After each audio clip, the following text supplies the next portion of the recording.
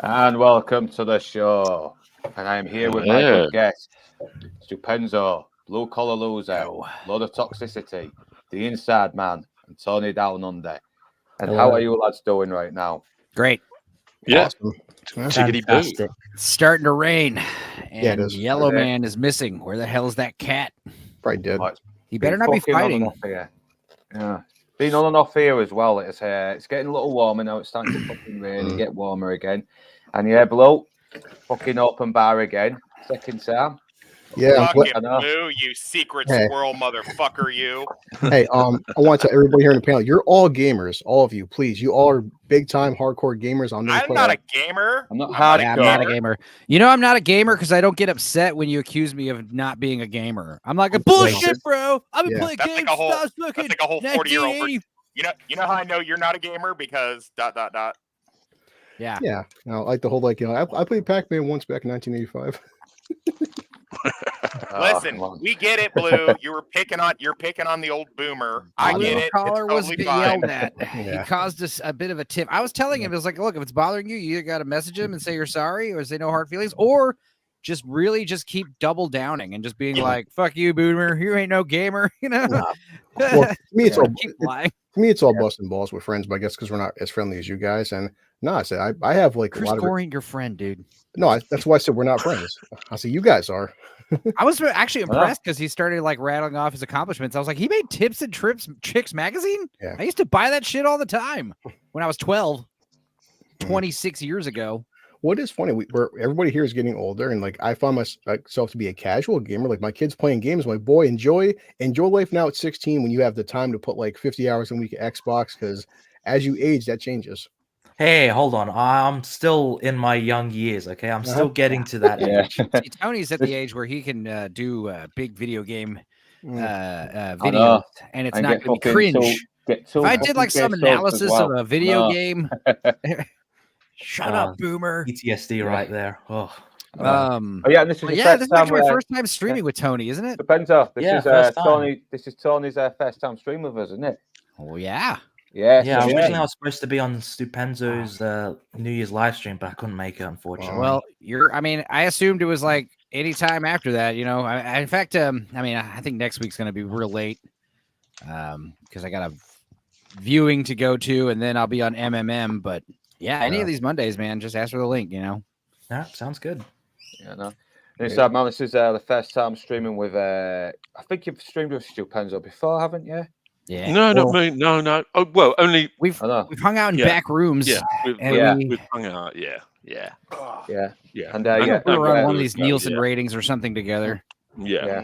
And you probably recognize Low Toxic from Lance's chat as well, and he streams with us a lot, and and if you want someone to bring a real bit of toxicity to the fucking format, he will do that for That's you. me. Not even that. If you want someone with like all this like high grade knowledge of weapons, and we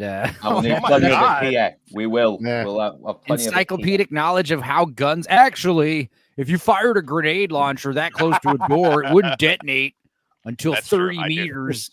That sounds like me. Yeah. That's me right there. We'll be getting laws on here. We will. We'll be getting fucking laws on here. So. He's the only man with a T800 in actual STD. Yeah. So onto the subject. I should have worn douchey sunglasses too. Yeah. Instead, I'm in like a cold blue steel room. Like that's something I love about this movie is the steel color palette. But when you watch the new updated version, like all these scenes are all color coded, all weird. Yeah, on online. Yeah, I've noticed that the quality fucking drops as well when the special edition scenes pop up. Yeah, remember my sister bought the 4K Blu-ray and she said she hated it. She did not like the 4K version of this. The Blu-ray version. The Blu-ray version before the 4K version, they released that, and that was like a really good version of it. But then all of a sudden, they did a re-update for the 4K, and it just sort of really muddled the quality of the image. Something Enzo knows. I know, like for camera release with The Abyss, Aliens, True Lies. I know a lot of people aren't liking the current 4K remasters. Yeah, it was like AI assisted, so everything looks like it's like a painting or something. It looks too smooth. It's weird. AI is ruined Terminator. Okay, now. Yeah, that's funny. But you know what else is weird is like, I don't know, man. It's like we were looking for the movie online, and it's like the only version you could find like streaming for free is the crappy version with all the extra scenes. Fucking Sarah Connor. The fucking happy ending. No, that's what they do. They're like, oh, you want the theatrical cut is easy to find on Vudu and other things for like $12.99. That's how they get you. The theatrical cut is also on Paramount Plus, if that means anything to you. I don't know. Okay, good. I mean, I got the theatrical cut over there on VHS. You know, it still probably works.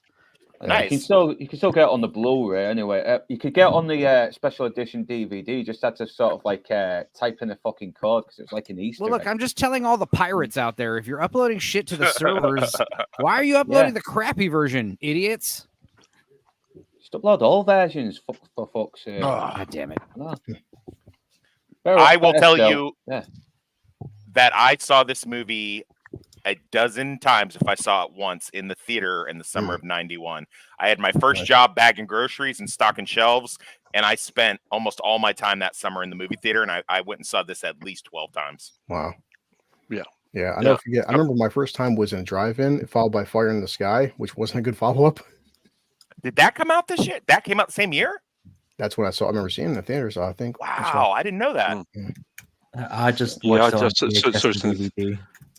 Saw this in the theaters, I think 3 times, and nice. And it was kind of it was one of those movies that you know as soon as you saw it you thought, man, this is a fucking game changer. Yeah, this is a real game changer.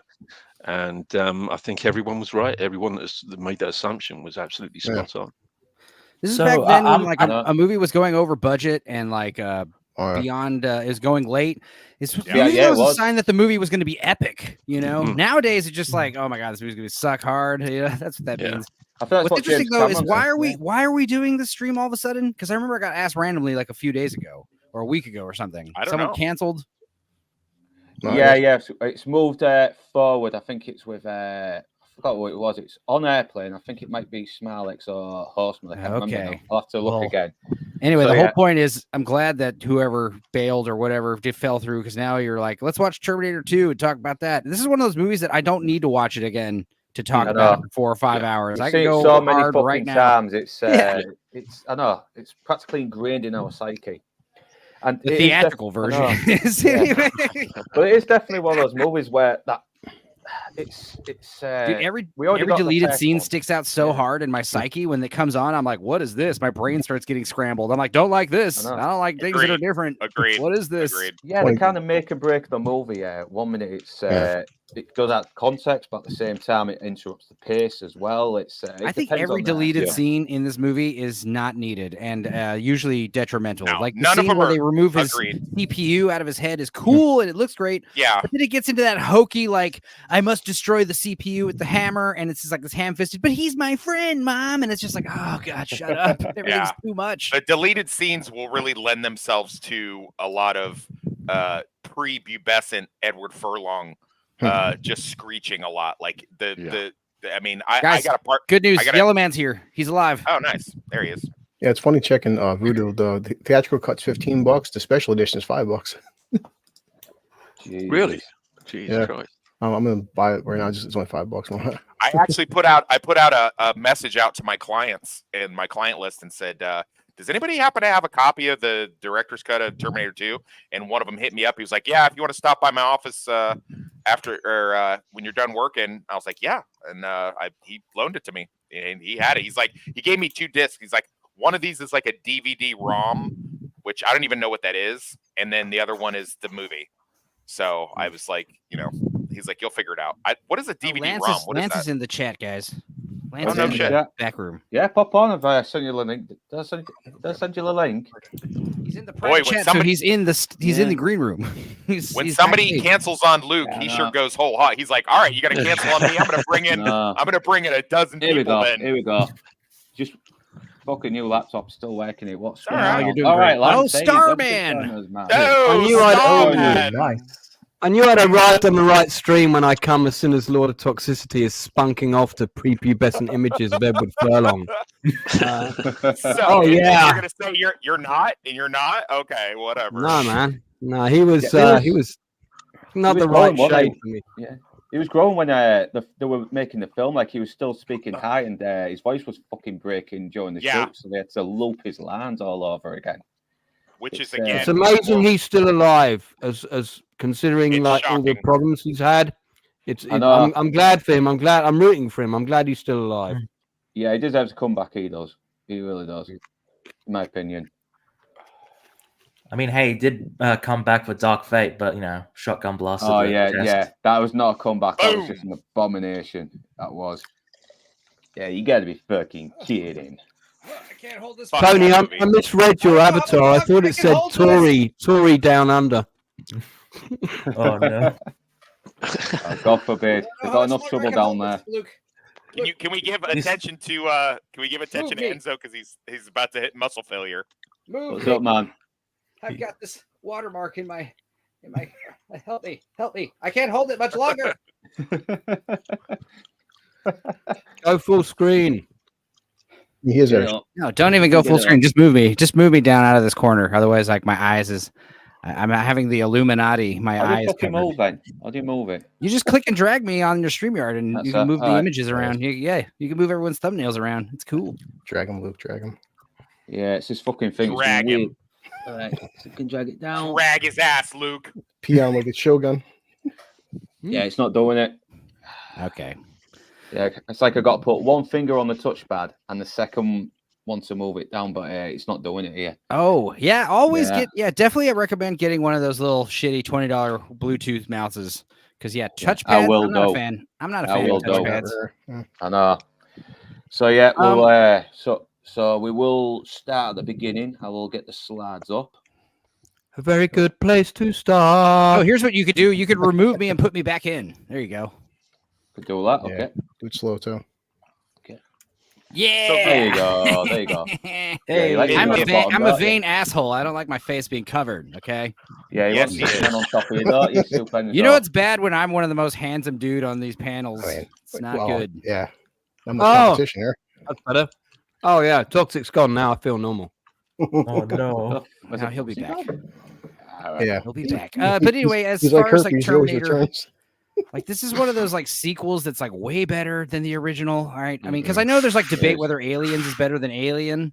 Yeah. I don't think there's any debate if Terminator is better than Terminator 2. I think everyone is like agreed that Terminator 2 is way better than the first one, right? Well, definitely from a technical aspect, but a lot of people prefer the first film. Really? Okay. Yeah, I don't get it. I'm going to disagree. I prefer the first film too.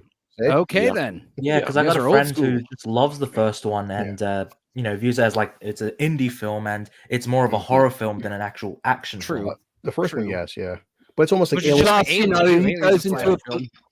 goes into a police station and kills 20 guys, like something that most Americans want to do at one point or another. He's not wrong. Not true. Only the un-American Americans are all ACAB. But that scene, I mean, joking aside, that scene is amazing. It was like you've never seen anything like that in cinema before, and I knew the second film wasn't going to be able to top that, and it didn't try. It kind of took things a bit of a different direction, which was good. Comparison too, we always say Terminator 2 is great because it's one of those 90s kid-friendly rated R movies, show that to your 12-year-old, 8-year-old son. He'll fucking think it's the best movie ever. Well, I was like 5 years old when I first watched it. It was great. I've still got my cinema tickets for this from the opening night at the Odeon Leicester Square, 70mm print. Yeah. Nice. Well, I was just gonna say, it's like almost like Aliens 2. Look at the premise. Alien 1, Terminator 1 most considered a horror film. Terminator 2, Aliens 2, action films. Yeah. Lance, did you know that Schwarzenegger was going to be a good guy in this one? Hang on, sorry, my anus clamped up when you spoke. What was that again? That's all right. That happens. No, sorry, I was joking aside. I was getting my tickets, trying to find my tickets to show you guys. No, you're fine. You're fine. What did you say that Arnie was going to what? Did you know that Arnie was a good guy in this one? Because it was a huge surprise because we didn't have the internet back then. So, actually, they kept that. As I recall, they were quite good at keeping that pretty secret. They were. They never showed that in the trailers until like a few months after, or a few weeks it had been out. Yeah, there were rumors that I think we heard rumors that he might be a good guy, but actually when the movie started, I don't know. I didn't go into it thinking. Neither did I. I thought they were going to be maybe two different bad guys, Right. They purposely showed no footage of him and Edward Furlong together in the trailers. Right. Right. So you guys know I wrote the sequel to this film, and it's better than any of the sequels that have ever come since. Again, that's a Fair low enough. bar. That's how I am with the Jason Voorhees franchise. I wrote 10, 11, and 11, 12, and 13. That would have been, oh my God. Right after Jason X, it was like a trilogy that I came up with. That would have been amazing. Also, Luke, my sequel to this movie ends with the two Terminators going back in time. It's all set in the future, and they're all breaking into Skynet, and it's the final battle of Skynet, which is what we all wanted to see. True. Yeah. So you know what was the coolest thing I heard about all the woulda, coulda, shouldas about this movie was Kyle Reese was supposed to be the T-1000, or at least the T-1000 was supposed to assume the identity of Kyle Reese. So you'd have Michael Biehn coming back as the bad guy, which was eliminated because it would be too confusing to normies, idiots. Yeah. But like that's a great concept, like the role reversal in the sequel. Yeah. They realized that the T-1000 couldn't assume that much alcohol and cocaine, so that idea was great. Yeah, well, that was the big problem. I think that's one of the big problems. Like rewatching this movie is like, the T-1000 always reverts back to the Robert Patrick face, which is like, if they know that face. So whenever and the idea of him reverting back to a police officer is fine because police officers get unlimited access everywhere and they get waved through. Right. But the idea that he keeps that face, it's like why? Once you get found, like she should be like the monster from It Follows, where like every time you fucking see him, he's a different dude. Yeah, like that would be awful. Makes sense. Also, the other thing about the T-1000, does he have eyes? I don't think he does, which means like you can't sneak up on the guy. You can't, I wish they really did a sequel where they showed how formidable a T-1000 could really be. Like I've said this before on streams, like the idea of like guards in front of a door and then a puddle fucking shows up under the door. They did in the TV show though. Cool. Yeah, but big, the idea of like big spikes. Connor, big spikes like out of the puddle stabbing both guards, and then like two T-1000 show up and like start running around, and like the idea of like tearing your fingers off and throwing them like ninja stars and doing all kinds of cool shit. I want to see it all. Okay, Speaking this is of the weird. future war, I just need to tell, take control, Northern. Take control of your guests. Move it along. I am right at the minute. I'm trying to get the slideshow up. I'm on present. Share screen. It's not popping up on here for some reason. I don't know why. Okay. I have no idea. Would you like us to reenact the slideshow with the medium of interpretive dance? We can do that. We can do that. Or we can just go through the fucking movie. So fucking LA traffic. No. So are you're not able to slide forward and backward? Is that what you're saying? I'm trying to get the I've got the slideshow up on the tab, but it's not popping up on the actual stream here, next to you all for some reason. I'm going to present. View tab, StreamYard.com. I'm trying to get that on. Nope, it's not popping up. Are you doing share screen? While you're faffing about with that, I'll put my camera on and I can show you my Terminator tickets. Cool. So, Also, can you share the screen where you don't need to share the screen where it's full screen, right? T2 written in there, and this is the Odeon Leicester Square. I've got 2 tickets for Friday night, and I've got 2 tickets for Saturday night because I went back and saw it again the next night. Me too. So, and I got to show those tickets to Gail and you change the layout, the format to where it's not full screen. Like there's little tabs under your share screen where you can change. You can see all of us on the sides or at the bottom. Yeah, that's right. Normal, so anyway, wait. So did you say you saw that in 70mm? Now it's doing it. It's doing it. It's doing it. Yeah. Nice. Yeah. No, got it now. Sorted. It was definitely a 70mm print. I remember. All right, Luke, you're new to this stuff, aren't you? There you go. All right, so shall we begin? Shall we begin? Yes. Shall we get through the film? All right. So at the So right now we are now seeing the LA in the past, which is 1991, and it's like nice little scene. It's actually 97. 97. I think the movie actually takes place in 96 or 95 or something like that. The movie takes place in 1994. Right, a few years in the future of the release, Because by the math, it's like the kid 10 years 91. Yeah, okay. Yeah, 10 years from the original movie, so 1984 to 1994 is 10 years. Although I've never been comfortable with Edward Furlong playing a 10-year-old, but whatever. Right. Well, I mean, he was like what? Getting close to 12 or 13. He's 14. He was same age. Me and Edward Furlong same age. So yeah, he's 14. Well, also his Northern. His can I tactfully? Sorry, Enzo. Can I tactfully suggest you close your other bars? your other tabs. You know. Just because no, these are his screenshots. His screenshots have the tabs open, I think. Oh, is really? Yeah. Okay. Yeah. It's a new Did laptop, you take these screenshots on a phone? No, Just as well, one of them wasn't Pornhub, I guess. Laptop. This is my new laptop. I see. I mean, I'd be okay with that stream as well, if I'm being honest. I'll show you how. No, don't touch that. Don't touch that. No. Okay. Don't touch anything. Just go back. Don't touch Stupenzo during a stream. I told you. Re-click that button. Yeah. Re-click the button you just clicked. Yeah. Turn it. There you go. Yeah, all right. Just ignore it. Don't worry. It's not a big deal. Now. It's not a big deal. But I do like this little image of the little girl swinging, and suddenly it changes to this fucking desolated LA, and everything's just fucking gone now. Yeah, 4 billion lives instantly. 97, August 29th.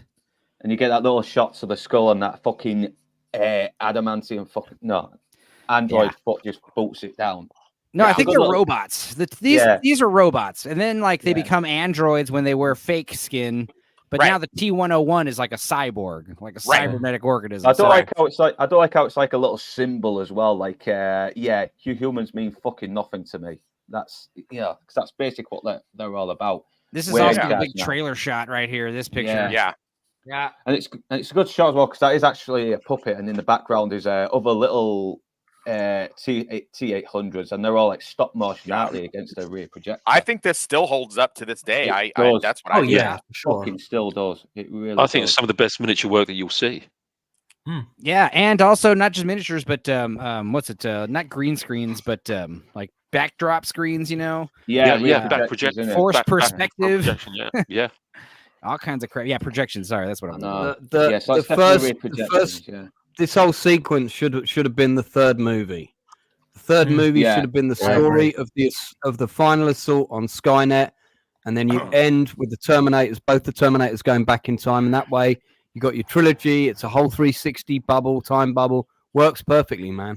Yeah, but why make 3 movies when you can make endless number of movies? That's how stupid. I make good ones. Well, I make good ones when you can kill off the fucking main character. I like how they did make a video game that was. They did make a video game that was essentially like that. That idea where they send back Kyle Reese back to 1984 and the 2 Terminators, and it's quite a good story. It's from the people who made RoboCop Rogue City. So I checked that out. Yeah, I gotta play that. I heard it's pretty good. I played the Terminator 3 game a lot. That was a good game. Thanks for the recommendation, Tony. I like how this thing looks like a Johnny Five, like what Johnny Five was supposed to look like from Short Circuit. Be a yeah. You guys realize that you guys realize Edward Furlong would be the age of what he is now here in the movie. Oh yeah. Wow. Yeah, but he looks nothing like his John Connor actor. No. Yeah, this is still imagine current Edward Furlong taking his fucking binoculars off with his weird shoulders and bad posture and new teeth. I know. I'm the leader of the resistance.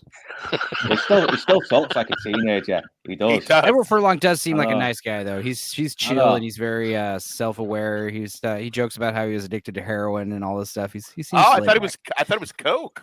Well, probably both. He needs a comeback though. He needs to star in the next Quentin Tarantino movie or be featured something. Yeah, get back to the gym as well. I can see that. Yeah, but I always like these special effects, like these laser blasts, because that's done for real as well. I mean, that must have been fucking dangerous to do. Yeah. Something I hated about Terminator Salvation was they used regular bullets on 2. I know. Yeah. The whole point is. Yeah. The humans, I like the idea that the humans are the ones who invent the plasma rifles because they got to kill Terminators. Right. And the Terminators start using them too. And then also I like the idea better that I think in the reality, it's the Terminators invent time travel because they're losing the war and they go back in time to kill John Connor to play with the history. But I think it makes more sense if the humans invented time travel to try to change the past and realize it doesn't work. So they just kind of abandon it. And then the Terminators end up using the time travel technology to fuck with stuff. Oh, man. And I think this is recycled footage from the first one as well, from Kyle Reese's nightmare sequence. It's not recycled footage, but it's definitely recycled imagery as far as the storyboard. Yeah. Yeah, this is all new. All this footage is new. I can tell you now. It looks very similar, like it was similarly shot. And I love how this guy's like, you're on the ground, I'll fuck you up. Well, yeah, you got to finish. Yeah, you got to finish them off because they'll keep coming. Yeah. That's really something I would love to see. Yeah, I want to see just like a Terminator movie where it's like post Judgment Day, and we really get to see how deadly a Terminator is. Like they kill you with their bare hands, like kill you with they kill you with anything, man. I mean, they're designed to kill. They're robots. Yeah, I always hate how they always throwing people around when they could just punch them in the chest. I mean, oh right. Remember Terminator 3 when he became compromised and he was trying to kill John Connor? Why didn't you just fucking rip his heart out? Right, and earlier in the same movie when the Terminator is in the back seat, it just punches through that dude's chest. Like that should be everybody. That's how he should be dealing with people. Yeah. I do like the Terminator does grab Nick Stahl by the ankle and like crush his leg. You know, that's kind of the stuff I'm talking about. I mean, just grabbing you is like, it broke my arm. Yeah. To be fair, they did address a decent amount of this in the show where they, also they had this whole subplot where they had just sent random Terminators and just buried themselves into walls and stuff. And they only activated once they were near a target. Right. I thought that was kind of cool. That's fucked up, man. Yeah. And here is the best John Connor, and he doesn't say a single line. Yep. Yeah, no. Best John Connor. Because he has the best hair. That's why he's leading. He's the only dude in the nuclear apocalypse that hasn't had his hair fall out from radioactive. He's got those scars on his face as well. He looks like he's fucking been through it. That's one of the few continuities that's like established throughout all the movies is his scar that he has across his eye and shit in the future. Funny that's the only thing they really worry about. Yeah, exactly. It's like I hated it. Like there was a Terminator that did it because it was while it was melting. It's just that we don't need to see it. We got scars from fucking war. We get the idea. We get the idea. Obviously, it was a Terminator that did it. He did it cleaning his rifle one afternoon on accident. He got it. He off duty. He got in a bar fight. Where they were like making, and he got a bottle slashed across his face. Yeah, that's stupid. Which would actually be also cool. FYI, but that's fine. Yeah, and this is where we also reveal that there was 2 Terminators now, even though it was never mentioned in the first. But see, they don't say that. But they don't say that though. They say she doesn't say 2 Terminators. She says a Terminator and another. And another. She says and they were able to send a lone warrior to protect him. She doesn't say Terminator. Right. True. Yeah, so it's actually kind of leave it open until the mall scene where that's supposed to be a big reveal. That's what you're. Right. And you know what? In 1991, Lance, back me up. That was like a big thing back then. Like people thought Robert Patrick was the hero. Yeah. Was everyone? Were you looking around in the theater confused? Like what? That's up with the premise too, because Robert Patrick had the police uniform on. There was that scene as well, wasn't there, where he was talking to the foster parents, and he actually does come across very human and a little bit fucking charming as well. Yeah. I know. Casey and her sister with popcorn in bed.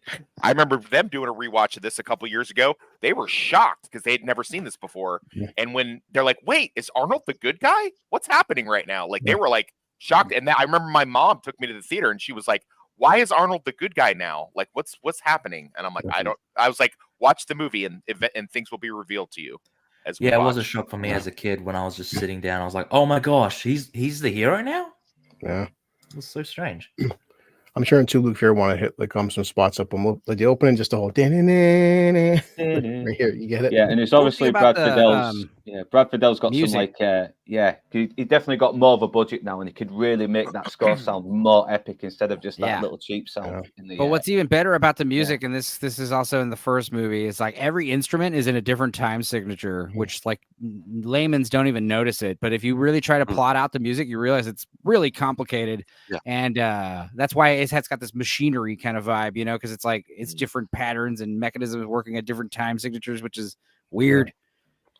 I do love the sense of tragedy to it, because the music in the first one was very much synthy, and it was it's about the Terminator. In this, it's very much tragedy and about what is at stake if they lose.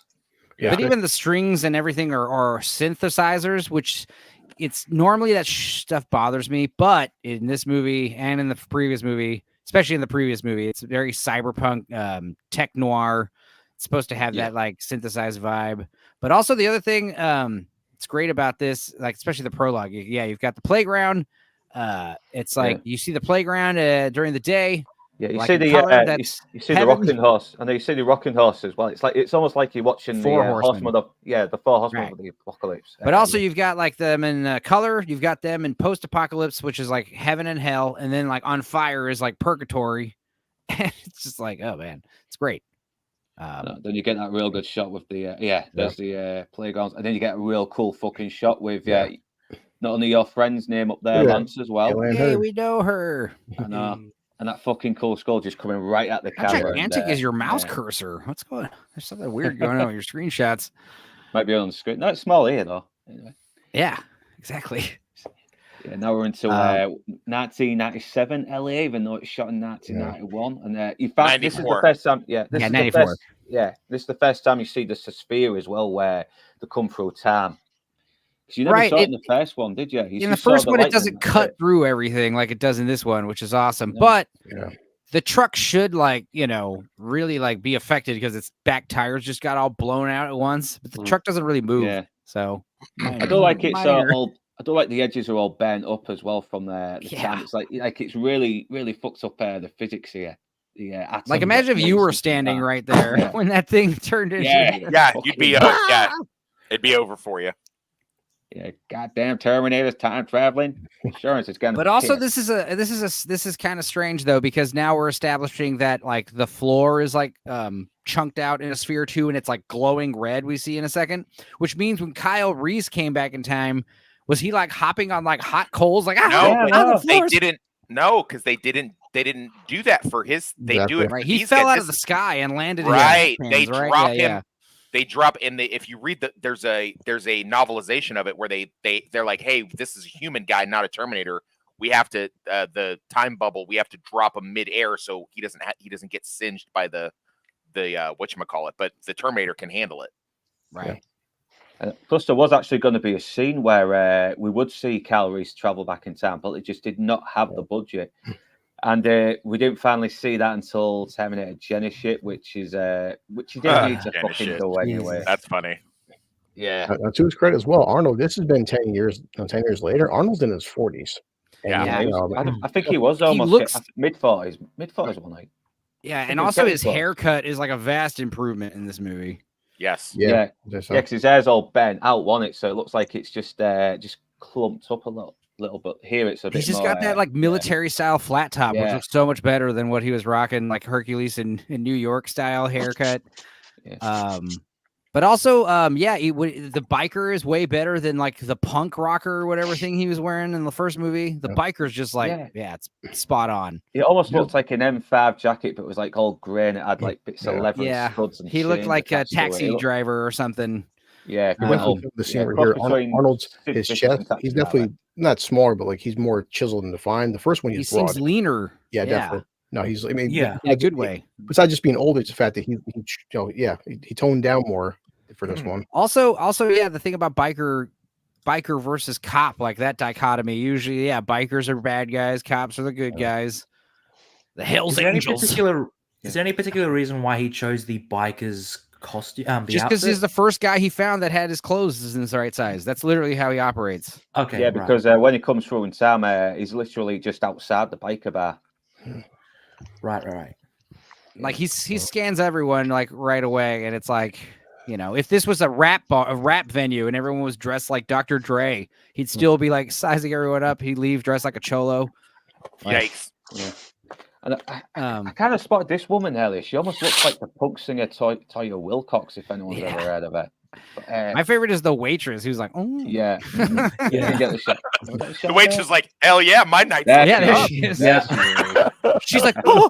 Yeah, look right there. If that was a big fat greasy guy with a little pigtail penis, she would have been like, call the police. Arnold Schwarzenegger all buff with his huge dong. She's like, oh. It says 5'10", look, weight 173 endomorph. That's her body type.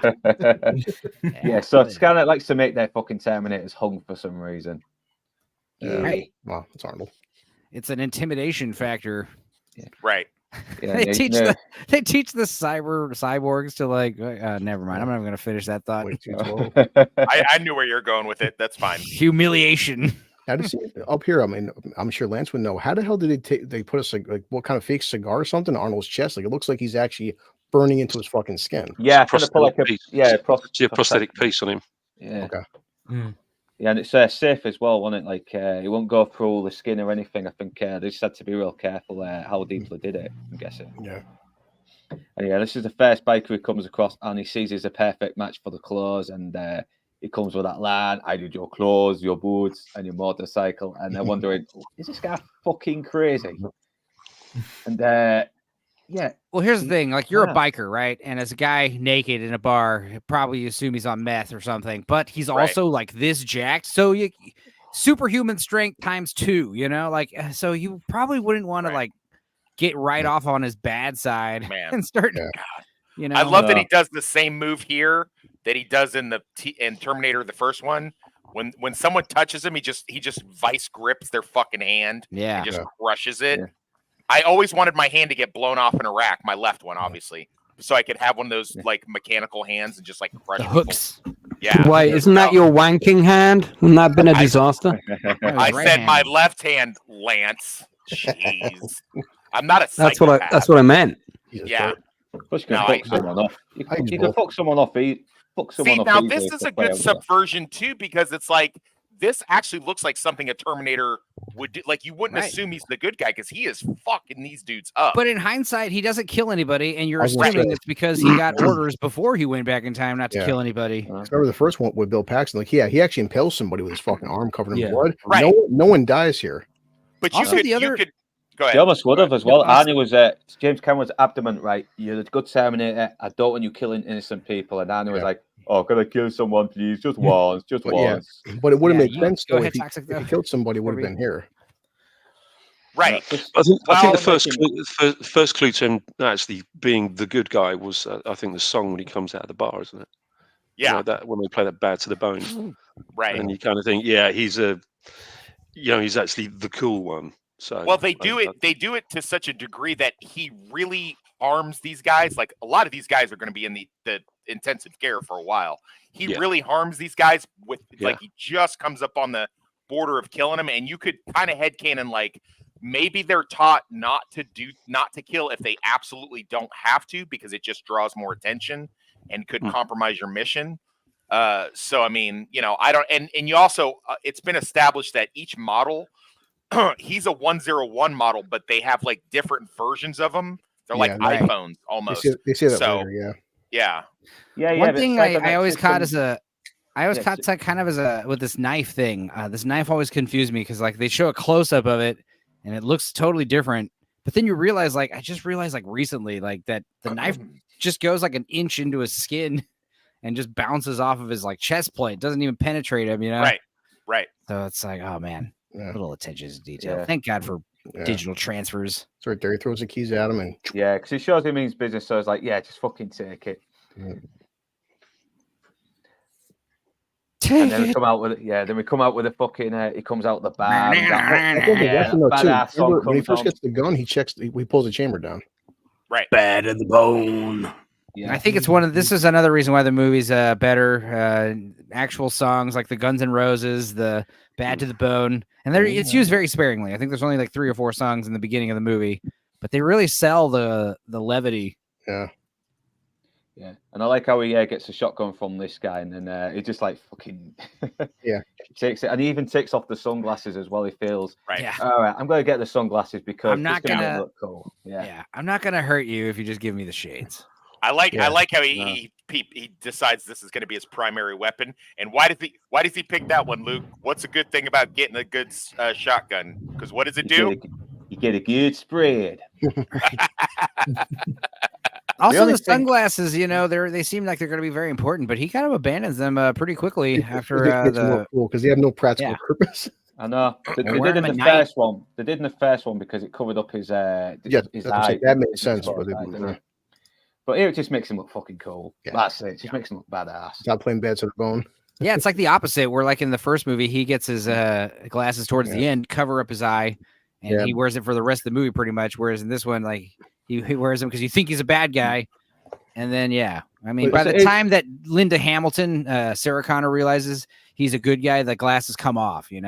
Not to mention, it was like Gary said, it's like kind of hard to take the villain seriously if he's playing bad to the bone. So you're already getting small indications that this isn't a bad guy. Yeah, also the fact he didn't rip those bikers' heads off and murder them all is also strange. Yeah. Because it's also funny the dudes he steals the clothes from in the first one. He like impales them with his fists and stuff. You know, it's like not cool. Yeah, because it is very funny as well. Because it almost looks like he's going to rip this guy's heart out as well, but no, he just grabs the shades, and it's a good little play on your expectations. But now we get to part 2. Yeah, just him on the bike. It's just so spot on. It's like one of these things. Like, why didn't you figure it out on the first movie? Now we come down to I think it's just under a highway, isn't it? Which is the same location as in True Lies, where Jamie Lee Curtis meets Bill Paxton. I did not know that. Ooh. It could be. Yeah, it could be. It's the same location. He says it in the commentary. Nice. Oh, does he? Okay, all right, fair enough. Yeah, and obviously the T1000 has just come through, but we don't know he is a T1000 yet. All we know is someone else has come through. Yeah.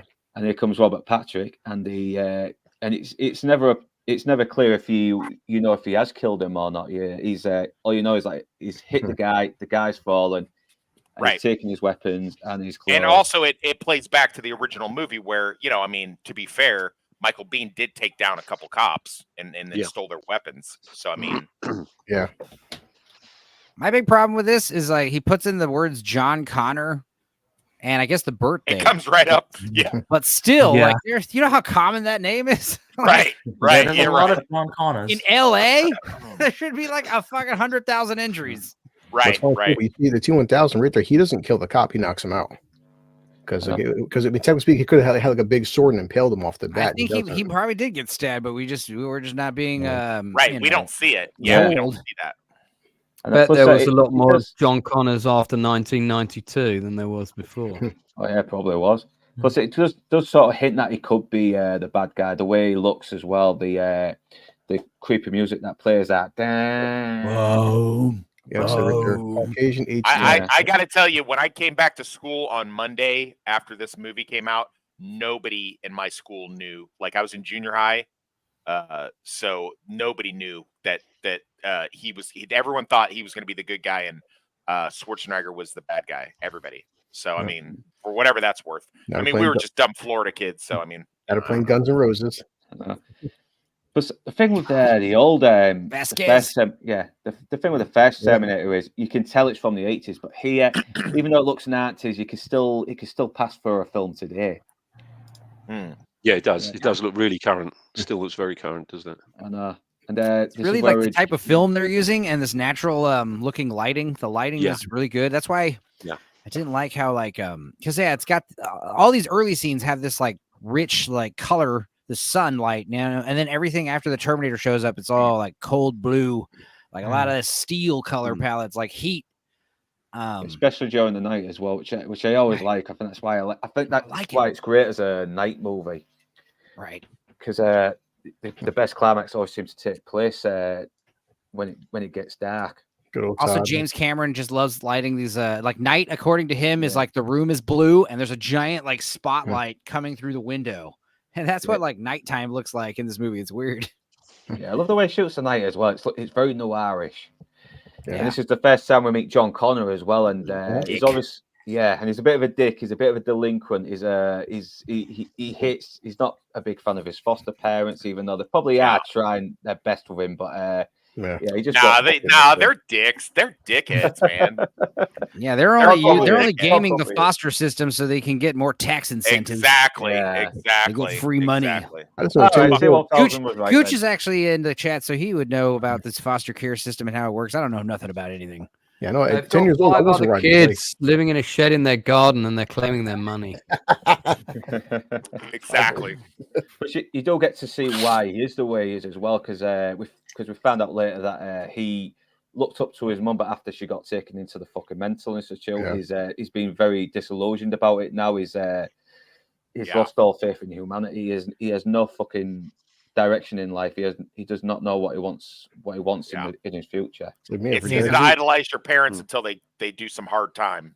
because he even says that that's the way he lives. Like he only knew like being trained to be this great savior, and then all of a sudden he's just this normal kid in school and all that. Yeah. So it would really mess up someone. It's just like, oh, okay, my mom's a psycho. Yeah, and she obviously gives a bit exposition into him being a bit of a terror, and Todd's a fucking dickhead. He just wants to fucking watch his game, and he's watching Xander Berkeley. Xander Berkeley's chill, okay? It wasn't even his idea to adopt a kid; it was hers. I know. No, he went straight from this. And then went into banging Al Pacino's wife and fucking Heat. I wasn't so, 24. It's not his fault. It's not his fault. He didn't know. No. He was an innocent victim in both movies. He's an innocent guy, bystander. He can bang her if he wants to. He can hang out and watch, but not on his fucking television set. Yeah. My problem is that he wears like this at home while he's chilling, like fucking shirt tucked into his jeans with a belt. Like what? Everyone do like the Nazis though. Just tuck their fucking t-shirts into their That's such a douche. It's such a douche canoe thing to do. He's like, listen to your mother, bro. He's not my mother. The mother, Todd. Look.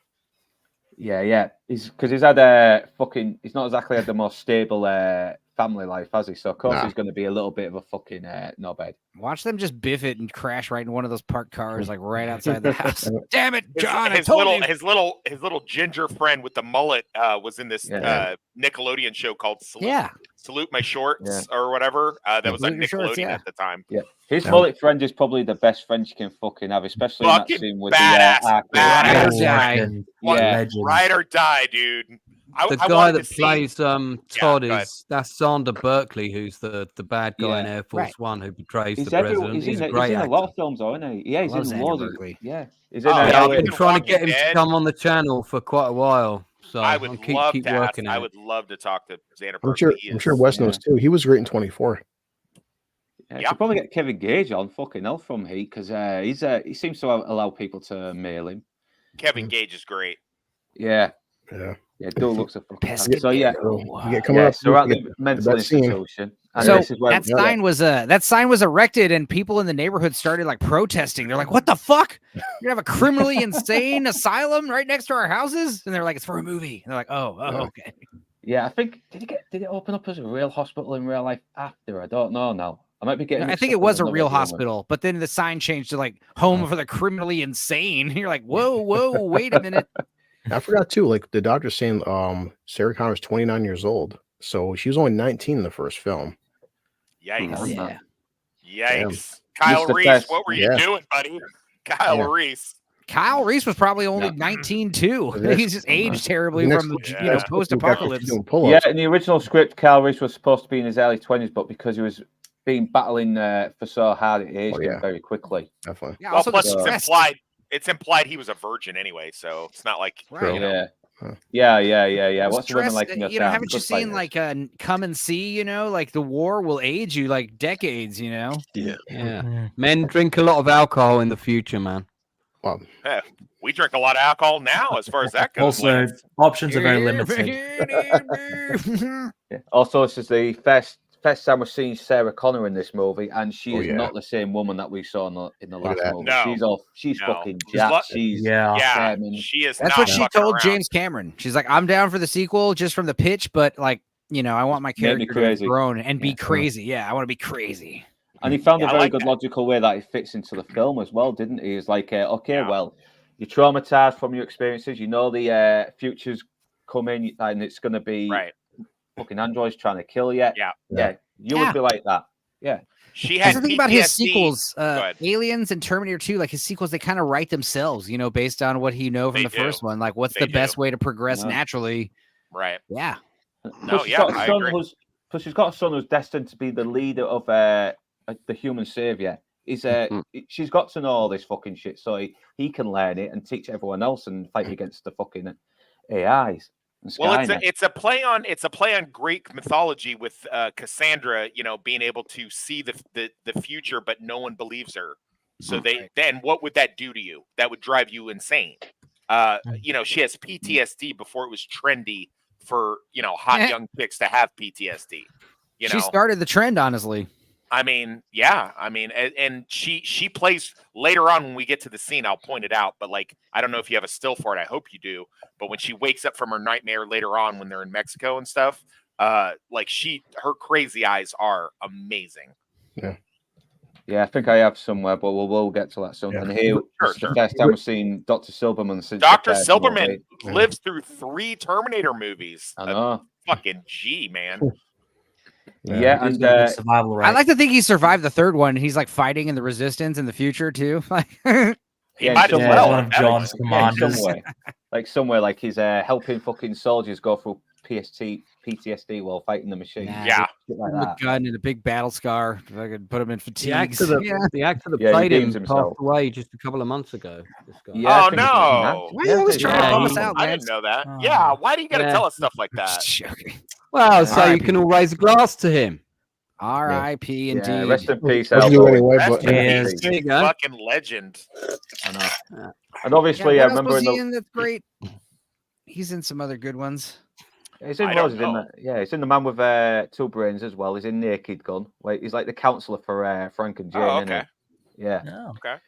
He also played the ventriloquist henchman in Batman the Animated Series. He plays the big guy called Rano. Really? Yeah. Wow. Good job, Luke. I didn't know that. Yeah, fucking hell, did not till I watched the commentary. But this goes back to the first film as well, where he was interrogating Kyle Reese and saying, I could make a career out of this guy. But since Kyle Reese is dead, Sarah Connors is the next subject thing. But the thing about making a career for him, you could, because like they find his body presumably, and he has no identification or records or anything. So he is a John Doe. He's like, there's got to be some kind of validity to that. Kyle Reese's body. I don't know. Yeah, the government will cover it up. Plus, I think Enzo was right when he said about the sequel pretty much wrote itself, because everything that's in this, or more or less everything that's in this, is implied in the first one anyway, isn't it? Right. It's suggested and implied. So there's a lot of stuff from this movie there's a lot of stuff from this first movie that James Cameron came up with the idea of the T-1000 and the destroying Cyberdyne in the first movie. But obviously it's like the movie's gonna be too long, too expensive. That's insane. It won't work. He thought about doing like claymation T-1000 in the early 80s. Like, no. Yeah, that's right. Yeah. I seem to recall that. Yeah, there was a deleted scene where she's looking into the phone book and telling Kyle Reese, let's go find Cyberdyne, let's blow it up. And he's like, no, that's not my mission. And he has this breakdown, and you really don't need it, because if they kept it in the movie, it would have ruined that moment. They got rid of that. I know. Yeah, because he pulls a gun on Sarah at one point. I know. And he collapses. He's like, everything's too, and he starts crying. He's like, everything's too beautiful here. I don't know how to exist here. I don't know what to do, so, and I'm glad they got rid of that. I didn't like that. Plus it would have ruined the bit where he finally opens up to Sarah Connor just before he gives her a good fucking shag. Right. Agreed. After wearing bum pants for 3 days, but and obviously he's parading these other psychiatrists or future psychiatrists around. In case you guys are wondering, that's exactly what they do when they bring in a tour. When you're locked up in maximum security, they come by and like look in you like you're a zoo animal. Yeah, and she's the perfect one for that, because she's got one of the greatest fucking delusions, according to him. And the fucking place is the bed's turned over. It looks like she's been fucking trashing her room, but no, she's just been working out. And she looks crazy as well. How's the knee? And he's like, she stabbed me with a pen a few days ago in the knee. Year 2029. So Dr. Tony's other coworkers. Yeah. Sarah Connors looking at Lee saying, it's not what it looks like. It really isn't. What? Yeah, and she's embarrassed. Keep going. It's okay. Don't worry. So let me get back onto the screen. Who was that hot blonde doctor? I don't know. Seemed like she could get it. She could get it for sure. Dr. Thurman in the house. The scene after this though is so cringe and unnecessary. Where the director's cut scene. Yes, I hate it. Yeah, I hate every extra scene. Well, okay, I agree mostly, but it does. I mean, when she does do the escape in the theatrical version, she really, really puts it on the fucking guards hard. They didn't. Okay, but without the previous stuff, you're just in like the theatrical cut. dude. There's the licking the face scene, which is already that's all you got to say. Yeah, the fact that well, we gotta, all right. Well, fair enough. But I'm just saying, like. It just makes all like if I was anyone who works in an actual mental asylum or orderlies, like you're all being painted in this horrific light, whereas it should be like just the one fat guy with the glasses, not both of them working together like on orders. Yeah, but they are all pieces of shit though. They're pieces of shit, man. This extended scene right here, the guards are beating the shit out of Sarah, which wasn't a theatrical cut. No. Yeah, no.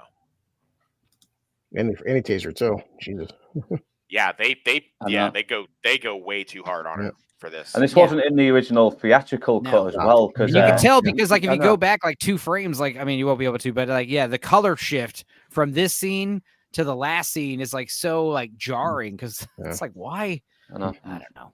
But you don't kind of need it as well when when Silverman tells him, "I don't like them disrupting the rooms like that," and he's like, "Don't worry, we'll take care of it." You get that already. That's all you got to see.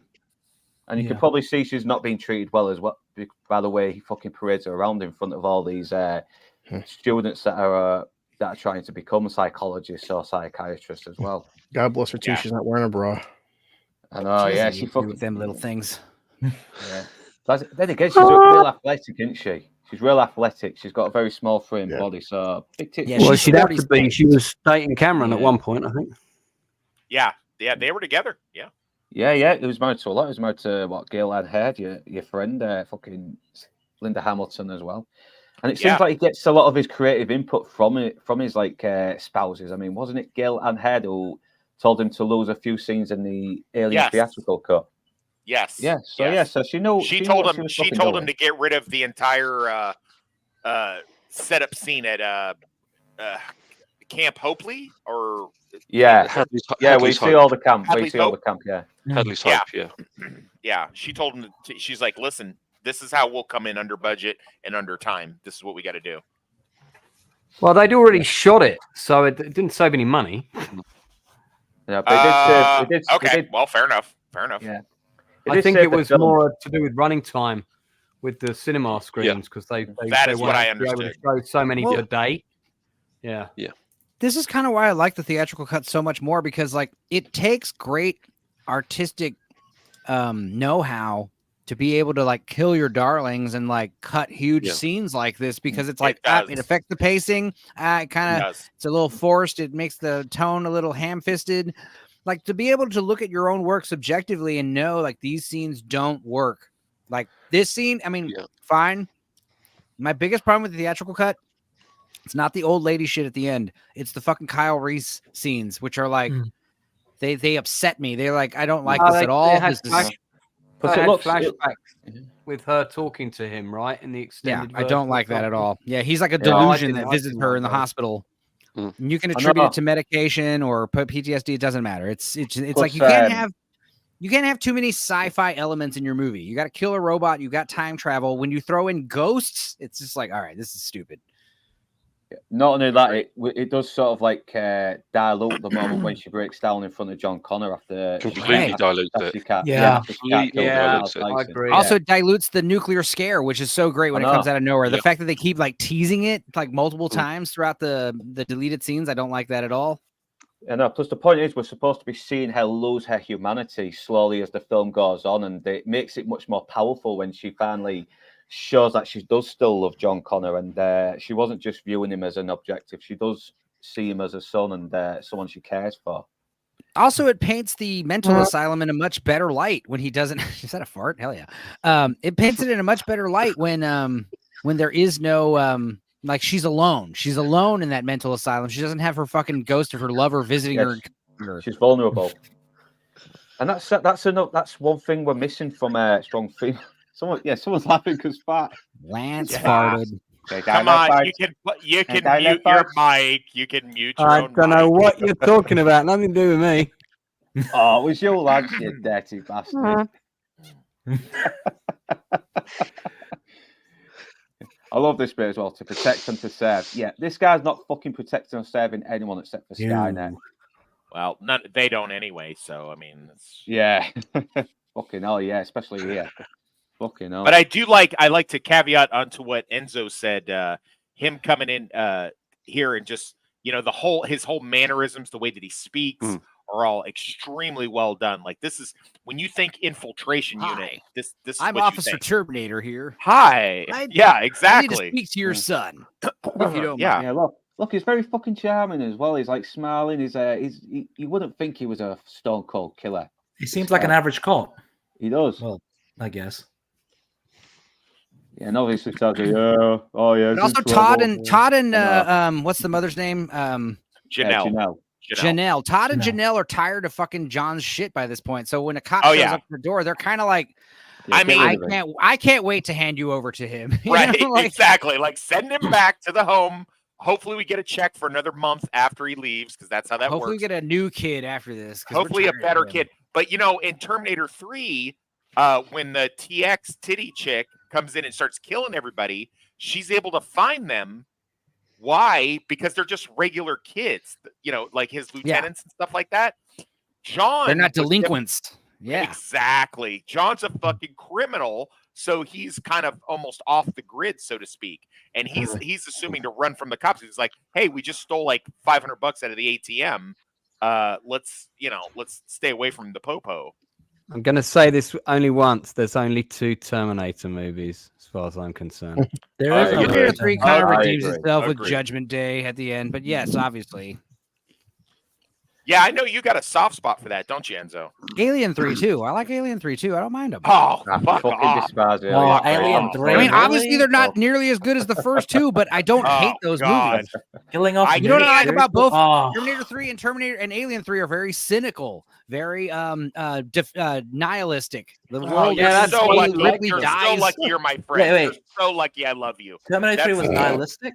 My favorite part, it ends with the world ending. So, I mean, Well, he's right. He's right about that for sure. But also the thing about Alien 3 I love is just, I think the bull alien, the dog alien, it's my favorite alien design. It looks so cool. Slick. Jesus. He has lips. It has lips. And it's very like, H.R. Geiger is on board with the third one. I liked it. Yeah. So anyway. Plus I found out that the Terminator's been looking for him as well. And he gives him that look right there. And he's like, I wouldn't worry about him. I know. Yeah, they probably think that John Connor's getting in with some bikers and he's been fucking around doing meth and shit like that. Does Dark Hour know that we're streaming? Because he keeps blowing up my messenger. I'm just had 20 messages from Dark Hour. Well, there's another one. Other people feel in the chat. I don't know if I did tell him, but fucking let him know if he wants. Jesus. Every couple seconds I get Tell him to say hello. I don't know how. I don't know how to do that. You're not working phones. Oh, where's the bloody shots? Where is it? Yeah, there it is. Bloody hell. Yeah, so it's all inconsistently organized for some reason on this new laptop. That's all right. So I'll just have to unshare it and get onto the bits I need. But yeah, we see John he's a very talented hacker as well, and we learn that he's learned it from his fucking mum, who has probably learned it from a bunch of like military guys living under the radar. Because when you're training, when you're training for the end of the world, you don't have time for a 9-to-5 job. You got to just steal money and live off the grid. Yeah, no. So you got to fucking get whatever you can and learn how to stay off the grid and not attract any attention. Keep it very off the FBI or CIA's radar. All that official government shit. And then we get the picture of let's get back to the picture. Did everybody have this haircut when they were little kids? The bowls, the wedge, the shaved under the bowl thing? Yeah, I had that. I had that. I've got a photo of me with that haircut actually. I got a photo of me with that haircut as well. Yeah, you look proper Matt Damon, didn't you? Does anyone know if this ginger kid is still acting, or was he cold in the big ginger cull of 1996? I don't know. He probably is in a bunch of stuff. We just don't recognize him anymore. Right. Let's see. In the reboot, he would definitely be black in the reboot for sure. Yeah. But it's talking about John Connor would be black in the reboot. Yeah, he would. Yeah. Or female. Oh yeah, it was a Hispanic and female in Lindsay Weiss. He was in Mac and Me apparently, and not much else. A bunch of voice work is what he's been doing lately. Cartoons. Who is Mac and Me? That quality sci-fi ET homage. Oh, you know it. Christ, man. This kid was in a couple episodes of MacGyver. He was on the Ren and Stimpy show. You know, he was he was in Different Strokes. I'll be damned. Yeah, him there. Yeah, from Different Strokes. Okay, that is quite a mullet, man. And I'm seeing kids nowadays with that kind of haircut now. That's coming back. Especially out here in the Midwest. No, I know it's stupid, but it's coming back. It is. He's not wrong. Especially out here in the Midwest. Yeah, it's worse when the women have it. What is John Connor's shirt? It's like some music shit, or what is it? It's Public Enemy. Oh, Public Enemy. Never mind. Okay. Are you kidding me? Well, that's funny. But it does give it a bit of an exposition as well, and it does show that John Connor's being disillusioned by his mum and. Yeah, he doesn't like a stepmom or his real mom. He's like totally alone. Like a teenager, like a hoodlum teenager. He's a little preteen, which is even worse. Yeah, because like it'd be easy to make this kid like a disgruntled 18-year-old, 17-year-old riding around on a dirt bike. The fact that he's a 10-year-old is like, God damn, this kid is bad. Yeah, they really fucked that. They could have just pushed it a couple more years and just said he was 12. I like 13. that he's super young. I like that he's super young. 10 is really pushing it. I mean, dude, you have to understand though, in the early 90s, like Nirvana was all the rage. All the kids were like just being fucking little assholes, you know. It was. I know, but like when me and him are the same age and I'm in the movie theater, I'm because I was almost the size I am now when I was like fucking 14. So I was just like, look at this little piece of shit. Like this is look at this kid. I just smacked this kid around. Are you serious right now? That is one of my favorite things about John Connor is like he is like shown to be a wild card, outside of the norm. He's kind of like doesn't like authority. But yet we're told reinforced constantly that he's going to be the great leader of the resistance. And I think the only reason why he does that is because he's been told that his whole life. Like his mother, they talk about in the backstory in this movie that he was trained. He spent a lot of time in Tijuana with his Mexican buddies, training, using weapons and stuff and learning how to do all this stuff. So he that's how he learned how to hack the ATMs and stuff. Because he was told like, you're going to be this great military leader when the machine comes over, when the machines take over. And then your mother, tries to destroy a lab and gets arrested, and you find out, oh, your mom's insane. Yeah. Yeah. It sucks that when the big machine war happens, I'm going to be too old to fucking do much. So hopefully, and all my kids, all my kids. I'll take up your sword. I like that he's super young. Yeah, well, no, it's like that movie Kids, when you see little kids doing all this fucked up shit, you're like, God damn. God, don't bring that up. Jesus. Well, Christ. Kids was crazy because I was that age when I saw Kids, and I was like, yep, this is exactly what we're all doing in 6th, 7th grade. Totally. You couldn't have been that. You could not have been that age. You could not have been that age, Enzo. All right, we're getting off 15 or 16 here. Yeah. We're getting off topic here a little bit now. Wrangle us in. Yeah. Just eject some out of the chat. We're an hour now. I've barely got through the fucking film. It's gonna be a long stream. If you guys didn't think this was gonna be a long stream, you're I'm not having you on, Stupenzo. You draw too fucking long. But this is the Sarah Dream sequence. This is Enzo's 100% correct. They could just. Yes, I'm with him. I really am because, like I said, it just dilutes the impact of when she does break down. It adds nothing. It adds nothing. I mean, the actors do a great job, but I agree. I know. And you can tell Linda really got in shit because she's just really fucking running it. Even when she's shot in slow motion, it looks like she's running normally. It's so crazy. I wish they would. I know there's been plenty of versions of this, but I really wish they would do another version where we could find out how Jennifer Lawrence taught her how to be so badass back then. Yeah. She was Enrique's wife, first wife. Oh, Enrique's eldest daughter. She was 10 at the time, showing her how to clean her rifles and do hand-to-hand combat. Yeah, field strip. That's field stripping the rifle, but yeah, I got you. There you go. I learned something today. Field stripping. Yeah, there you go. I'll teach you lots of stuff if you'll listen. Just out of curiosity, what aspect ratio was the original Terminator shot in? Let's look it up. I wouldn't be surprised if it was 16:9, and the new one is this one is 2. What is it? 2:35, 2.35 by 6:1. Yeah. Let's see. Terminator aspect ratio. I like being able to talk to you guys on my computer. Because I can just like Northern English bastard. First one is 1.85 by 1, so standard 16:9 letterboxed. And then definitely the sequel is widescreen. So yeah, we're at the scene now where she's watching old video footage of her just talking about her nightmares, and she really fucking sells it, mate. She looks like she hasn't had a fucking bath in ages as well. She sells it. No. She sells it. Yeah. She's fucking breaking down everything, and because it's so much to fucking handle. And I like the look on her face when she's watching herself. And I can never put my finger on what she's thinking, though. I mean, she's thinking. I could tell you what she's thinking. She's thinking, "Why did I tell these fucking assholes the truth? I fucked up, and now I've screwed my mission up. So now I need to, you know, reevaluate. Play the game. Yeah, play the game. Make them think that I have that I'm starting to go sane now. Right. But look at that face. Look at that face. Yeah. He's an absolute scumbag, this Dr. Silverman. Yeah, he really is. But yeah, man, he is. El Bowen played him so fucking well. And she's like, I feel much better now. I'm not crazy. And even Dr. Silverman's sort of playing along with her as well. He's trying to sort of get her where he thinks where he can really nail her and call her out on her bullshit.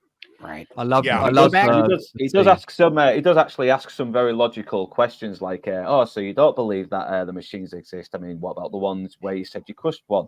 Wouldn't they found evidence of it? And don't you believe there's a cover-up? And once again, Sarah Connor's like, no, why would they?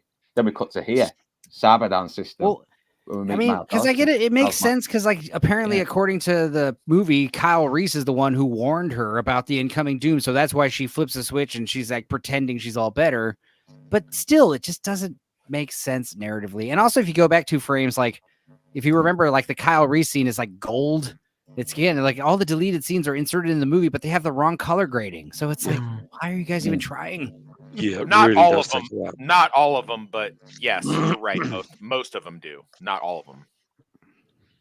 I don't like this scene because you're wondering what's happening here. Who is this guy? Who is this Miles Dyson guy? I know. Then he comes in and then he sees this fucking thing that's looks like it's basically chocolate a chip. bar? Then it does. It looks like a chocolate bar. And then you see the fucking Terminator arm and you're like, oh shit. Damn it, I want that hand so bad. God, I want that hand so bad. For like attached to your body or just like in general? And attached to my body. That's what they're giving the veterans now. That's what it looks like. Cool. Now vets are getting that kind of hand now. Like I fucked up and I didn't get hurt enough in Iraq. That's my bad. It is a great bit of continuity that they were able to get the hand and the chip because, like, they could easily just gloss over it, but they went back as like, okay, well, the armor's still there, we can use that. The chip, it's a bit crushed, so we can use that and be a part of the sequel. It's another great paradox, which is why I love the Terminator movies work best as time travel movies, not as robots from the future, robot war movies. They're better as time travel movies because, like, in the first one, obviously Kyle Reese goes back to protect his future unborn leader, not realizing that he's the father. But of course, the paradox is, how could he go back in time, be his own father? It's weird. The same thing with the Terminator. Wow. The reason why we build the machines that create Judgment Day is because a Terminator from post Judgment Day comes back in time, and we learn from the chip. So it's another paradox. Like it's a cycle. It's a circle. That's like, I'm going to disagree with you on that one. I go more with what the drinker said when he reviewed this, and he said, if you leave, it's best to have left it alone where they don't analyze it a lot, like they do in Genesis and Dark Fate, where it's like, you leave that timey-wimey, wimbly-bimbly. Yeah, it's all expositional. It's all expositional as well. It's just like loads of exposition that does not need to be uttered. It's because no one cares about. If you look at it too hard, it doesn't pass the. But that's why, to me, Terminator movies are way more scary than like Back to the Future. The idea that you can just change the future willy-nilly is less scary than the fact that you can't change it. That is terrifying because it means there's some kind of preordained destiny. And that's something that the first trilogy really enforces that, which is why the stupid bogus ending at the end of this one needs to go to hell. The uncertainty, the idea that Judgment Day cannot be stopped. The idea that, like, because, it's a closed loop. Time is it's destined to happen. See, but it's not. But it's not, though. It's not. That's not how time works, though. I read a book when I was a teenager and by Dean Koontz, and what they did was time will the universe, whatever you want to call it, will try to reassert itself. But if you push back on it enough times, you can. It's like a river, and you can just if you can push back on it enough time, you can change the flow. So Terminator 2 ends on this vague hope that it might change, but that's better than they just delayed it. They delayed it because it was sort of inevitable in that way. So plus there was actually in the scene that never got shot with Cal Reese going back, John Connor would actually say he's going to die, he's my father, and it's like he already knew, and it just ruins that fucking element of mystery as well to the whole paradox. Agreed. Yeah, I don't even acknowledge anything after part 3, but part 3 even is still iffy. But like part 3 is very iffy. I don't even remember 4, 5, 6, and whatever. You know, I don't mind Salvation. I don't mind Salvation that much. Yeah, Salvation's fine. I mean, I wouldn't say it's the greatest, but like it has some nice moments. The early Android Terminators that have like fake clay plastic skin and look all freaky, like the ones that the dogs can sniff out. Yes, that stuff's great. I've got to be honest. I've got to agree with Lance on this. You know, there's just 2 Terminator movies in my book. I can't go beyond this. I will ride with you. I'll ride with you on that. I mean, I was big into comic books when Terminator came out, and they had a bunch of side quest. Just like Star Wars, they had a bunch of side quest Terminator stuff, and a lot of it was pretty good. I like the show, but yeah, the movies definitely went off the deep end. I did like that they sort of kept the continuity with not only the face scar, but also the fact that, from Terminator 3 to Terminator Salvation, that John's wife would be this hot redhead. So I thought that was kind of cool. Yeah. Plus, moving on now, we see Sarah Connor is trying to appeal to Dr. Silverman now. You know, she's even really trying to appeal to his humanity, his good nature by at least trying to get back in contact with her son. Because let me make a phone call. Because even if without the dream sequence, she's automatically going to come to the conclusion he's fucking vulnerable anyway. It's I love her makeup in these scenes. The way she's made up in these scenes is amazing. I like her bangs. Yeah, bangs are a big thing. Yeah, she's rocking the bangs in this movie, big time. Yeah, I like the fact that she's not like a supermodel, but she's still a very good looking woman. Even though she still looks a little rough and played. But that's your point, though. She won't be spending every day fixing her fucking makeup because all she cares about is trying to get the fuck out of this mental asylum so she can get back to her son and protect him and train him, getting prepared for the big war that's coming. She's got some DSLs for a skinny girl. Yeah. Just curious, right here, did they ever say how long it's been since she's seen or talked to John? It's implied it's been at least years. 3 to 4 years or 5 years. I was wondering. It's been some years for sure. I want to say 2 to 3 years because he was training in Mexico as a little kid, so he has remember. So I mean, he's probably doing that like first. Again, he should have been in first grade or second grade. They could have just pushed it a couple more years forward because I mean 1997 is supposed to be the D-Day or whatever. So I think they could have pushed it to like 96 and made him 12. Hell, this could have taken place in May in 97. So like Judgment Day's 2 months from now. That would have been fine. Making it late 94, early 95 was a mistake. I don't buy it. I mean, they never really do they really actually say it out loud what year it is? Yes. Okay. It's on the computer. It's on the T1000 when he gets on the computer and he looks up John's record to find him. It's literally says it right there on the computer screen in the cop car. Boo. Yeah, I mean, closer to the date, I mean, the stakes are higher. If you ignore some of those little tiny details, you could just assume it takes place early summer 97. Okay, well, all right. Well, sure. Yeah. We could just make up our own movie, too. I mean, whatever you want to do. That's what I do all the time. I mean, how the fuck do you think I watch Surf Ninjas, And hey, don't you disrespect Surf Ninjas. Don't do it. Hey, just not to go too off topic, Luke, did you see... We got a fan in the chat here. Did you see that? We have lots of fans in the chat. Well, where are you, Lance? You just fucked off. Lindsay. You're right back. Common people. Lindsay Wise. We got Tez. Good job. Bunch of homies. Jacob Ironside was here. Is he still here? Yeah, sorry, just jumping on the chat. Yeah, Lindsay Wise, yeah. She's caught me on open bar a couple months back, and she's been commenting and liking my videos for a while. Yeah, I'll bet she has. I'll bet she has. The wife know about that? Don't make it weird. She's a fan. She's very professional. She just unsubscribed, thanks to you. yeah. Thanks, Toxic, you bastard. Guys, there's a lady in the chat. Be cool. Yeah. I'm on once again. Except for you, Toxic. Yeah. Good. Right. And everyone in the chat, thanks for joining us. I do apologize for not acknowledging it earlier, but everyone on these, please check their channels out and subscribe if you haven't already. But I'm guessing you all have, since I know for a fact they haven't subscribed to mine.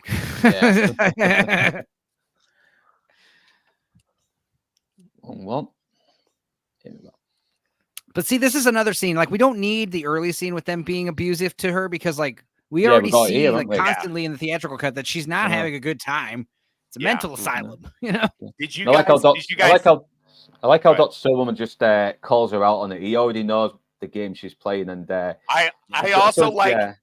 It took like 3 or 4 viewings, but I noticed that right before he gives her the bad news, right before he says, I'm going to recommend you to be locked up for another 6 months in the maximum security ward, he takes his pen off the desk and puts it in his pocket. And also, the thing with the deleted scene is like with her being told from Kyle Reese, you have to do something. It makes it seem like maybe this is her first time trying this shit. But like without it, it seems like she does this shit all the time. Like this is probably her 5th or 6th time trying to. Oh, for sure. For sure. After he makes the comment about the pen stabbing the knees, like a repeated escape attempt. He does say that as an aside. Good catch. Luke or Northern English bastard. Just call me any. I And I love how she just fucking snaps back into beast mode, trying to fucking get at Silverman. The mask is off. Like, because it's all because it's pure desperation, isn't it? She's acting on pure maternal instinct. What does he say right here? Modern citizen. Model citizen. Yeah, God, gotta love Al Bowen. He's such a smug fucker in this. What a piece of shit. He is. R.I.P. though. R.I.P. Good actor. R.I.P. You piece of shit. I'm just obviously the Terminator's looking for him. R.I.P. piece of shit. Yeah, I love how he just manages to find him after that, because he just I call bullshit. Yeah, I call bullshit on that. He wouldn't just randomly fucking see him. I mean, come on. It's funny too, and they keep showing John or Terminator keep inserting the same fucking Guns N' Roses song, and like Enzo said, if you get a song, they will just replay the fuck out of it. Well, it's a couple. He's 2 or 3 Aerosmith songs or Guns N' Roses songs, but the thing is, they all sound the same, so you don't really realize. Well, like you said in general, but they keep just whenever you get a song, sometimes they'll just recycle the song 20 different times during a film. Well, here's the thing. With the old days with the boombox, you had one tape, and that's what you're listening to the whole ride. This song, plus on MTV, when this movie came out during the summer, the video of this with Guns N' Roses had clips of the movie and stuff. And man, I'll tell you what, that shit was in maximum rotation on MTV.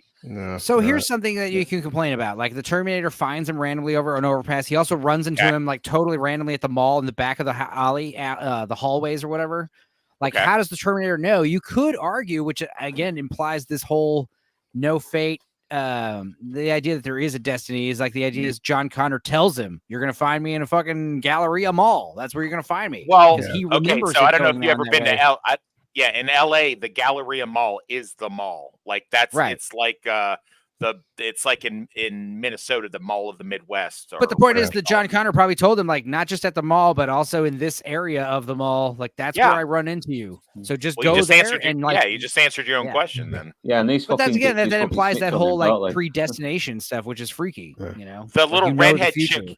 The little redhead chick here grew up to be this fucking bomb ass gorgeous chick that was in like calm down all these 90s TV shows and early 2000s TV shows. I think her name was Nikki Cox. Holy fuck, she grew up hot.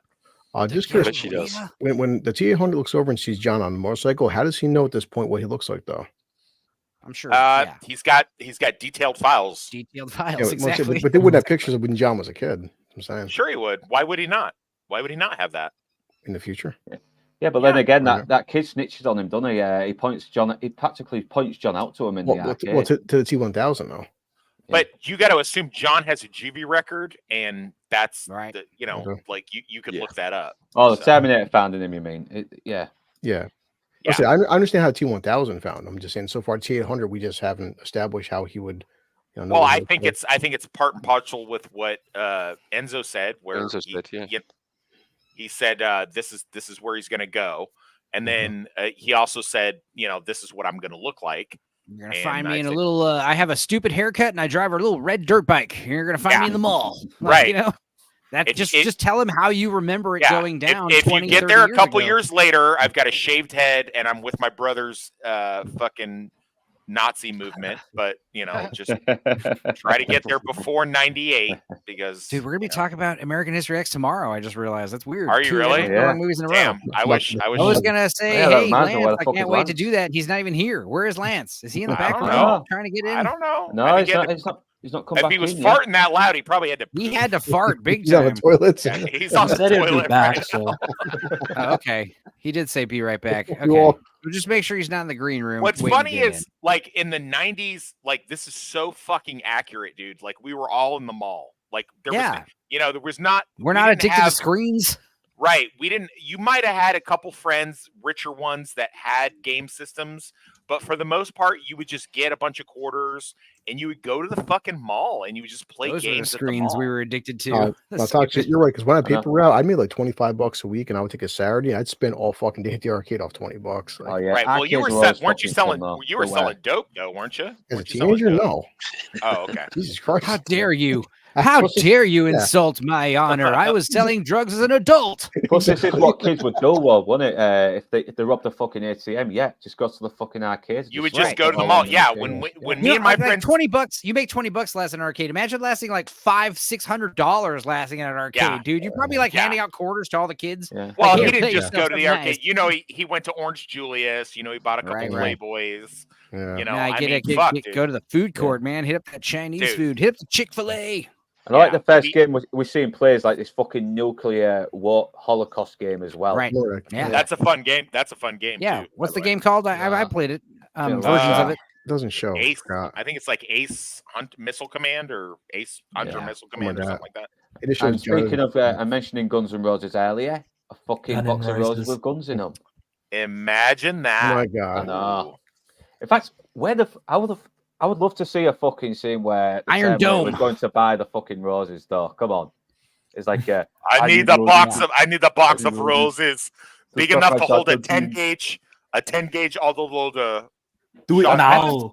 Well, that's what's freaky when you see a sawed-off shotgun. You realize like they are tiny. Like you see a sawed-off shotgun like this big, you're like, dude, I could totally hide this on a fucking in a coat or something. It's freaky. So yeah, the little box of roses, it's very clever. We got like Guns N' Roses reinforced like 3 or 4 times in like a short span of like 15-10 minutes, Yeah. And it does build a bit more tension as well because now the T1000 is in the same location as John Connor is. And so it's like this is so old and you guys are so much age difference as far as I know.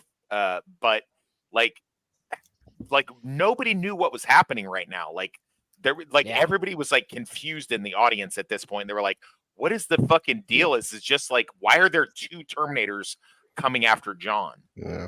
Is Sarah the lone warrior? Like, what is Sarah gonna break out and come save him? Like, so you got an idea that Robert Patrick was also a bad guy when you were watching this? I had no idea. I literally had no idea he was the bad guy. I had zero clue. Yeah, because you don't know whether he is at this point. I was fucking 14, dude. I was 14 years old when I saw this. The same thing. I was 10 when this came out. I assumed that Arnold was a bad guy and Robert Patrick was a good guy. First time watching. I didn't assume. I actually thought both of them were the bad guys. I thought they sent 2 Terminators. I thought that's why. I might have even said to my friends, I think they call it Terminator 2 because there's 2 Terminators coming after him. Mm-hmm. And I do love this. He fucking stands up for John. He's like, nah, I don't know. Motherfucking a boss. Boss. Yeah, he fucking saved the world just by that one little action. Yeah, without even hesitating. No hesitation. To be honest, there's several scenes where John Connor could have easily been killed by the Terminator at T-1000 in this movie. So like this is just one of them where someone intervened, but like, yeah, there's lots of scenes in this movie. But yes, that kid is like total G for Ginger. G for Ginger, not gangster. G for Ginger. Yeah, but this other bitch ass, motherfucker. He's over there. What do you call him? Hey, snitch. You call him a grass. Stitches. He's a grass. Hey, he's a bloody grass. He is. Grassing bastard. He is. That's what you get for having sleeves past your elbow. You can't trust these little shits. Yeah, I love that. When he shoved his fucking mate out the way, it's like, yeah, I saw that kid. He just. Hey, I think you saw that kid the other. Look at you, legend. I like to assume that he shoved that kid with such force he like got killed, like fucking slammed into an arcade. You know, I'll be surprised. Enzo wants to imagine some fucking murdered children. That's the thing this movie's missing is more murdered children. You got to really show that T-1000 means business. We get our first big product placement here in a second. Pepsi, not once, not twice, but 3 times. 3 times. Pepsi doesn't care, man. It was watching Madam Web. No. Right. But yeah. And I watched another movie recently, and Pepsi was all over it. It's like Jesus. Yeah, Pepsi goes hard on these fucking product placements, man. I tell you, this scene too, as a kid, man, when Arnold pulls out the fucking shotgun, and I know you kind of wonder if he's going to kill him. And John's trying to get away. Like I'm terrified as a 10-year-old watching, shit, like because John can't escape, and this big 6'2" dude's got a. Well, Chris, why use a shotgun? It's got a nice spread. There you go. There you go. Here's what's funny about Pepsi. It's still going to be like the 4th or 5th soda in the line because you got Coca-Cola, Dr. Pepper, then you got RC Cola, then you got root beer. Fucking down the line is like Pepsi. It's still so I don't know, dude. Pepsi's my son loves Pepsi. He loves Pepsi to death. Well, we're getting off topic now. So yeah, we'll move on with the film. It's no, it's all right. We're sorry. But I don't like how this bit is shot in slow motion because most directors would use slow motion for action. He does it for suspense, and it is very suspenseful. Yes. And then and then we get this poor guy who's like was about to this poor guy that just he took his break 10 minutes too early or too late. Yeah, if he had taken his break on time that he was supposed to, he says, "Can I take my break early?" He's like, "Yeah, sure, go on." Yeah, I think he was a friend of James Cameron as well. And he said, "I'll put you in my dream role in a movie." Yeah, this is my dream role in a movie. To be like some guy like this, like, "Hello, hey, let's go." Enzo, if any of my books ever become TV shows or movies, I'm getting you in there. I'm going to pump you full of squibs, and you're going to get fucking annihilated. I want big hickeys all over my body from it. Love it. We're going to make it happen, buddy. Yeah, he pulls out the shotgun. John's like, "Oh shit, that's the Terminator. He's gonna fucking kill me." It's also that metal sting, like a in the score. You know, it's so like haunting. So this is brought you. It kind of parallels the scene in Tech Noir. Yes. Oh yeah. Luke, do you want to do the trivia here, or do you want me to do it? I'll let you do the trivia to this one then. Okay, so training with the Mossad, the Israeli Special Forces, Robert Patrick learned how to not only fire the fucking pistol one-handed, which even with blanks is not easy to do without jerking the trigger, without like showing a bunch of recoil, but he managed to do it with his fucking eyes open and he never blinks in the entire scene. Because why? Because a Terminator wouldn't blink from the fucking discharge from the weapon. Yeah, and he reloaded like a fucking pro as well. He did like a fucking boss, like a fucking boss. Because he's really fucking pushing that trigger, and it's almost like it's rapid fire. I can't even shoot that sprint. Good. He also trained to sprint super fast and only breathe through his nose, you know, with his mouth closed. And a lot of stuff. He kept catching Edward Furlong on the bike on accident. Yeah, the bike, yeah. That whole breathing through the nose thing, that's something you're told when you're doing boxing, but it's mostly breathe through your nose and out your mouth. I'm sure Gary would know when Arnold turns around and Arnold's shielding John. Now you are seeing like tidbits of his back and the jacket like pop out like he's actually being shot in the back. How the fuck do you do that? Because that's not squibs. I don't know how they did that. That's amazing. I think it's like there were definitely squibs in that leather jacket for sure. Yeah. I'll see maybe Gary, because I know Gary always works in the industry. I mean, there's kind of like back squibs or some shit. Like, I don't know. Yeah, inside man. I mean, I believe some back squibs were actually used on this. I mean, that's how I would have done it. Yeah, I definitely would have used that as the kind of primary primary thing. But of course, you know, as I say, this said right at the beginning. I mean, this one was a game changer. Everything kind of changed. This, you know, this was the corner that was turned, wasn't it? In special effects, in visual effects, and in action movies as well.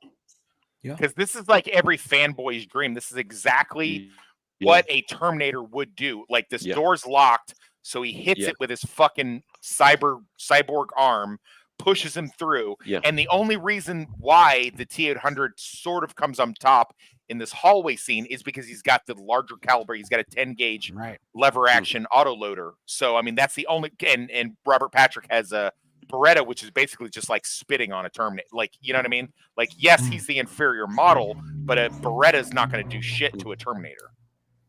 Well, it's more proof that like stuff is stagnated because, like, you had another big turning point in CGI like a few years later with Jurassic Park, and then like other movies come along here and there. But like lately, it's like, I guess the Creator was a pretty big turning point in Godzilla, but like, goddamn, we're not having. They're like getting stretched out like farther and farther.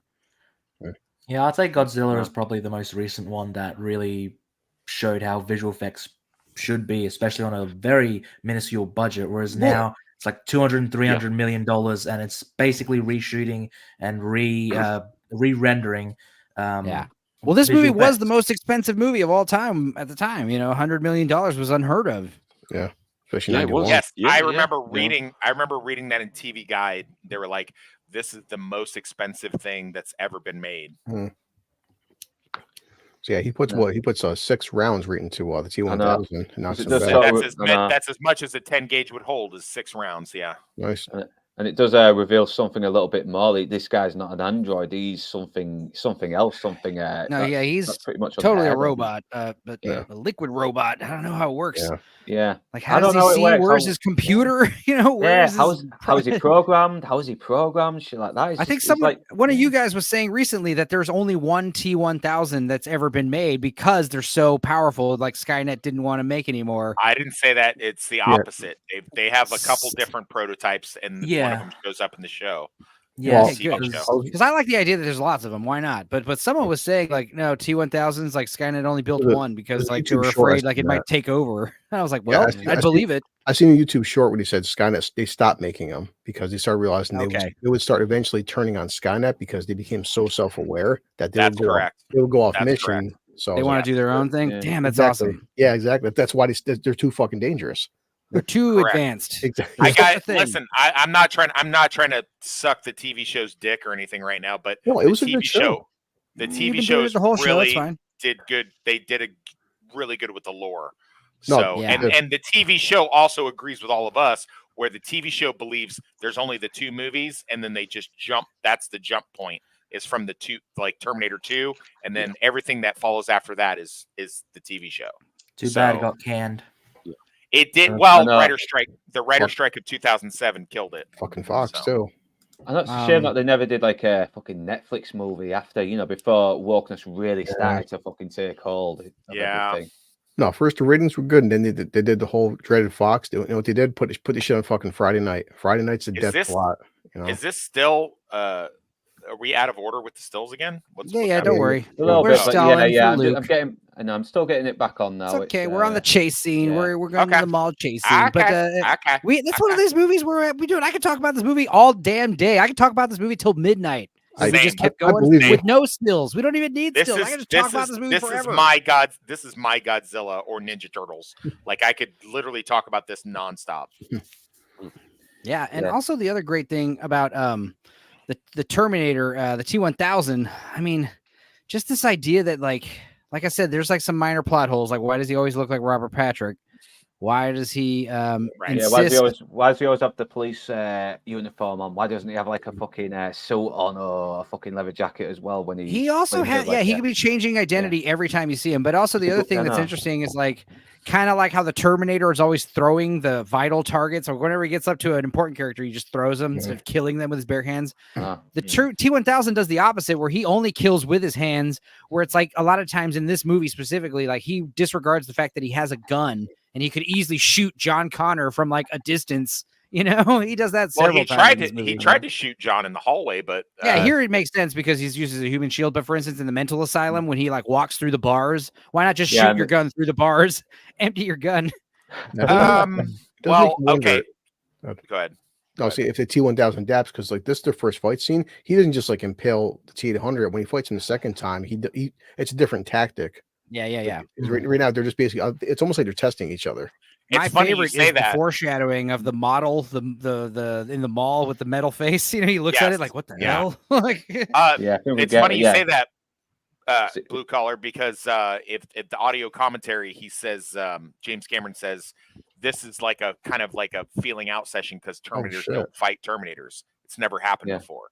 Like this is the first time a Terminator has ever fought a Terminator. I didn't know that. Sure. Well, it's like Blade Runner 2049. You're like, you're finally getting two replicants. Like you know for a fact that he's a replicant. You know, it's great. Yeah. And same thing with Terminator too. It's like also great cameo. You know about this cameo of the photographer, right? Yes. So if we can get him up. Yeah, okay. We got him. Oh, where was he? No, there he is. There he is. You got him. Okay, Will Weiser.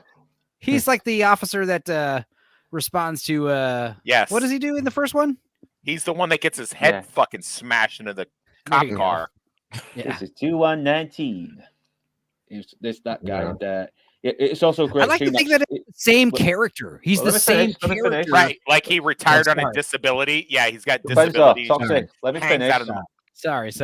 Yeah, but it also establishes that the T-1000 is a bit more tougher than him, even though he's smaller as well. So it does add a bit more tension as well, because even though John Connor's being protected by this unstoppable force of nature, this force of nature is still vulnerable and could probably get fucked up pretty quickly, and John Connor could still be left vulnerable. Yeah. So, well, it just occurred to me, it's probably he might not even be the same actor. He could be the same character, which is why he's making this face like, holy shit, that's the guy who fucking put me on disability. The camera goes off like for a couple of seconds where he's just looking and staring. So it could be the same guy.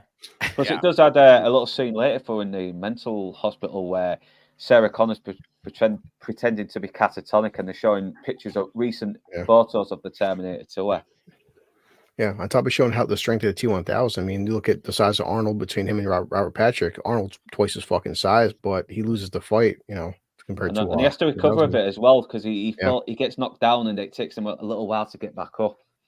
So Again, back to Blade Runner, where it's like, Ryan Gosling versus Dave Bautista. He shouldn't be a match, but like, when they're equally strength, you're like, something's up. Same thing with this T-1000. Right. You're like, why is this guy so strong? It shows what a real threat he is.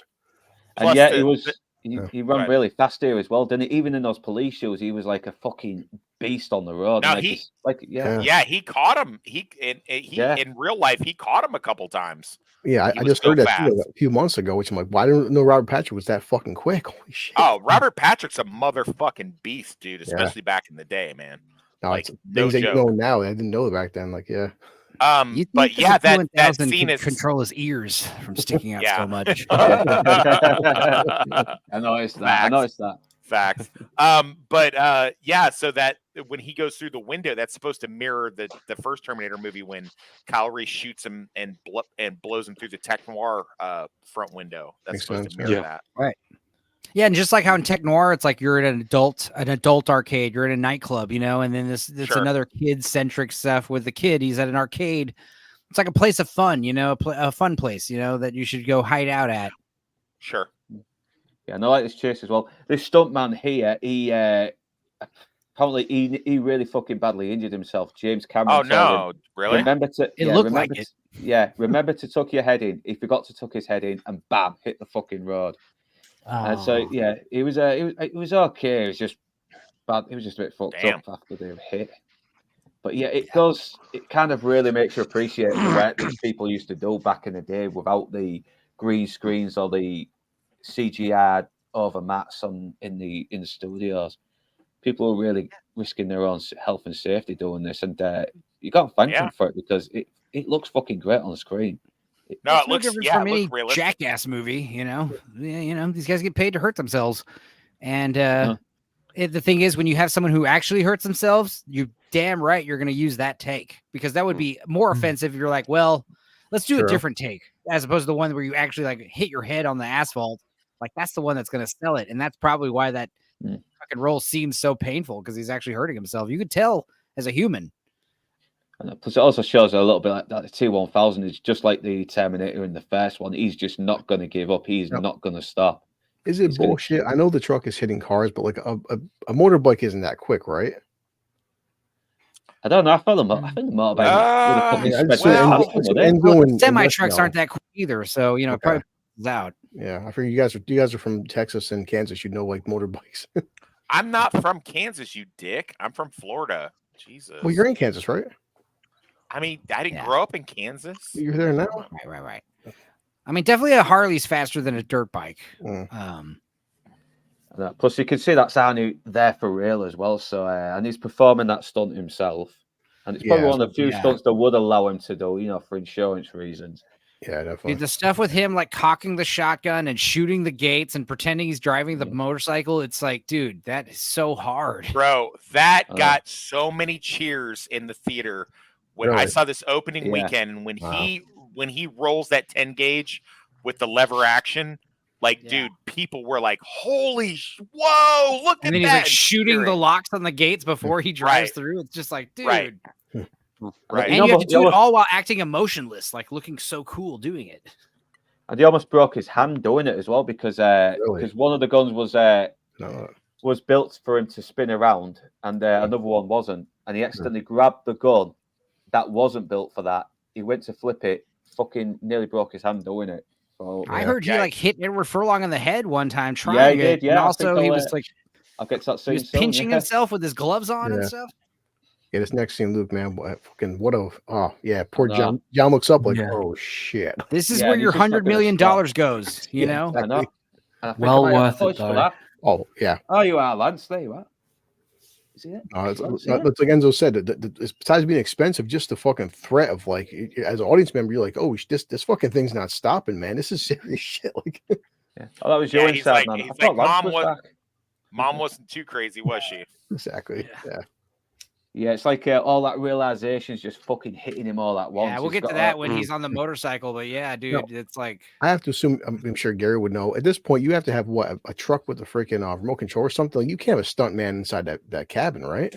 Well, no. I believe there was. I think there was a stunt man in there. Dude, we're going to get footage of it now. Let's see if we can.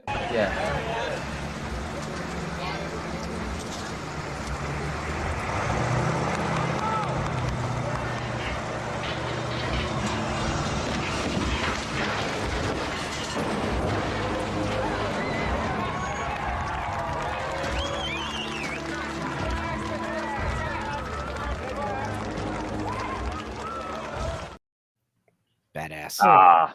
Wow. Back in the days when they did shit for fucking real. God, actually, I'm watching now. You actually can see when the front window explodes. You see like an arm flailing around, but someone's in there. Damn. That's amazing. And it is fucking. I'm not gonna lie. Well. Listen, I'm gonna forgive James Cameron for Avatar just for that bullshit. I mean, good for you. Good for you. I still don't. Yeah. And he would get into the action as well. Like he would get into the insane action scenes and film it himself because he wanted to be just as much in the risk as his entire stunt team as well. Was it also that some of the cameramen wouldn't do it? They wouldn't actually get into some of the positions that they were supposed to. Yeah. And I wouldn't be surprised. No, he's right. Well, also, like, if I'm going to risk the driver's life, if I'm going to risk all these stunt people's lives, I might as well risk my own life too, as the director. No, he's right. There's a scene coming up later on in the movie with the helicopter. He's 100% correct. Where they were like, everybody like said no, we're not doing it. He found like one crazy asshole. Oh yeah, and he did it himself. And that pilot is featured in the movie. Yeah. Is that the moment where they fly the helicopter under the fucking highway? Right. Yes, sir. Right. Yes, sir, it is. And that pilot gets the cameo as the one who's told to jump out. He's that guy. He's the same dude because, gets the screen. Yeah, he deserves that. He deserves it. He deserves a little scene to himself as well. It's like Enzo said before, people can say what they want about Cameron and his work ethic, but like, look what you get as a result. The guy might be a fucking prick, but you know what? I'll take a prick that can make this shit versus a nice boss, guy. Director, daddy, the president. He's not your friend. He needs to fucking run the shit. Exactly. Coach. This is so badass. And he's just fucking spinning that gun and cocking it and shooting it. Wes, how the fuck do you do that? I mean, obviously, that's realistically, yeah. Yeah, no, not supposed to really. No, it's not designed. That weapon's not designed that way. They made it a special, way to have the bracket on the handguard in order to do that. Yeah. But he fucking broke his hand, didn't he? Because he picks up the wrong one and fucking span it, and yeah. Right. Really? Terminators have super strength, so it makes sense. Right. Matrix, You could headcanon that he, like the Terminator, like bent the trigger guard in such a way that he would be able to do something like that. You could, I mean, that's up to you. I mean, the character, and if you ever seen Firefly, the character, the black chick, the hot black chick, she carries a weapon very similar to that, and but she's never able to perform it with one hand. So it's not designed that way, but you could see like a Terminator would be like, well, hey, if I got to shoot and drive at the same time, I might need to be able to do that. Yeah, it's a damn good movie. I'm not sure if you see Luke as you go forward right now. If you notice with the scene when the truck is chasing John, you only see Robert Patrick close up, him going like this, but then every time you see John from long shot, you never see Robert Patrick driving the truck. Yeah. Yeah. And I like how it just pops out as well after the truck goes over the low bridge, and it's like, and the music just really fucking ramps up, going. Da, da, da. And yeah, that would never fucking catch up to a dirt bike, would it? I mean, fucking a big truck. Well, like that. But possibly Enzo's right. Well, go ahead. No, you go ahead. Well, Enzo's right. I had a dirt bike as a kid. If he's moving, he can move around. He's got more maneuverability, but on a straightaway, yes. Which I think they show that in this. I think they show that as there's no more like zigzagging and stuff like that. I think they show that the semi does in fact catch up with the dirt bike. So yeah, because it starts hitting John in the back. Which is why it's important that Terminator Arnie shows up when he does, because if he hadn't, he'd be dead. Well, we'll refer. How about we do this? We'll refer to Arnie as Terminator, like they do in the book. Yeah, and then the T1000 is the T1000.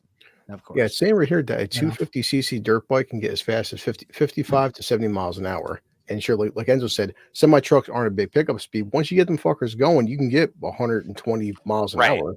Right. They don't have but they can't keep up the speed when they're moving around. When they're like, So, are you jumping off, Enzo? Or are you staying with us? No, Emperor Jay's back, so I was filling in for him last couple weeks on B-Sides. Okay. All right, I'm here. I'm here for the long run. I'm love you for that. All the way till midnight. Fucking 4 more hours, boys. The ride or die. Fucking A-team is in here right now. We still got 2 more hours of this movie to go, and we've talked about. Like people would say, this stunt right here. There's no way in fucking hell they'll let Arnold do this stunt. Yeah, was he wearing like an Arnie mask? Was he wearing an Arnie mask? Yeah, when he did it was a different guy, and you can clearly see it. You can clearly see it. I know. I thought it looked like Arnie, but at the same time, it didn't look like Arnie. There was But it's still pretty cool because he's got to find his time to try and maneuver right through the fucking gap and avoid the truck from crushing him.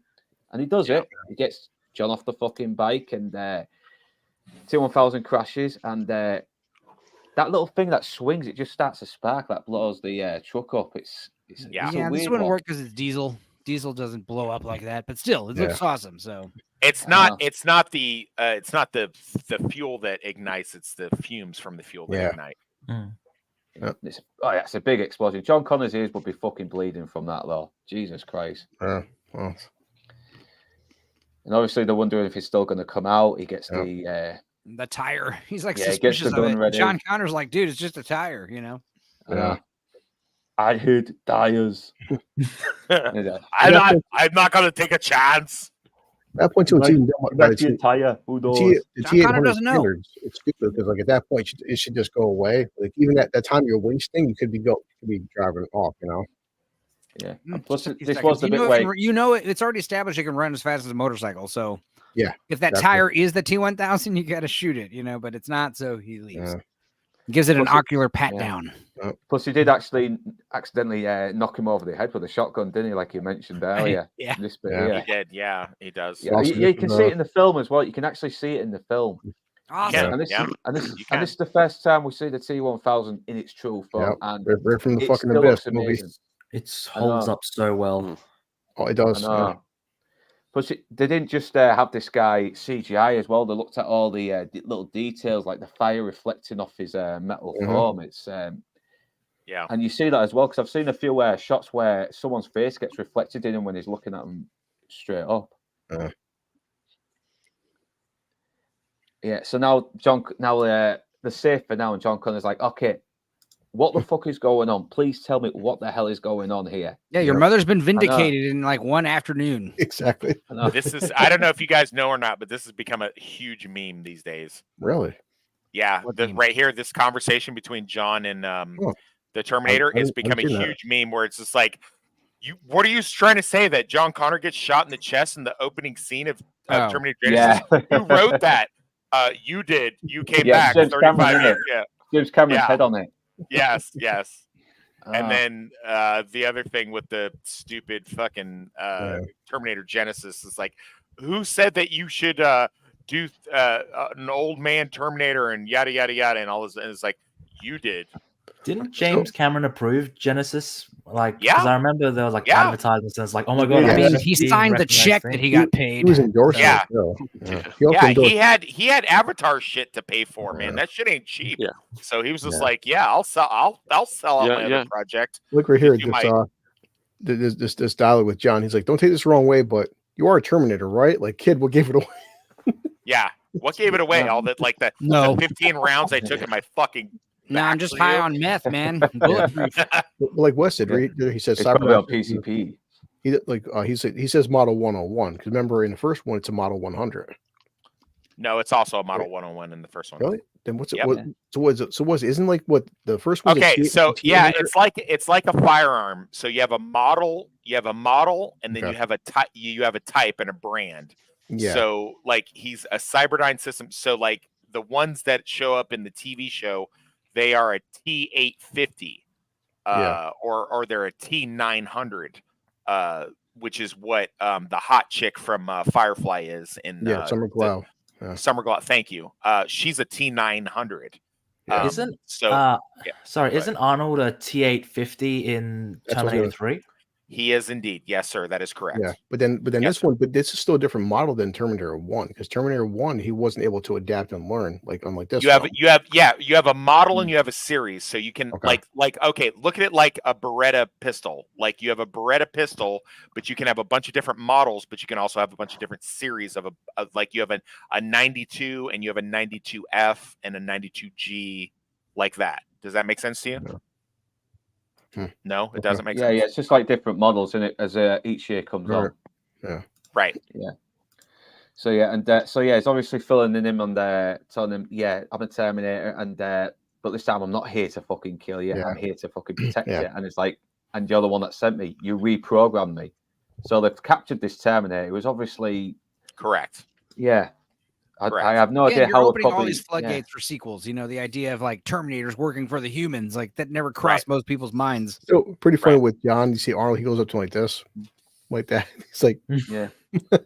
It's not only that. He's actually finally confirmed that everything that his mother has told him is fucking true, and that he probably has been a little bit of a shit to her now. And Well, it's funny to how John's like pro when you see a Terminator. He's just matter of fact. He's reloading a shotgun one at a time. As John's like pro. Right, because the Terminator's going to continue on mission. He's going to do the things that he's taught. He's going to go follow the script.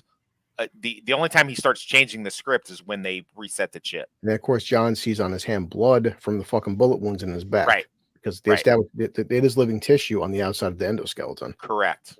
That is. I love the bit when he says, "Get a grip, John." I don't know, just that bit was just like, oh my gosh, I need to get into that mindset of like all the years I've been spending with my mom. It's like, okay, John, okay. Yeah, I like how he figures it out already that the Terminator is not here to kill him because he's a Terminator. Yeah. If he was to kill him, he would have fucking done it. Yeah. So he says, like, you're not here to kill me. I figured it out for myself. Like, yeah, tower of insight he is. Yeah, quite the detective John Connor is. But I mean, to be fair, he is 10 though. You know. Yeah. You can't. Yeah, but is he though? Not being fair. Life isn't fair. The character's You know 10. what?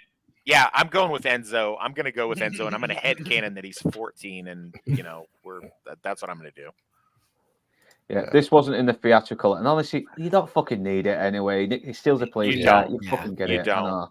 You don't. Theatrical cut for life, boys. Yeah, and this is where we learn a bit more about the T1000. Is like this fucking advanced prototype. And the metic polyalloid. Yeah, he's a prototype as well. So there's only one of him. Right. So the way you want to think about that is like he's a computer chip, just like the chip that's in the T800, and he's floating in this liquid metal glob of goop. Exactly. Think of it like that.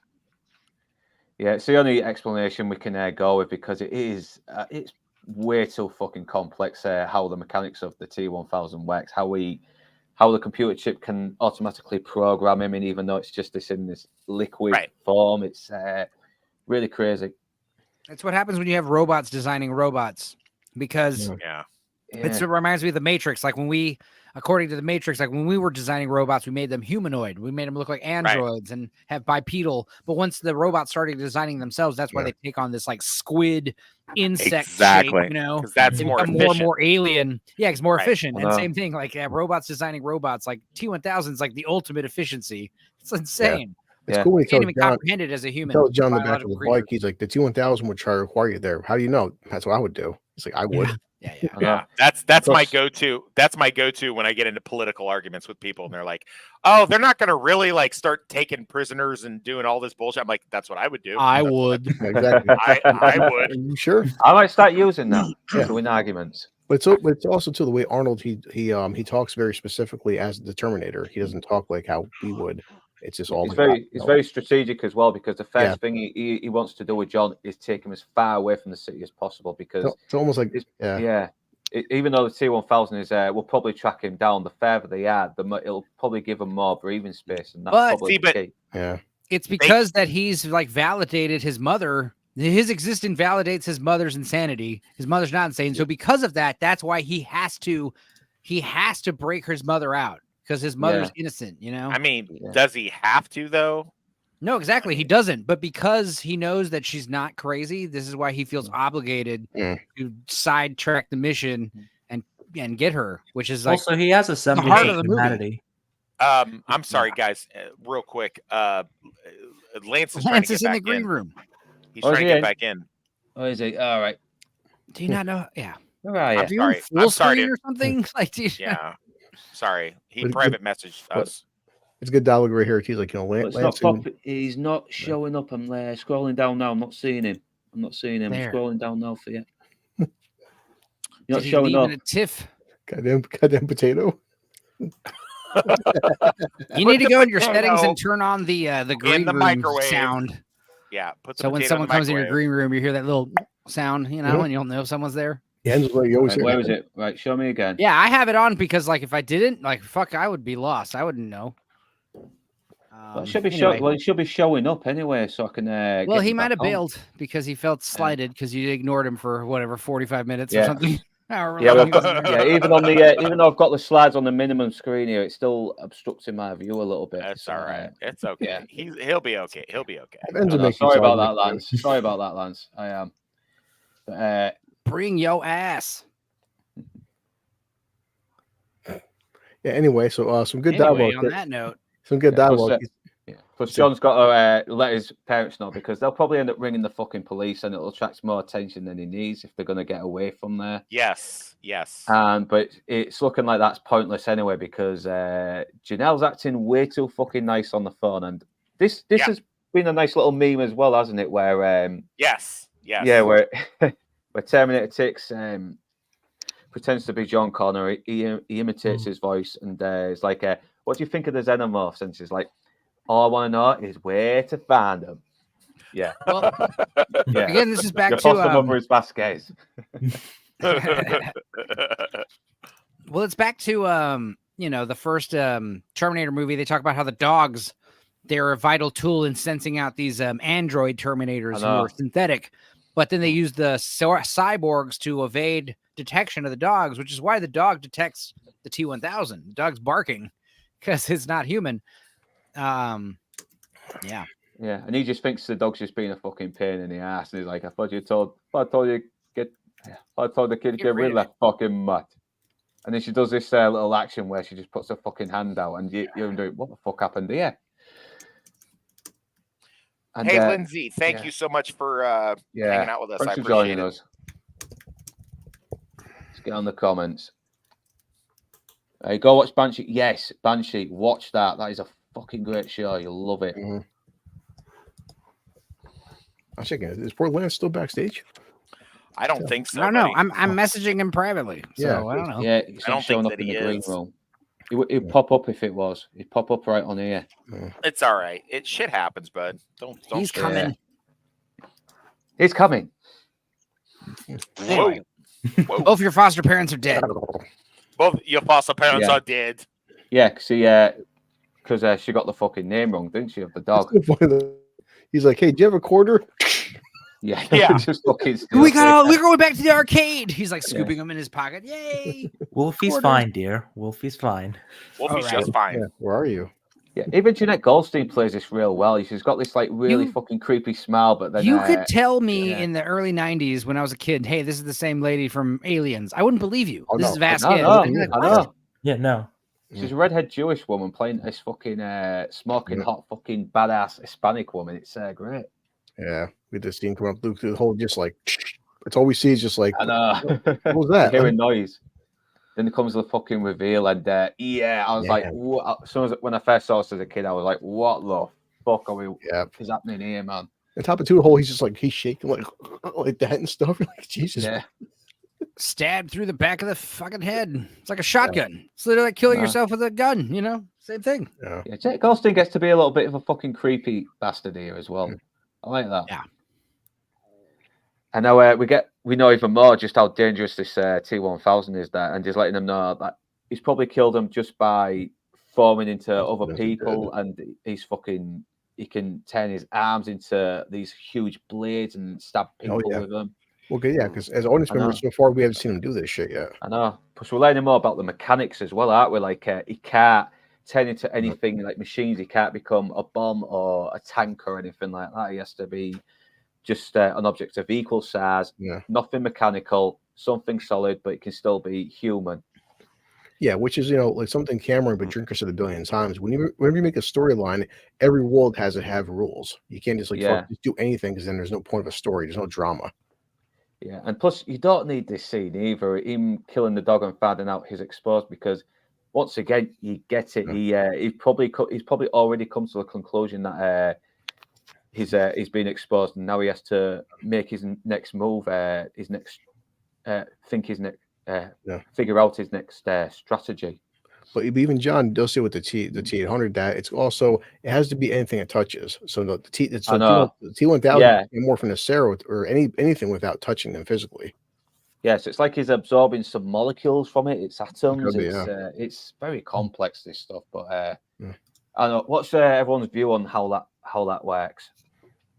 I like it because it adds tension to it, but it makes sense why the T1000 just doesn't mimic Sarah and just go to John. It's got to first get to her. Yeah, I do think it's kind of a good idea, especially because if you could just copy based off a picture or just based off someone just looking at them, I mean, it wouldn't really be as tension filled. Whereas that, you got to actual touch the person or make contact with them, then it adds a bit more attention to the scenes. Yeah. Also, or unless it's kind of like a sort of a scanning process where it sort of assesses, as Luke was saying, something of equal mass. So if it's of absolute equal mass, it has to assess or can assess by some form of scanning. And like Arnold says right there, he goes, guns and explosives have chemicals moving parts. He's like, it doesn't work like that. But it's too complicated. Yeah, exactly. And once again, it's exposition of the mechanics, and it makes sense said in that way from the Terminator, because he is just this program full of information, isn't he? He's like this physical thing that's programmed. And this is obviously. Didn't Cameron get the idea of this? Sorry, didn't Cameron get the idea of this from sort of Brownian liquids? Brownian fluids where if you put enough pressure on a particular fluid, or you can shape a particular fluid and it suddenly becomes a solid object, even though it's still in liquid form. I think I'm sure I heard him mention something like that. Yeah, is it kind of like Mercury as well in a way? Not sure. Yeah, in essence, but it's like well, let's just say, for example, you fill a swimming pool up with custard, and the pressure of you running across that will actually solidify. You know, the custard will turn solid under your feet under the pressure of you running across. But then, if you were to walk across it slowly, then obviously you'll sink into it because it's still a liquid. And it was a similar kind of principle. I'm sure I heard an interview where he discussed Brownian motion and Brownian fluidity. Huh. Yeah, it seems like a good explanation. It's like I said, I'm not a fucking scientist. I hear little bits of what other people say and try and see if I can learn from it. And that's what's great. It just shows Cameron did his homework. Yeah, he did. Oh, for sure. Yeah, for sure. Especially with the nightmare sequence, which we'll be coming up on to later. And we're on this scene that was not in the special edition, and thank fuck it wasn't, because once again, you don't need it. He's scanning. No. He's scanning his rooms, but he probably has already figured out where Sarah Connor could be. Blah blah blah. You know, records, anything like that. Even though we didn't need this. It's just like it just drags as well. It does. It's like that expression, you know, I don't need you to tell me how to build a clock. Just tell me what time it is. Yeah. I mean, I like that we get to see more of the T-1000 and his process, but I don't know. It just drags the scene, and it fucks the pacing up. It fucks the pacing up for sure. In what's already admittedly a long movie. I mean, and this is the longest fucking cut as well, because for sure, online is shit. And we're seeing, and obviously. We're filled in a little bit on the past movie as well, and they're showing Sarah. And Connor. that's not a still from the past movie. That's no, it was recreated, wasn't it? Recreated, for this movie. That is correct, sir. And it's almost looking like Sarah Connor is truly catatonic now. They've really fucking done her in, and the police have already been notified that the foster parents have been killed now, and John Connor's missing, and they're trying to see if they can get Sarah Connor to snap out of it and see if they can help what would be from her point of view, like what would be accomplished by that? Like if she freaked out and was like, "Oh my god, my little boy's in trouble," like all they're going to do is crank her up more. So it's just better to just play possum like she's doing. Exactly. I know. Yeah. But we don't know that yet. We're thinking, shit, they've really got her. And even when they show a picture of him recent, it's that just sparks something. But she holds her composure. She keeps her fucking cool. She does not lose her head. Thank God for Jennifer Lawrence teaching her how to do all this stuff. I know. I mean, Linda Hamilton even learned how to lockpick because of Jennifer Lawrence and her awesome learn how to breathe lockpicking skills. Yeah. By the way, her lockpicking shit is on point here. That's exactly how you pick cuffs. Yeah, she wanted to get the fucking part right, didn't she? She really wanted to get. She was incredibly stubborn.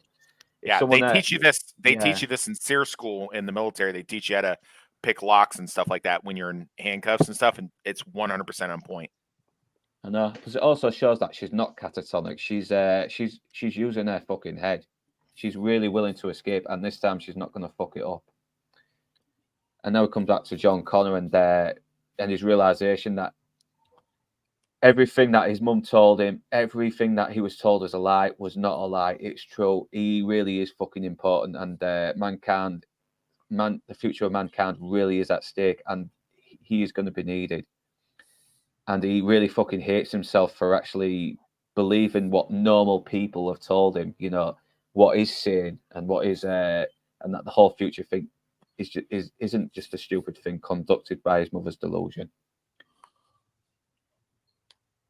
And it does bring a bit more backstory onto his relationship and how it's just been torn apart over the last few years.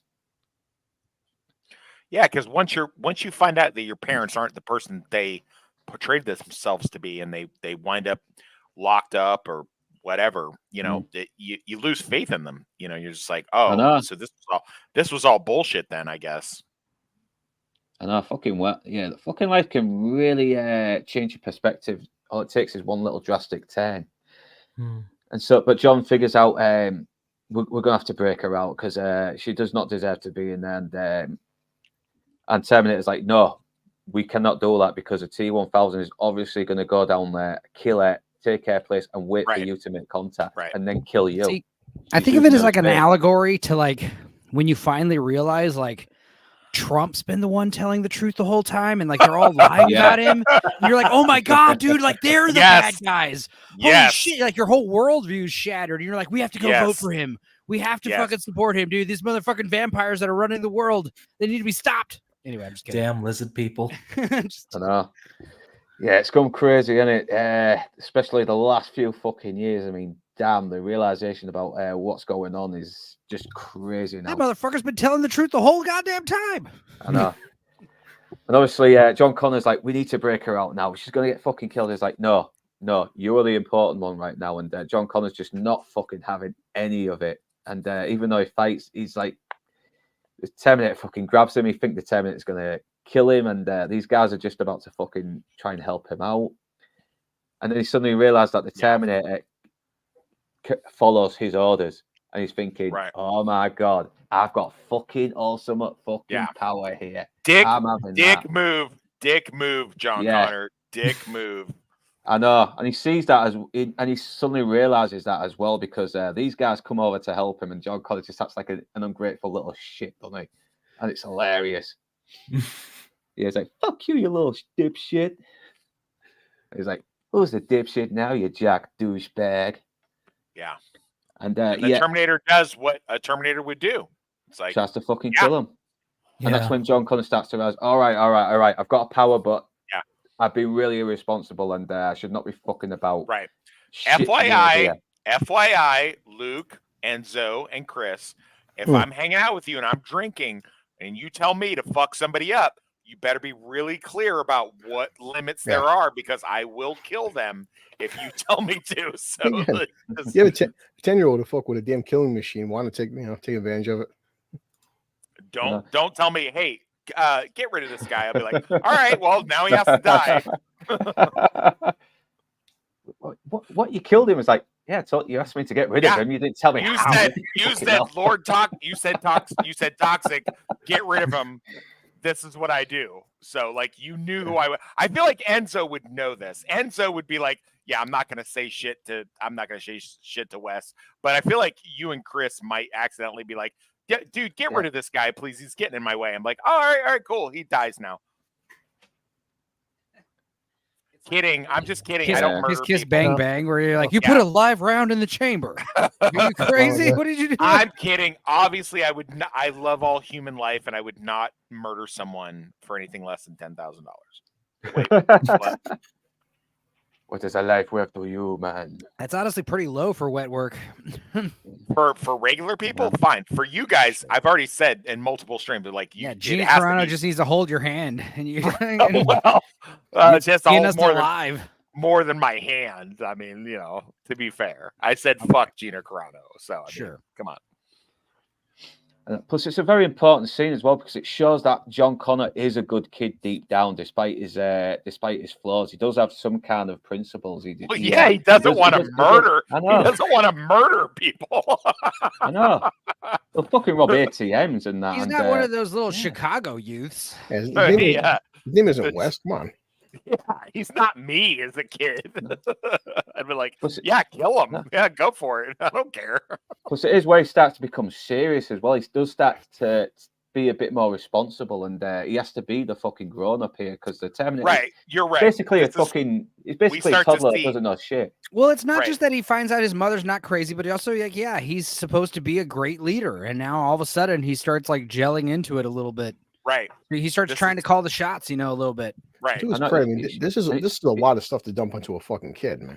But it feels natural as well. It feels like the Matrix, though. It's easier to dump this crazy world shattering shit on a young child because they'll adapt easier. When you're way older, like if I found this out now at 38, I'd be like, oh, you get like Neo, you get sick, you vomit. Right. A little kid's like, great, I'm the leader of the resistance. Here we go. Too old to begin the training. Too old. Yeah, it's like Morpheus. Like I always try to, it's not advised to wake people up when they're too old. When they're old, a certain age, it gets harder to break them free. It's like the joke Lord talks about, train kids and stuff. And it turns out that I'm not on that Matrix stream tomorrow. Yeah, fun on that. Yeah, obviously T1000 is actually making his move onto Sarah Connor now, and once again she plays the game. She plays pretends to be catatonic, like she's fucking lost it. And this guy's obviously either a fucking rapist or provoking it or both. I think both. Because that's a hell of a way to provoke someone. Who hasn't licked a girl in bed? Come on, bro. Not so loud. This fucking guy. He's a fucking asshole as well. Look, he's just scraping his fucking stick across the wall while everyone's trying to sleep. He's putting his baton against, because that's a way to just wake up the inmates. And shit. That's some dick shit right there. That's a dick move. Yeah.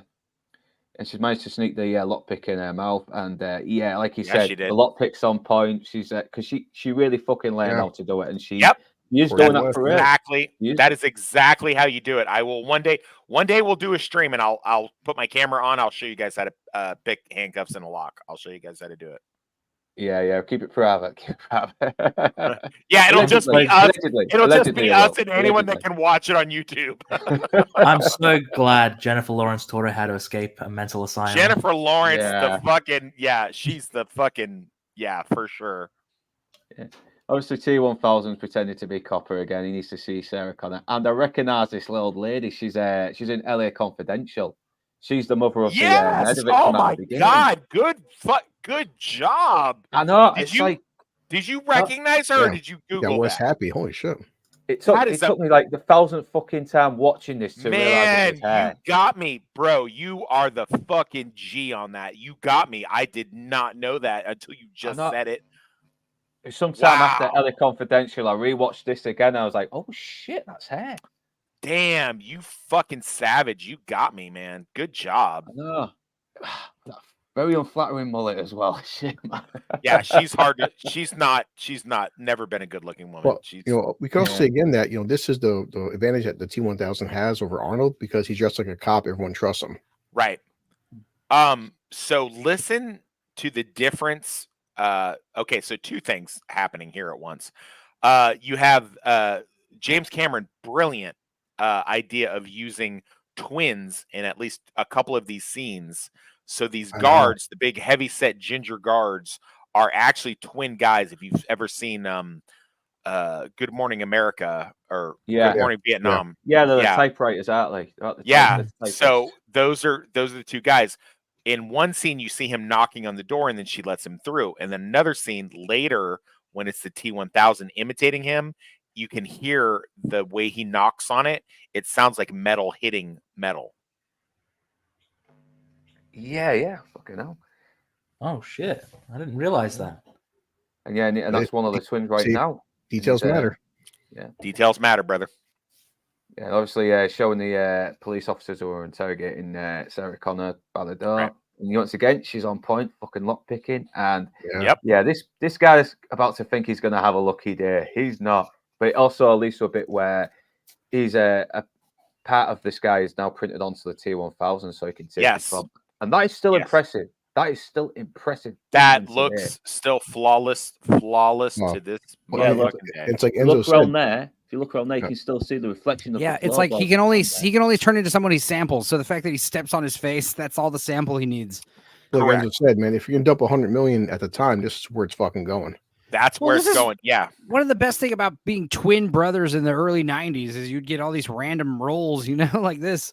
Hell yeah. Yeah. Well, spoiler alert. The other twin thing is Leslie Hamilton is Linda Hamilton's twin sister, and she is used in the other shots. She's also. She very I feel like since Lance is not here, I should fill his shoes and remind you that her sister's dead. I know. I said he was back in there. Oh, did she die? Oh, I didn't know that. Away, yeah, she did. Yeah, cancer. Oh my God, that is something Lance would tell us, isn't it? Yeah, right. Yeah. she really fucking did look like her. Well, she was twin. She was a twin, wasn't she? So. And they're like, this guy's like, hey, I got a full house. It must be my lucky day. Oh, yes, it is. Fucking turns around. He gets a spike in the fucking Now, eye. you look at the company, he clearly has two pair. He doesn't have full house. Yeah. I did not. He's got two pair and a queen. Yeah. God damn it. Yeah. But if you guys ever want to take out a guard or a sentry and you want them to go down silently, put the edged weapon right in between their eyeball and where it bridges the nose. that'll shut them down. That shuts them right down. That's good to know. Gross. It's never morbid on me. Sorry. No, that's it. No. Well, if the apocalypse comes, we need to know this shit, don't we? I mean, hey, if I get killed, I hope I get killed by some handsome fella like looks just like me. Like, hey, how's it going? Hey, Enzo. Hey, man. Hey, you're a handsome fella. What's your name? Oh, okay. Well, yikes. And that's obviously a puppet now, but still, it looks fucking. It's not nice to look at, especially when he's like jerking it. Yeah, look at him. He's like John Carpenter's thing with like the way it shakes and stuff. Like, yeah, so good. Yeah, he gets to be a little bit menacing for a while because that's not a fucking human. That's just a guy pretending to be human. It's like a self-aware puppet.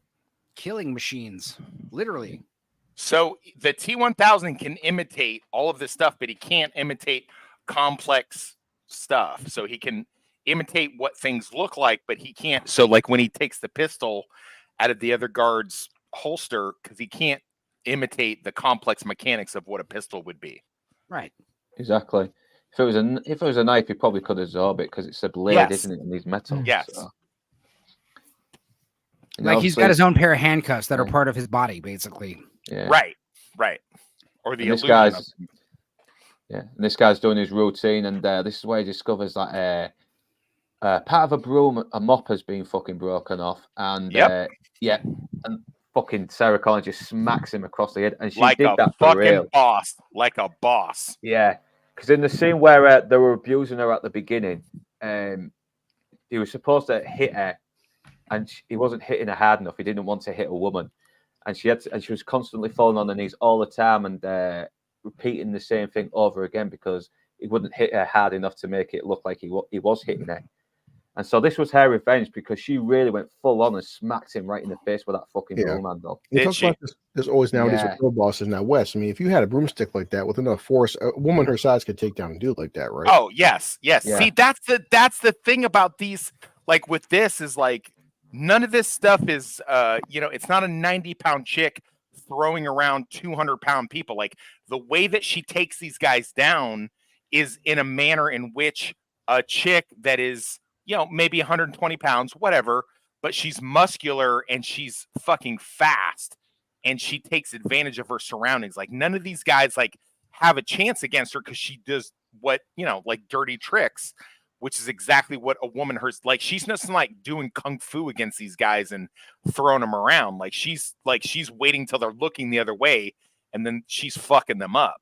Yeah. So, she's smart enough to know. Yeah. She's smart enough to know that these guys are fucking bigger and 10 times more powerful than her. So she uses what she can to her advantage.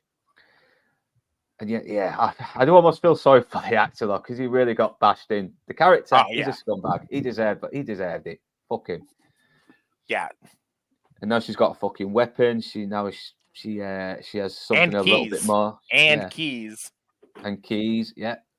Chris, did you ever learn the guard's keys when you were locked up? Did you ever learn which key opened what? No, well, because we're mostly in dorms, that's why. Oh, I used to memorize which key opened what when I was locked up.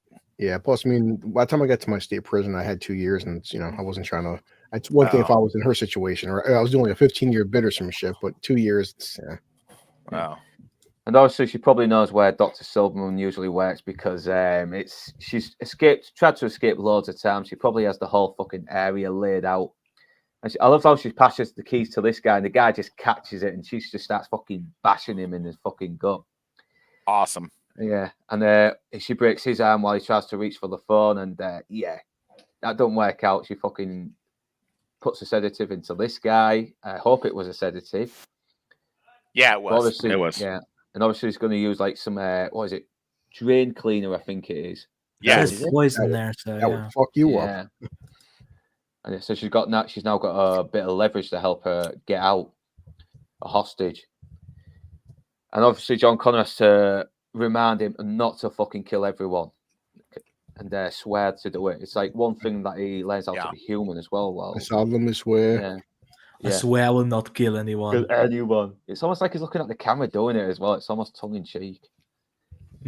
Oh, fuck, man. Yeah. I'd almost rather get killed than get shot in the kneecaps. I'm not going to lie. Yeah, that's going to be some painful fucking shit. And plus, like this came out, my dad busts out laughing. He just shot me, so he'll live.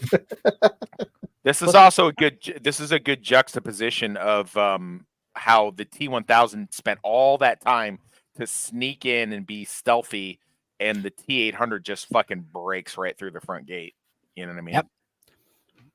Loud and proud, brother. Loud. And I also like that he takes the 2 magazines off of the guard at the front and keeps them. That's because he needs them, doesn't he? Plus, he's a Terminator, isn't he? He's going to figure out that we're going to need as much fucking firepower as we can because we're up against practically almost an invincible enemy. Yeah. Yeah. Yeah. Plus, sorry. This guy could almost get fucking. This guy could probably die as fucking shock or blood loss because Yes. Anytime a bullet enters your system, you have 2 different ways you can die. You can die of shock from the bullet penetrating your body. It sends like a shock wave through your body.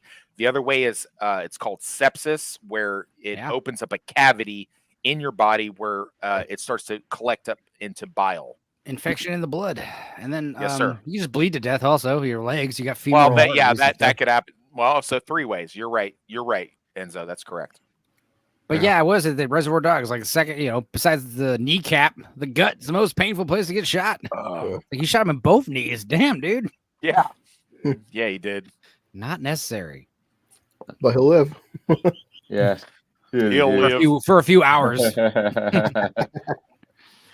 Yeah. Even if he lives, it's like I definitely took like a decade off his lifespan from the trauma. Yeah, for sure. It's like, when an old lady breaks her hip, they say, well, her life expectancy is just like halved. It's the same thing. Yes. I fell down outside of a fucking breakfast place the other day, like about 2 months ago, and my knee still fucking hurts. Did everyone laugh at you? They did. They were laughing. Okay, yes. That's good. They were. Because if you fall down and people laugh, that means you still got it. If you fall down and everyone's like, oh my God, are you okay? That means you're old. Well, they did both, unfortunately. Okay. So they laughed and they were concerned. You catch that early bird special there? Go fuck yourself. I'm only go fuck yourself. I'm not that old, you piece of shit. So I'm just trying to find the scene where you're good. You're good. Yeah, they're trying to come across the fucking. Where the fuck is it? Her attempted escape, which to be fair, it's only attempted escape because the Terminator shows up. Otherwise, she would have made it right out the fucking front door. Like, so her escape from here is fucking legendary. It's well thought out. It's, it's convincing. She doesn't do anything that you think that she could not possibly do. Like all of the stuff that she does is like, okay, I could see her taking a paper clip and breaking it in half and opening up a couple locks. I could see her getting the drop on this fucking overweight guard. I could see her, running a game on, Dr. Silberman and the crew. Like none of it is, you never go, oh, that's Cap. There's no way she did that. It's a very logical set of events. Like it's just progresses very smoothly and it just makes sense for the character instead of like her going all, I don't know, Marvel character, superhero, throwing guys around sort of thing. Right. Plus, you can really tell that she's because she knows the future's happening. They're all dead to her anyway. If she fucking kills one of them, it doesn't matter, does it? Exactly. So it's just like, you know what? At the end of the day, I'll try to not kill you guys if you get in my way, but you're all dead anyway. So she really fucking killed Dr. Silverman. She would, and she has a good fucking reason as well, apart from the fact that everyone's gonna die soon, because he's fucking dehumanized her. He's broken her. Everything. He's treated like fucking less than human. And obviously, when she sees the Terminator, James Cameron does the whole slow motion suspenseful thing this once again. Also, once again, not the scream you think she'd come out with, but she does like a very like feminine, girly. Scream. It's like she reflects back to her old feminine self from the first one. Yes. Before she became this warrior woman. It's like if it was done today, she'd almost like stop and do a quip and be like, I was waiting for you to show up, or like, you know what I mean? Like, that was stupid. Oh yeah. Yeah, I hated that in fucking I've been waiting for this moment. I've been waiting 10 years for this. Yeah. I really hated in Dark Fate when she just showed up out the truck and just blew the fucking other fucking T1 X guy, whatever fucking name it was. Yeah. I'll be back. I'll be back. Yeah. No. Less energetic. I'll be back. I'll be back. I'll be back. This is another Tuesday for me. No biggie. I'm just here for the paycheck. Yeah, and she does almost fucking lose her nerve because she almost gets caught again and doped up, but then fucking Terminator saves her, and she's real surprised. Why the fuck is John Connor here with the Terminator? My son. I know she's got the T-1000 chasing him as well. She's like, they get to the lift, and she's like, "What the fuck is it? What the fuck is going on?" Yeah, and she automatically reaches for the Terminator's gun and shoots at the T-1000 instead of trying to kill the Terminator because it's fucking pointless anyway. Right. So they make their escape. The T-1000 fucking almost tries to kill John, but he fails. And now everything seems to be a little bit more calm now. Just getting these slides right up again. Give me a second. You're fine. You're fine. Also, right there, kudos to Sarah because how fast she adapts. Because she within like 10 seconds, she understands the fact that this one isn't here to kill me, and the fuck T-1000 is because come with me if you want to live. That's one of the few times where like reusing a line from the original has like more impact. It's like, oh my god, yes. We definitely see later. Obviously, she still doesn't trust it, but right now in the moment with your adrenaline pumping, she's like, okay, I'm not fucking stupid. The one behind me that just walked through the damn metal bars, that's the one we have to worry about. Correct. Here we go. Affirmative.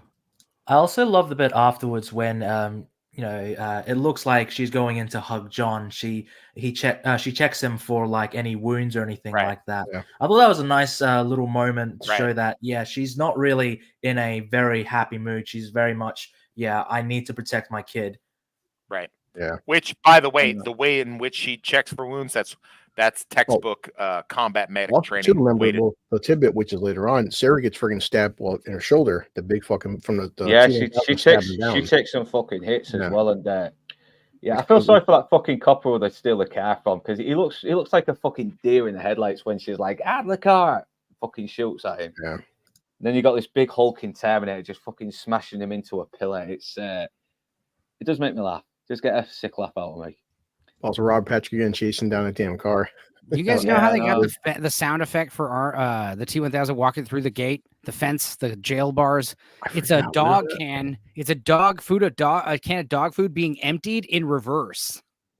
Oh wow! Shit, wow! Yeah, there's some great Foley work in this movie. There's so much Foley too. All of his leather, all the sound of his coats, all the footsteps, like everything in this movie is like Foley, which is like really impressive.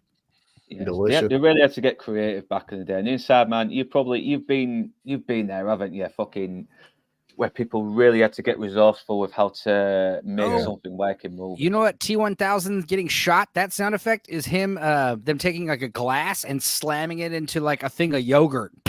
So you're getting like this like splatting sound. Yeah. It's funny how little mundane things can be used to make impacts, like Evil Dead, where she gets stabbed in the the Achilles tendon. It was just an apple. That was just the sound of an apple that they put a pencil in, just squished it around. That world famous punch sound that you've heard in so many movies is like a broomstick hitting a big thing of celery. Like that big. I do like his even though it's 100% inaccurate. I do like his very specific way of doing pistol shots and any kind of bullet sounding hitting anything. It's very specific. It's not realistic. No, it's not. Arnold's shotgun is two cannons. It's not even a real shotgun sound. Yeah, it's extra loud. But however, it does get the other chick that he was married to for a little bit, Catherine Bigelow. Yeah, she utilizes the same technique in a lot of her movies, including Strange Days, which came out a few years after this. So, what's funny is this is funny. She tells him like, "Hey, drive the speed limit so we don't attract any police." But then the driver with like no headlights on, so it's like, redundant. But that's not redundant because they wouldn't see it. Well, yeah, but assuming you drive past a cop, you're getting pulled over. But yeah, she says the speed limit thing during the day. At night, she doesn't question it. Oh, well then never mind. Yeah. Yeah, I like the Terminator is he's questioning what's wrong with your eyes. I know, like he's never seen humans cry. He's like, are you wounded? Why are you leaking? That little tidbit too. I like to remember the T-1000 where remember got the Terminator shot the piece of it off and it walks and like the piece like just goes up and gets onto its foot and shit. John throws it off back home to daddy. Yeah, and the thing is, he's got John Connor's DNA as well, but it never really comes into play. It does. Yeah, technically it does. You're right. I mean, but then John's a target, so it wouldn't get any advantage by mimicking stuff to be John. Because what would be? It has to be someone of equal size. So he turned out to be John Connor.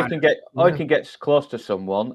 He can get close to someone he knows. Fucking kill them, pretend to be them, then get John Connor. You guys are so fucking smart. FYI, all of the gunshots they utilize in this are 100% accurate. Every time they utilize ammo, like the 45 ACP Colt Commander that she utilizes it's exactly how many rounds it would take. The 10 gauge autoloader that he utilizes, that's exactly how many rounds you would have in that. So I love it. Yes, I'm here for it all day. I love this next scene. Plus, asking this, does John Connor get the reloading scenes right as well? Because he's obviously James Cameron did not want him to have him firing guns, but he still needed him to be show potential as the human of the resistance. So just have him like reload guns and that's it, clean guns. Just let him know that he still. No, yeah. If we were in a high speed chase, I would love for one of you guys to reload my weapons while I was fucking blasting at the cops. I would, especially or at the bad guys, because I wouldn't shoot. I obviously would not shoot at a law enforcement officer because I would not. We get to put our hands down your pants too. So. Yeah.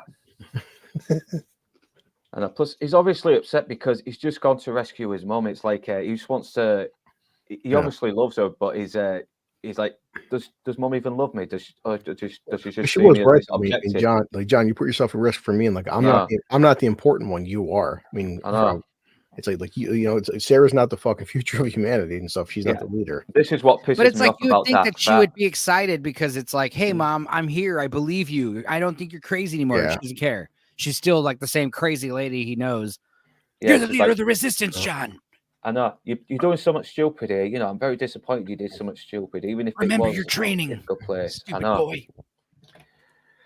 And it's just But this does piss me off about that Fate though, because she was real bitter about the fact that she wasn't important anymore. That movie doesn't exist. Right. I know. I haven't even seen it, guys. I haven't even watched it. I've only heard you guys. Don't watch it. Don't watch it. It's terrible. Sarah Connor would never be that fucking petulant. Right? I'm gonna watch it tonight. Please don't watch it. Just really? Don't. Enzo, please don't. Do you rewatch Enzo? No, you guys should just join me. No, I'm just kidding. No, don't watch it. Please don't watch it. I don't like this bit as well. To see what a bit of a sense of humor. This is great. Levity. That's great. Nice. Hey, nice spike. Even we're laughing at that, and there was laughs in the theater. But it's like, okay, you do realize he just killed that guy for that bite, right? It's a bit of dark humor, isn't it? You know, well, people didn't see it at the time. I think people weren't understanding what he's about to do. That's why.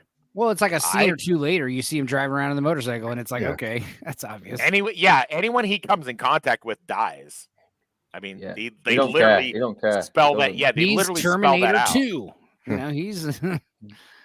Love how the Terminator just fucking just fucking throws John Connor around the place to protect him. It's like, watch it, numb nuts.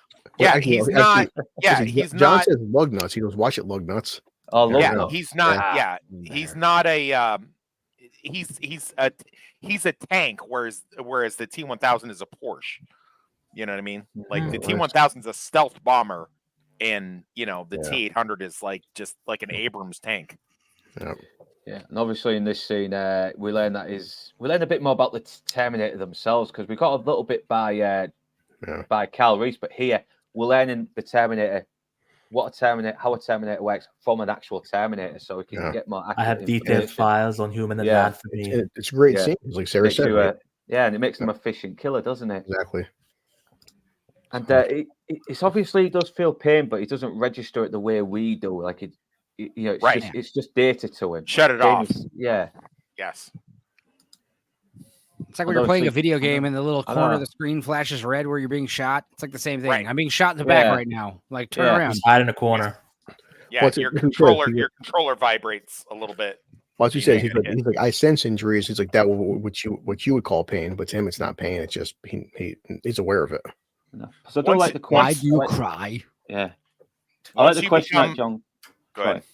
No, I like the question. I like the question that John Connor asks him as well because he's very smart as well, and he thinks, can he learn to be human? Because it would be more beneficial if he did pass as human instead of just walking around all robotic all the time. Yeah. But again, more paradox. Like, you're in the future and there's like a mysterious nuclear war breaks out. And they're killer machines, and there's this one guy going around knowing all the answers. Why? Because I've fucking dealt with him before when they were trying to kill me. That's why he becomes this great leader. Like, it's all cyclical. It's crazy. It's so funny but even Sarah asked, she's like, well, will these heal up? Yes, they will heal up. Okay. So it's like, so he can heal. Yeah, right. The theatrical version, it was different as well. Like the more interact with humans. The more interact with humans, the more I learn about them. And then it cuts straight to the next scene. And that's it. Yeah, where he does the overnight where he doesn't sleep, But this whole scene is cool and it's a great special effect, but I know. It just adds unnecessary. It's unnecessary. I know, because and it doesn't really waste nipples, either, does it? Oh yeah. Well, even John has too. John's like, how long do you last? 120 years. So they build them, last a long time. Right. But which has gone into more in the TV show. But yeah, when you go into combat, the first thing they do when they know that you're going to achieve when they know that you're going to go into a situation where you might actually have to take somebody out, they teach you combat medic skills. They don't teach you those things so that you can save somebody, although that does happen. They teach you that so you know how to kill people better. Yeah. And like when Cameron, like the building the lore, he's like, he's like, Arnold says Skynet presets the switch to read only. But of course, the future John set that to be he can adapt. It does, like you said, it does drag on a little bit, and even though it does show John Connor asserting himself towards his mum, it's you kind of get it anyway without it. But like I said, it's still it's like when your mom tells you to get rid of that dog, you can't keep the dog or the cat, and you're like, no, Mom, my pet. This is one of the only scenes I agree with Enzo almost like 99% on let's get rid of all this extra shit. But this is the one where I would say, not only because it's aesthetically beautiful, because they utilize this really weird technique of utilizing her twin. It's all this shit after this scene, though. This whole "I must destroy the chip" shit. That's too forced and heavy-handed, I think. I feel you. No, I feel you 100%. But this is one I can live with. The rest of them, yes, Enzo, I'm. It is the most tolerable of the deleted scenes. I will agree to that. Well, because it would establish how later on the Terminator would be adapting to John and learning. Because right. I agree with Toxic. I think if this scene was in, I would be like, it's a scene that's a bit long, but I can live with it. Whereas the other ones really drag the pacing of the Kyle Reese scenes are like, I hate them. Literally, I love Kyle, but man, I don't like it. Yeah. What about you, Inside Man? What's your opinion on this scene? Inside Man? He might be sleeping. He fell asleep. Well, yeah, but the whole CPU is this big, little chip. He's waiting for the right moment to say the best. He's going to drop a bomb on us right at the middle of nowhere. Yeah. But the stupid part, though, but Sarah doesn't want to bring him back, which is fucking dumb because Sarah, seriously, you want this thing on your side. Like, I mean, I get where she's coming from, but like, damn. You don't need it, do you? Because when you see in the next scene where Sarah Connor's smoking and the Terminator's just looking out the window till daylight comes, she already looks a little bit mistrustful of him, a little bit suspicious, and it's all on her face, and that's all you need, just a look on a character's face sometimes. Again, I don't want to keep sucking the TV show's dick, but I mean, they really show like if you can have a Terminator that's on your side, but they do have a few episodes where the chip gets corrupted and Summer Glau, the T-900, and she becomes a huge fucking threat to the team John Connor, I guess, for lack of a better term, and it's really a problem. So I could definitely see from a soldier standpoint her going, you know what, he's too much of a fucking liability. Like this could turn on a dime, and he could just decide to fucking like whack John in the fucking face. But of course, right now it's like, okay, them versus T1000. What do you plan on doing to that thing? Yeah. Well, dude, Inside Man, I have to say, while I was, quiet for a while, I went and made and ate chili cheese dogs. So Inside Man could do something like that. You guys didn't even realize it. I didn't know. Yeah, good job. We'll hear back from him. So we'll hear back from him. I started cooking a pizza in the oven. So I mean, you guys don't forget. That's some potato. It's like 45 minutes later. You're gonna be like, shit. Just like, I won't. Thank you, Enzo. I appreciate it. No, well, I mean, I have a laptop, so I just moved the laptop around the building. So I mean, fine. Yeah, I like this bit as well. Fucking Terminator. Dude, he hot wires his car in like 2 seconds. The fucking keys are there. It's like, are we learning the engine block off with his fucking palm of his hand? Yeah, we can also do a stream where I will show you guys how to hotwire a car that was built before 2000. I like how they got the Clark Griswold station wagon. Yeah, yes. It's less inconspicuous, isn't it? It feels like a big fucking Land Rover or and it can haul weight too. You can put some stuff in that back area.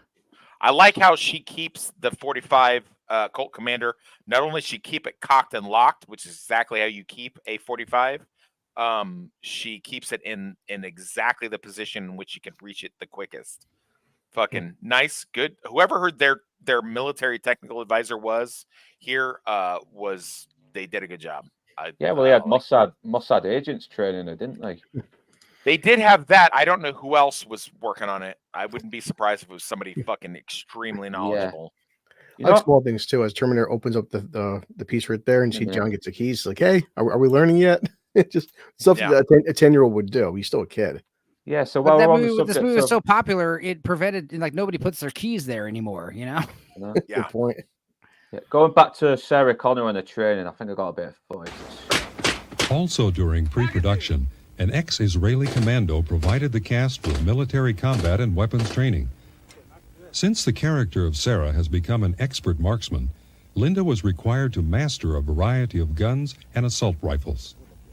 It was really like entering the military and learning the mindset and coming up against myself in a big way. That was even more significant in terms of playing Sarah. Very good. She has so set herself down a concentrated path of duty, that she's lost all touch with her son. He said duty. Yeah. Good clip. Yeah. Good job, Luke. Yeah. I like that a lot. That was really good, bro. I know. I was trying to get the stream's halfway, guys. Good job. No, that was really good. End of EFAP. Yeah, I wish I wanted a fucking shot so I could get more of a fucking more of a picture on there. But it's all like a fan though. But still, no, that was good, man. Yeah, that was great. Thank you. And obviously, he's telling Sarah Connor, we've got to get far away from the city as possible, avoid the authorities, really just live like fucking hairmates, build a fucking shelter or whatever. Because the bombs are going to hit, aren't they? So they've got to get away from a civilized area as much as possible. Right. It's one of my favorite. I quote it all the time from Terminator 3. It was like, the entire Mojave area will sustain significant fallout. It's like, that whole area. Get away from there. And it's like Wes said right there. She tells him, keep it under 65. Yeah, don't want to get pulled over. Don't want to attract attention because every time what's the affirmative, dork? Yeah, every time I stole a car, I always keep it like 3 miles. Allegedly. No, I've already been convicted. Of it. Doesn't matter now.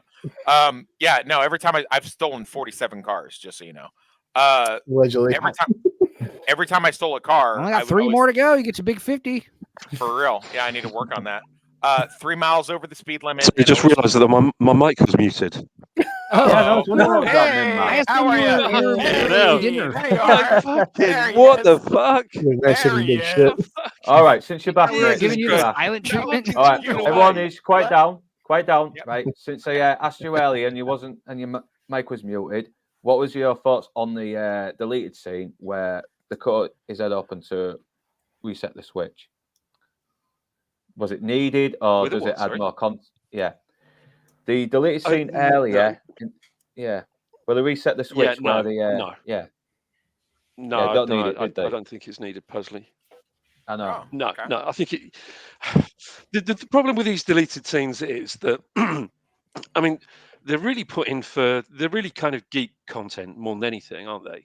Yeah. That's what they're really restored for. It's just that there isn't enough. We always want more, and whenever we know that there is deleted material somewhere, there's always going to be a demand for that extra piece of material. So they're always going to come out with a different version that's going to have a few extra scenes in, and then a few little bits are going to be tweaked. But for the most part, they're just not necessary. They do slow the pace down. I don't think they really add anything to the movie at all. So apologies for my mutedness.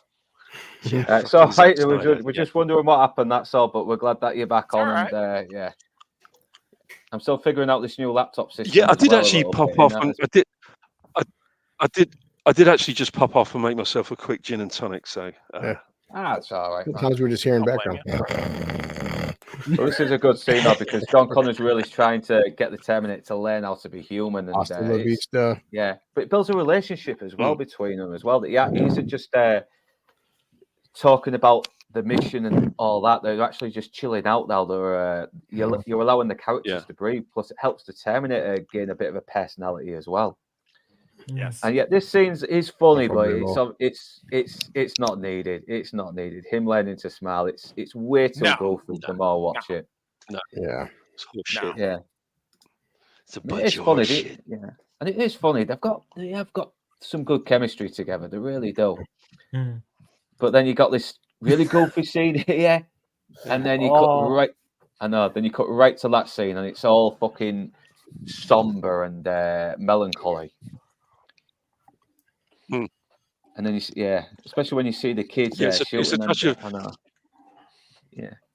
It's totally just like an interruption. It is. It's completely jarring. It's just an interruption. That's all it is. It does nothing. I know, plus it does. I think this could be a little bit heavy-handed, a little bit on the nose. We're not going to make it, are we? People, we mean. Oh, it's super heavy-handed. Yeah, it's heavy-handed as fuck, bro. Yeah. Which means he's not wrong. Yeah, but then again, no, he's not wrong. He's not wrong. It's just like you picked up a book called Philosophy for Dummies and put in the script here in a way. For that scene. Yeah. Because I think with grown-ups, we kind of get the idea anyway about how we're kind of a little bit self-destructive, and we can be very selfish, and we can destroy ourselves if we have the power to. But it doesn't ruin the film too much, though. I think we naturally just destroy ourselves. Like, we're all, drinking and smoking and fucking doing all this shit, eating junk food. What's the point? We're not even nuclear war, but just humans throughout history. I mean, it's not like war is something new. It's just that we have more technology of nuclear war, but we've been battling each other since the fucking dawn of time. Right. But we still survive. We still create and thrive. And obviously, Sarah Connor has seen that the Terminator could be a lot of use. He knows every fucking detail on how this war started, so she could find out more about him. So she just straight up asks him. I agree. This is the scene where she's like, okay, this guy isn't just a threat. He's a potential resource. Yeah. And then we learn about Miles Dyson and how his career thrives from this artificial intelligence called Skynet, which develops and becomes more self-aware and more dangerous and starts this fucking nuclear war. And if you're gonna do exposition, do it like this. Do it where you have someone who doesn't know something and they're talking to some kind of exposition, like because the Terminator wouldn't speak in normal terms. He would speak in expositional dialogue. I know, and it makes sense as well. Like you said, it does make sense. He's a robot. He's reading details off it's like he's reading pages, but the pages are in his brain. Right. And it was actually written as well. I think it was on the windscreen when the guy was driving, because the dialogue was so heavy he couldn't remember it all, so that he just read it off the fucking. It's also way scarier that we don't get like a flashback or something right here. Like it's all being told to you, and it's way scarier. Like the bombs start going at this time, and that's it. I mean, deal with it. One of the few examples where Tell doesn't show actually is very effective. I'm sure, like, very few. I'm sure, Wes would know this right here. This whole, like, as explained to Sarah, he talks about the military using more like automated drones, and just it's becoming this thing where you take out the human element. And well, it's also reminiscent to the first movie when Kyle Reese explains the backstory to Sarah in a car somewhere. Yeah, right. Yeah, Sky begins to learn at a geometric rate. While the first one was Kyle Reese giving us this exposition, we're learning it from the actual source of what's caused this once again. It's like it's like a little flip side to the first movie. Yeah, but I think what makes it doubly scary, I think, is the bland delivery. You know, the kind of matter of fact. Well, the matter of fact, as if this is gonna happen. This is what it is. You know, just 2 + 2 = 4. You guys are gonna fucking off yourselves because that's your nature. Yada yada yada. Yeah. Now, once again, this is back in '91 because when Terminator breaks down to Sarah that Skynet, when it becomes self-aware, it launches and it wipes out Russia. And first thing John says, why Russia for? Because he goes, Russia has a good counterattack to take out us over here. But their military is nowhere near our power, though, right? I mean, you are sorely mistaken, my friend. Oh yeah, the thing is, we have more nuclear weapons, but they have more powerful nuclear weapons. They have nuclear weapons that can take out entire swaths of states. No, it's still us and Russia. Like to this day, it's still us. We have enough bombs to destroy the entire planet like 50 times over. Yes, us and Russia. Yes, correct. Yeah. What about China? Are they the same? No, China's not even close to Russia. That's what's funny. Did you guys know in the event of a nuclear war, Russia would launch not 1, not 2, but 3 nuclear warheads to every city. So your odds of surviving are 3 times less than you thought originally. Right. It's called mutually assured destruction. They have so many nuclear weapons, and so it's so easy for them to do it. You guys would have permanent. If I told you guys exactly what the nuclear deterrent was, you guys would not sleep tonight. You guys would all have PTSD. If I told you what was really out there, you guys would never sleep again. You guys would go get on fucking Zoloft and fucking not be able to fucking sleep if you guys knew exactly how fucking close we were to extinction at any given moment. It was plenty in the 60s as well, because back then when the Cold War was about. It's like on the Iron Giant. There's no way to survive this, Mansley. It's like, what? It's like, we're coming up at the 3-hour mark, so we'll try not to get too off topic because here we're with Miles Dyson, and we don't really, like you said, this sucks. It does dumb. I know it does get us to know him a little bit, but like you said, we kind of get the idea. I don't care. I don't care about these black people at all. Like, I don't give a fuck. I'm sorry. Someone had to say it. Yeah, he's a guy. He's not really after nuclear destruction. He thinks he's progressing technology that will help humans, but no, he's wrong. Does he though? I think he knows he's progressing. He's getting rich, is what I think. I agree. And obviously, we come down to this. It's basically. Oh, cool! I get to show off my Spanish. I get to show my Spanish here. Yeah, I almost said this was one of your old neighborhoods, was it? Or your second neighborhoods? Your secret neighborhoods. This is more like what it was like where I grew up in El Paso. Yeah. True. True. Yeah. Plus, it does also bring a bit more backstory to Sarah Connor, like she has become this warrior, this warrior who's been military trained, and these people probably did help her. Yes. And in the original script, it was going to be an ex-boyfriend who she slept with to learn military. No, she slept with him. Yeah, she slept with him for sure. I don't know. Maybe I think John says that Sarah would shack up with pretty much anyone who would teach her. Yes. Yeah. And in the original script, they really delved into it, though. They really delved into it in the original script. He's a cartel guy that runs guns. She says, Enrique, estás aquí? And he said, which means, Enrique, are you here? And then she says, establo y carabaro, which means you're pretty jumpy, Connor. And then she says, tú? Estebo cobreba enablo, which means always like the snake. Excuse my terrible accent, by the way.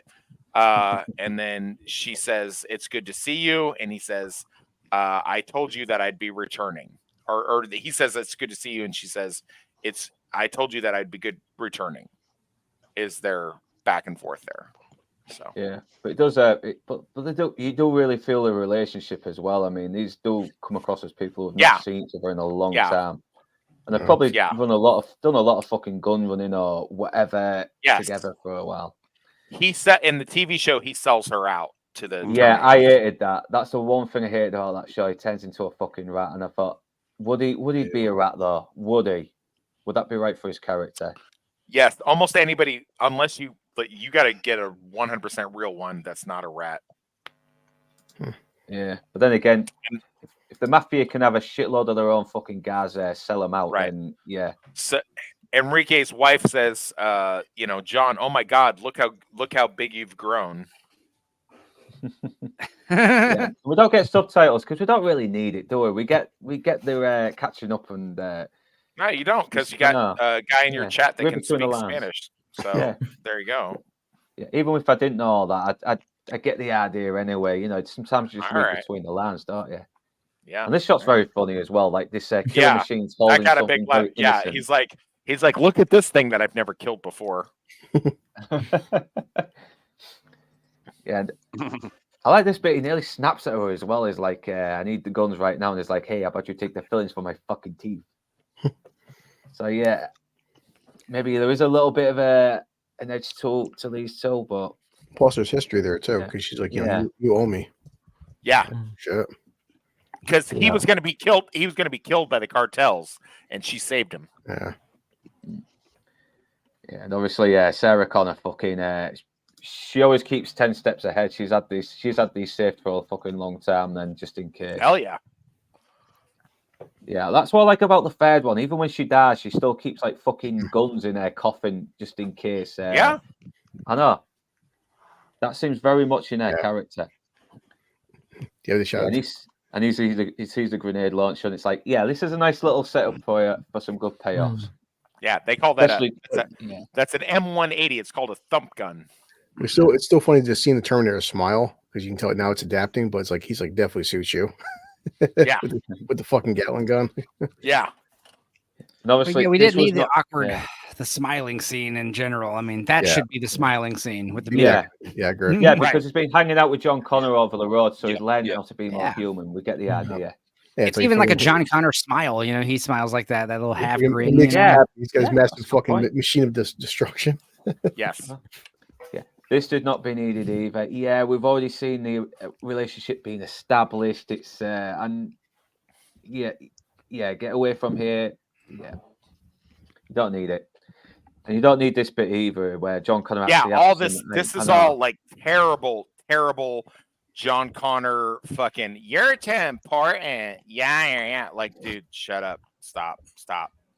I don't want to hear. I know because because we're seeing him evolving from this delinquent into this very responsible moral leader, and seeing him whine like that is a little bit of a step back to his character. Yeah, it's way too much. It's way too much dialogue. I'm glad they cut it. So let's move on. And yeah, we see the minigun, and he fucking does that smile, doesn't he?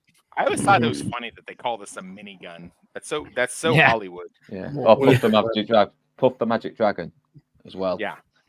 I think it should be like a minigun, like MANY, like mini bullets. If you guys could ever see what that does to flesh, it's fucking incredible. Yeah, because when he shoots at the police cars, even though he's aiming at the cars, come on, some of them have got to have shed some fucking police officers. Dude, like that thing, I have seen that thing rip Iraqi flesh up. It's fucking epic. God, so it sounds like it's getting hard on over there. Yeah. So talk about add-ons. This next scene with the whole "You Never Cry." This is the only scene where John Connor's like actual recorded voice is used, because he was ADR'd in post because his voice changed. Really? Correct. No. So this is the only time where he's like, "You crying?" He sounds like a little boy. Yeah, because he was fucking going through puberty while they were making this film. It was like, Could have picked a worse time to cast him. I never had puberty. Well, they didn't know. Yeah. His voice drops. You know, it happens out of nowhere. I'm ready for my take, Mr. Cameron. Like, oh. I'm ready to be on set. Hey. Remember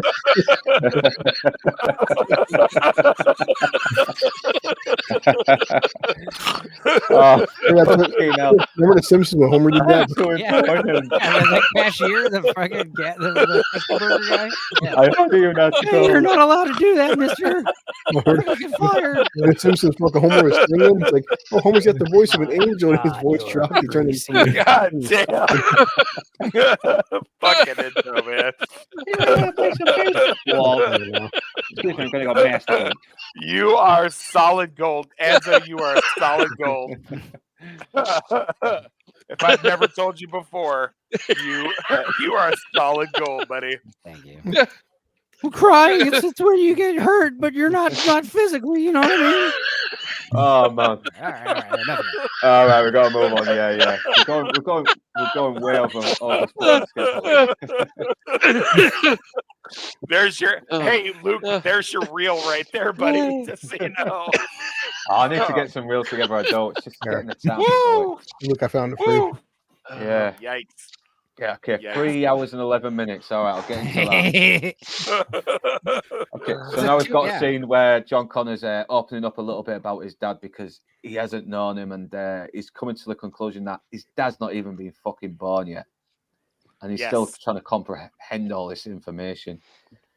And she knows her mum still cares about Kyle Reese because even though the relationship was short-lived, he's been the only guy that ever really mattered to her. He's been the only guy that would go out his way to protect her no matter what.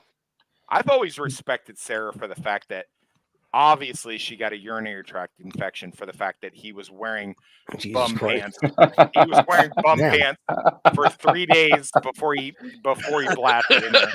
And you know, she was just like, I still love you. I know that you gave me a UTI, but you know, it is what it is. I love the fuck out of you. Yeah. Just me? Okay. All right, just me. All right. Well, then you guys have never given a chick a UTI because they don't usually forgive you. Yeah, I mean, we have. No, can't say I have. Okay. I like this bit where he's doing the half bars and he does that too slow, and the Terminator just looks like him, like he's just like he's been insulted. How dare you? I know. I still have two. If I weren't programmed to, I'd fucking crush your head with my hands. Yeah, it looks like someone was taking the joke way too fucking seriously. Can I admit to you guys that with my dad in prison, watching this scene right here fucking brought me to tears when I watched this in the theater because I heard saying how like he's the only father that would step up. Yeah. You know what I mean? A robot. I was like a little tidbit too, where remember right there, like Terminator slaps down John's hand. He's just like, I know. Yeah, it's fucking metal. All right. Yeah, he only gave him like 5% power, but still fucked his little hand up.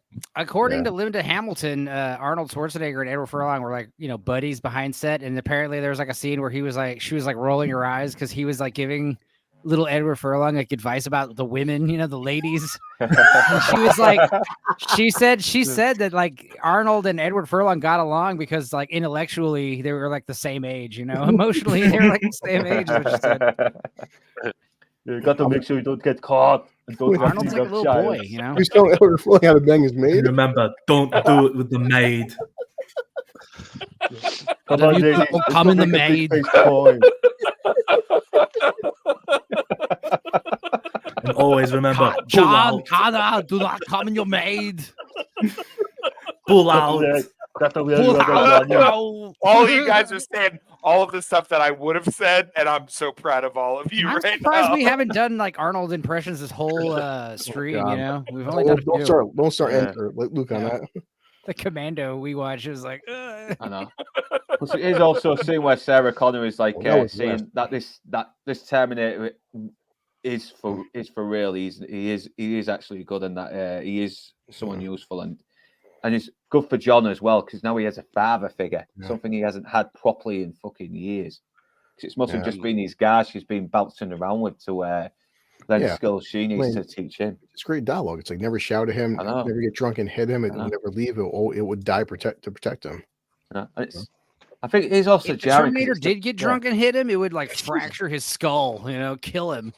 Oh my god, you've not seen the Robot Chicken sketch, have you? Where the Terminator decides not to fucking kill himself and decides to be his dad, and now he's like a fucking abusive drunken arsehole to him. You know what's magical too? This entire scene with Sarah's voiceover, it's all of 45 seconds. And it's amazing how much you can fucking cram, how much dialogue and emotion, and like, you know, the music changes. And that's the problem nowadays is guys don't understand. You don't need a fucking 10-minute sequence. It just that's what you need. This is the first time that goes on. This is the first time we're hearing the narration after such a long time since the beginning, and it almost comes out of nowhere, but you kind of go with it anyway, because it does lead to this really fucking awesome scene, and it still scares the shit out of me today. Pacing wise, it works because like you have narration at the beginning, the middle, the end. You know, and it kind of works best. That's how you should do voiceover. Hey, you know, voiceover throughout is annoying. I mean, because right now we're biocounts we're at the halfway mark. I know, and she's obviously looking over, and it's almost like they're in the same position as she is, but they've got a happy family, and she hasn't had that with John. It's been very, she's been very estranged and alienated with him. And this is probably still a scene that scares the shit out of me even today because of how accurately it's done. James Cameron actually had someone write to him saying, this is what would happen if a nuclear warhead would fucking hit the city. Something movies don't get right is when the flash goes off. Yeah. Everything is lit on fire instantly. Like the trees nearby, it's all you're done. You're done. You're done. I know. Typically the flash. I know, look, there's like a everyone's whole smoking up, aren't they? That is everything's on fire immediately. The entire temperature has increased to like 10,000 degrees and instantly. I know, and that is a fucking good puppet as well. I mean, you almost look like she's on fire because you can see right here little bits of skin's just fucking flaking off as well from the flames. That's made it worse too, because like the fact that she's at a playground, it happens. Just you know, that's what happened in Japan too. They the mothers would cradle the kids, thinking that they can like protect them from the. You don't even realize you're both just burning to death. Imagine having this dream every single day for 10 years. How bad would that fuck your mind up? Yeah. How bad would you have PTSD? Like, you know, like, look, sociopaths like me don't get PTSD. But like, imagine a regular person. Like, imagine if you were a regular human being and you had this dream every fucking day for 10 years. You would be fucked up. I know, and that's exactly what. After so many years of having this dream, it's what really drives her to decide to kill Miles Dyson, because now she knows who is responsible for it, and now she knows a way where the nightmare can finally stop. So she's going to take that action, no matter how fucking inhumane it is.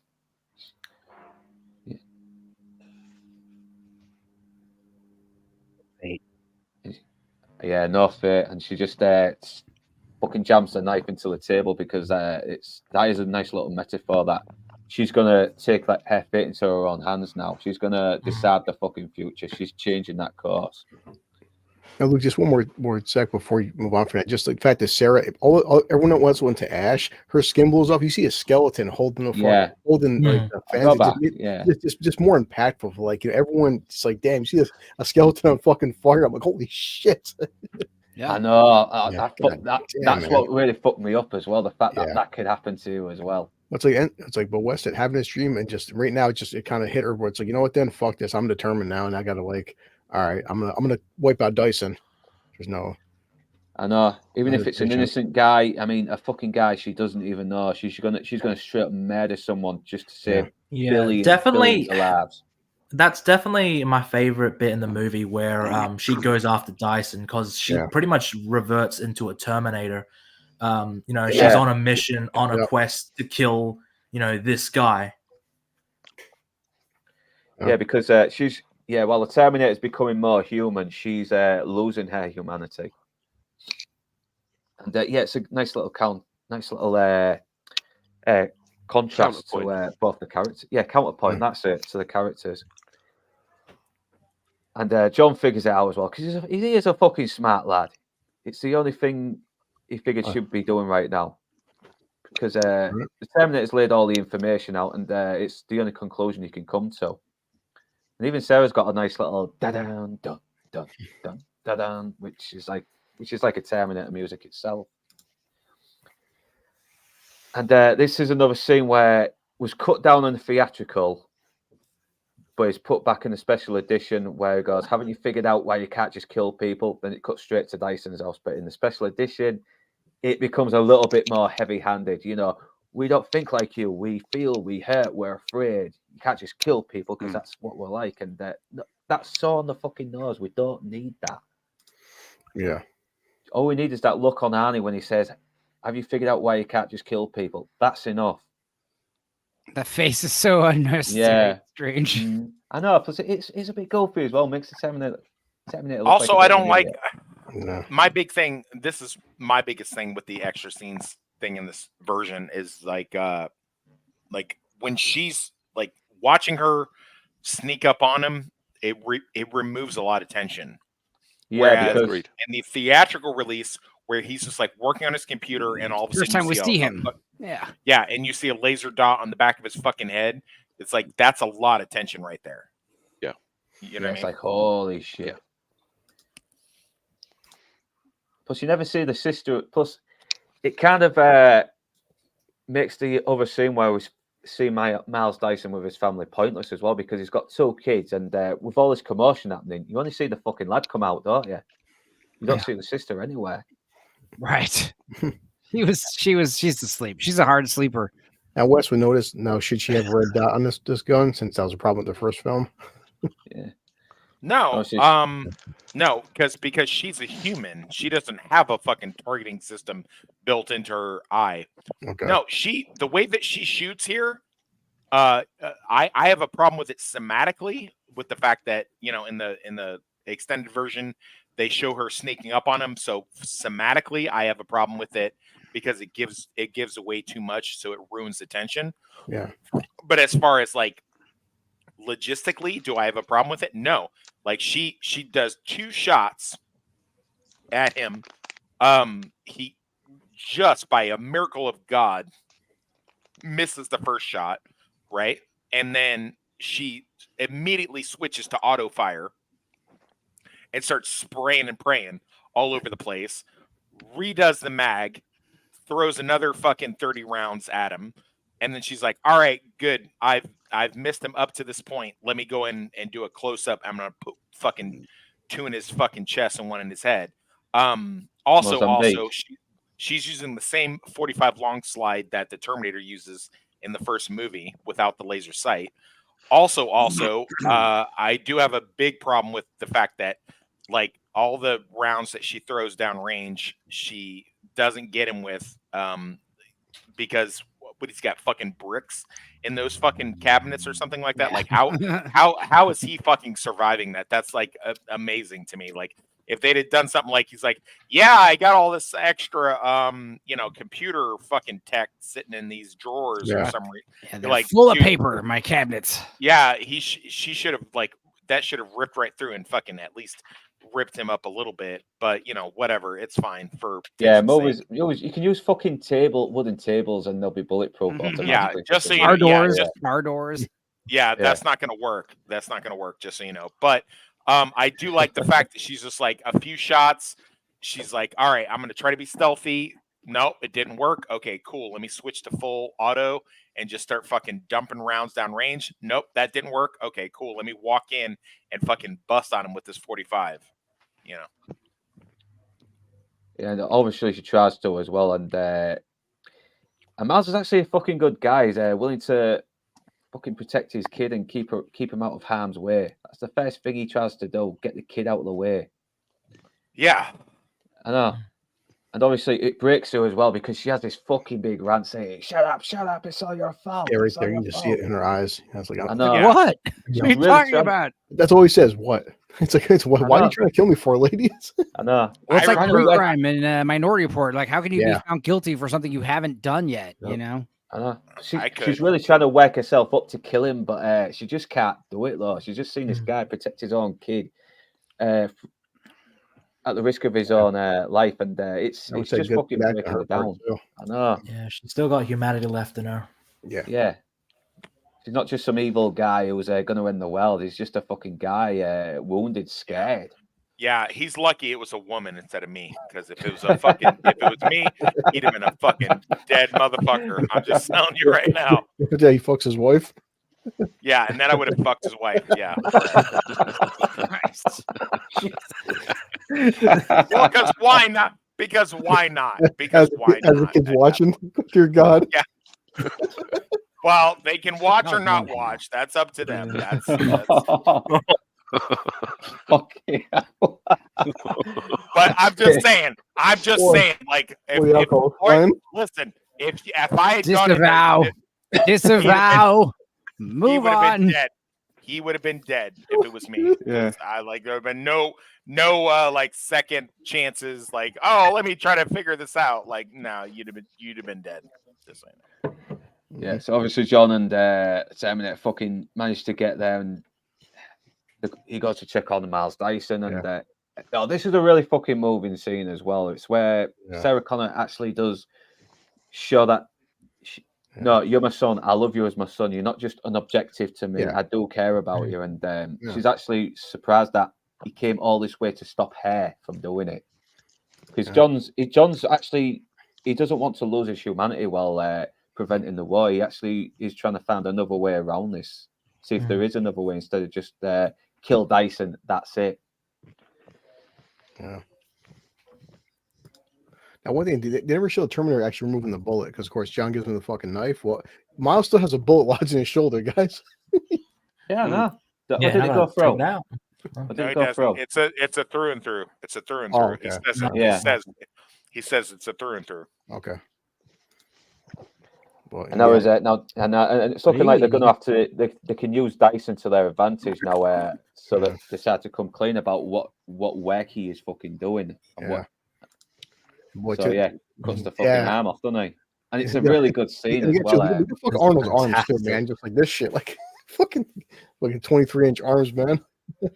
And obviously, it's a retractable knife, though, isn't it? That's just squirts loads of fake blood around, and then it cuts to the puppet arm. Man, and you can sort of see the strap there as well.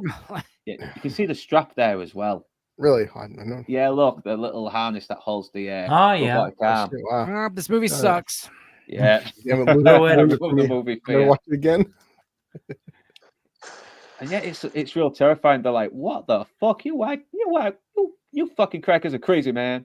I love the two reactions that they both give. Miles is very like, "Oh, so this is what it's this is where it came from," because he already knows about the arm. Yeah, she's just terrified, and I love that.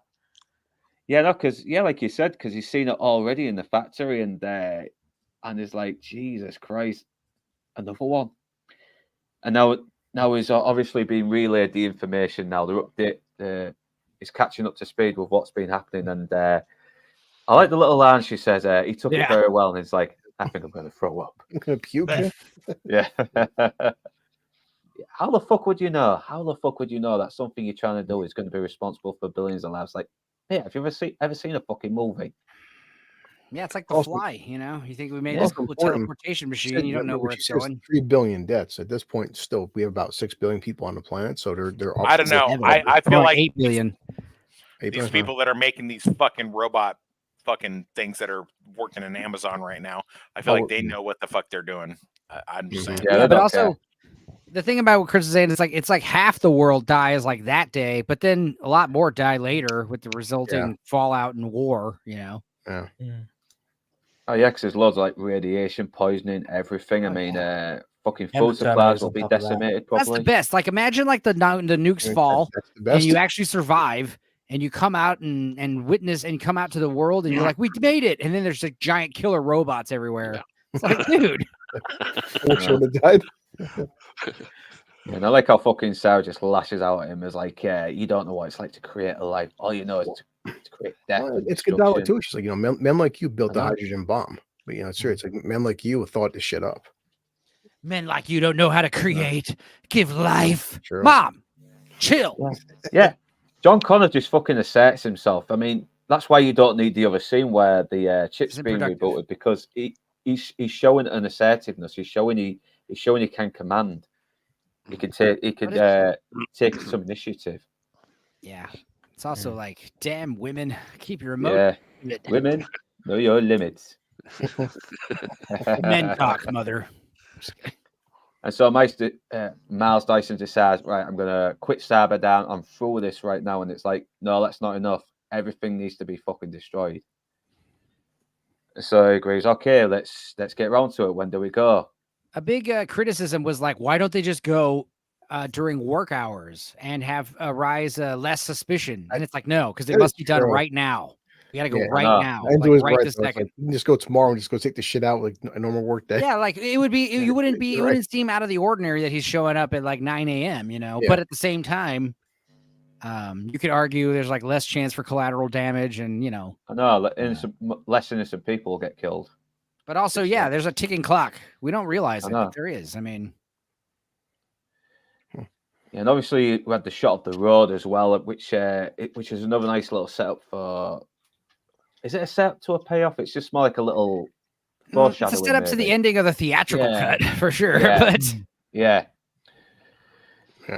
Obviously, you're trying to look right out the window. Yeah. And I've just noticed as well when I was doing this coat is. I don't know if this is Carol Reese's coat that she saved in Enrique's fucking storage, or if this is a coat that's very similar.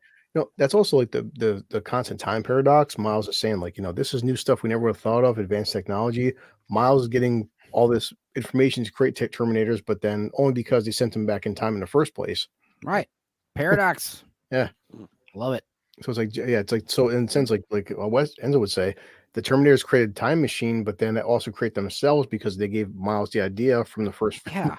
It makes no sense. That's why it's awesome. Yeah, obviously they're trying to break into the fucking system, but everything's locked down now because these guys have just been caught out by this other guard. Is that a camel? I know. A camel? I heard a camel. Camel, huh? Yeah, Miles is almost about to throw in the towel, but she's like, no, we go all the way. We got to get this fucking done no matter what. And once again, John Connor's hacking skills come into use. This time he's not doing it for selfish reasons. He's doing it for the good of humankind. I love that. Yep. Payoff. Fuck off. Payoff. Fuck off. Back to the beginning. Here we go. Back to we got only bastards sometimes. Let's start over. Let's just start over. Let's keep going. going. Let's start talking about it. Hey, so in Galleria, they go to the Galleria and we'll be here till 4 in the morning. We'll be here till sunrise tomorrow. Hey, remember when he walked into the biker bar? It's crazy.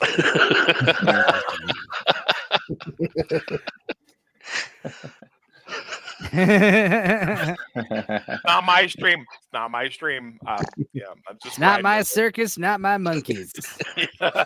I'll fuck the monkeys, however you say. Whoa, what the, excuse me. Whatever you do, don't fuck the monkeys. Fuck the monkeys.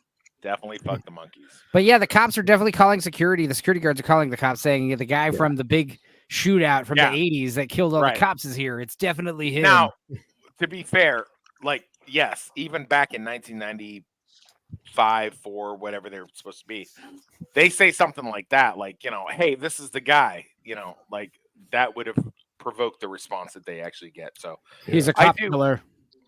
Right. You know, I like that. I like that where they just like show up whole hog. You know, it's pretty awesome. Said whole hog.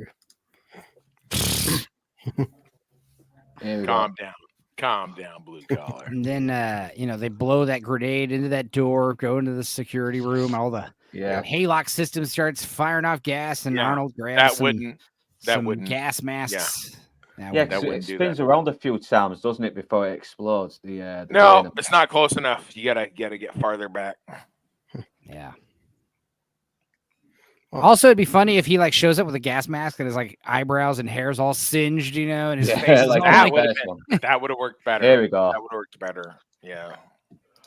There we go. Mm-hmm. There we go. All right, there we go. Bloody damn Chromebook. I tell you. Only 45 more minutes of the movie to go, which means an hour and a half of the stream. So we'll be done around the 5-hour mark, I bet. Yeah. I swear I did not fart in those gas masks. So put God damn it. What are you doing? And the first appearance in a long while into the film of the T-1000. And this scene is in the theatrical cut, and it's great. Yeah. You know? Yeah. No, what's going on like here? a lot of people had forgotten about the T-1000 at this point. They're just like, No. oh, wow. Oh, shit. Oh, yeah. It's like, oh, yeah, he's still there. He's still there. He's it's been like a full hour since we've seen him. I know. The main threat. Yeah, but that's okay. Like he makes up for his absence later. It's not something that it's not something you go, oh fuck, where's the T-1000 been this like that? Like we've had other shit. You're kind of glad he's like not sticking around too much. It's like he's a big headache. Plus, this was in the special edition as well, not the theatrical, where they're just smashing things up, and Miles takes the axe, and it is a nice little scene as well. It's like all that time I've wasted, I'm gonna just fucking decimate it. Fuck all my work. Yeah, let me break some stuff. Yeah. Who said you're the only one who gets to break stuff with an axe? Plus, it's like him letting go of his ambition as well, in a way. And obviously, the cops are showing up now. They're fucking surrounded, and John's hacked the place. He can get the keys in to get the fucking chip and the arm. He's hacked the mainframe. Yeah, and he's warned the cops are here now. So now Annie decides I have to kill the police. And it's like, wait, you swore. You swore you wouldn't kill anybody. Yeah. And God, this scene's so fucking awesome. Oh yeah, this scene's amazing. I mean, just FYI, using that helicopter gun, there'd be almost no way you'd miss. He definitely wounded some people. Yeah. No. He didn't kill anyone. He didn't kill anyone because it was 0.0. Okay, no killing. Okay. No, that would kill people in real life, though. It would. Okay. Look how many. But I've actually seen that. I've actually in real life seen that weapon turn people into hamburgers. Yeah, just standing next to a round going off in the ground can like fucking cause like shrapnel to fly into your body and stuff. It's bad. Correct. That's curious, Wes. You know how much those things weigh? Like 85, 90 pounds? Those things. Okay, so I'm sorry to ruin this for you guys that watch movies. You're not supposed to hold those things. Okay, you cannot hold those. Those are you literally could. I guess a Terminator could, but like a real person, like in Predator, like you cannot. But in Predator, he's using a smaller version, though, right? His is like he's not. Barrel. You cannot pick up and hold those things. The battery pack alone is like fucking like 900 pounds. Awesome. So like in order to make that thing work, so that's why they call it a helicopter gun. So you cannot pick it up and use it. It's not possible. So I mean that's some Hollywood shit. Yeah. But I mean it looks cool as fuck. I'm not gonna lie. I know. But like you could not pick it up and carry it. But then what the hell was Jesse Ventura using in Predator? Helicopter, a movie make believe, a movie like a movie. Like it's not real. So. But plus this would fucking kill people as well, even though he's aiming at the cars. I mean, there's got to be some shrapnel, like metal shards from the car. Correct. When you hit something with a bullet, the bullet, like even if it doesn't hit you, it hits something else, and what happens is the thing that it hits creates what's called shrapnel, and that shoots around you. So, like, say you're standing next to a wall, and it hits the wall but doesn't hit you. It still hits the wall and creates like a chasm, and the remainder pieces of plaster, metal, concrete, whatever, they come spraying out at you. So that's what happens. Splinters in my eyes. Yeah, no, I didn't kill anybody, but I did blind a few people. Yeah, it's like he didn't aim directly at him, so good enough. Yeah, so they're getting the arm now, and I like that little arm. We've got Skynet by the balls now, don't we? Did you just assume Skynet's gender? Yeah, Skynet. Skynet fucking pops up in the comments going, "It's man, it's man." It would make more sense that Skynet has like a female voice, like in Salvation or whatever, Yes. It's probably. I'm just trying to help. You're making everything worse. Stop it, Skynet. Yeah. So they've now set up the explosions, and Miles gets the detonator. Who's going to pass it to Sarah? But now the fucking cops come, and we get a fucking Ebony alert. Jesus Christ! Once again, never escape. An Ebony alert. Yikes! Yeah.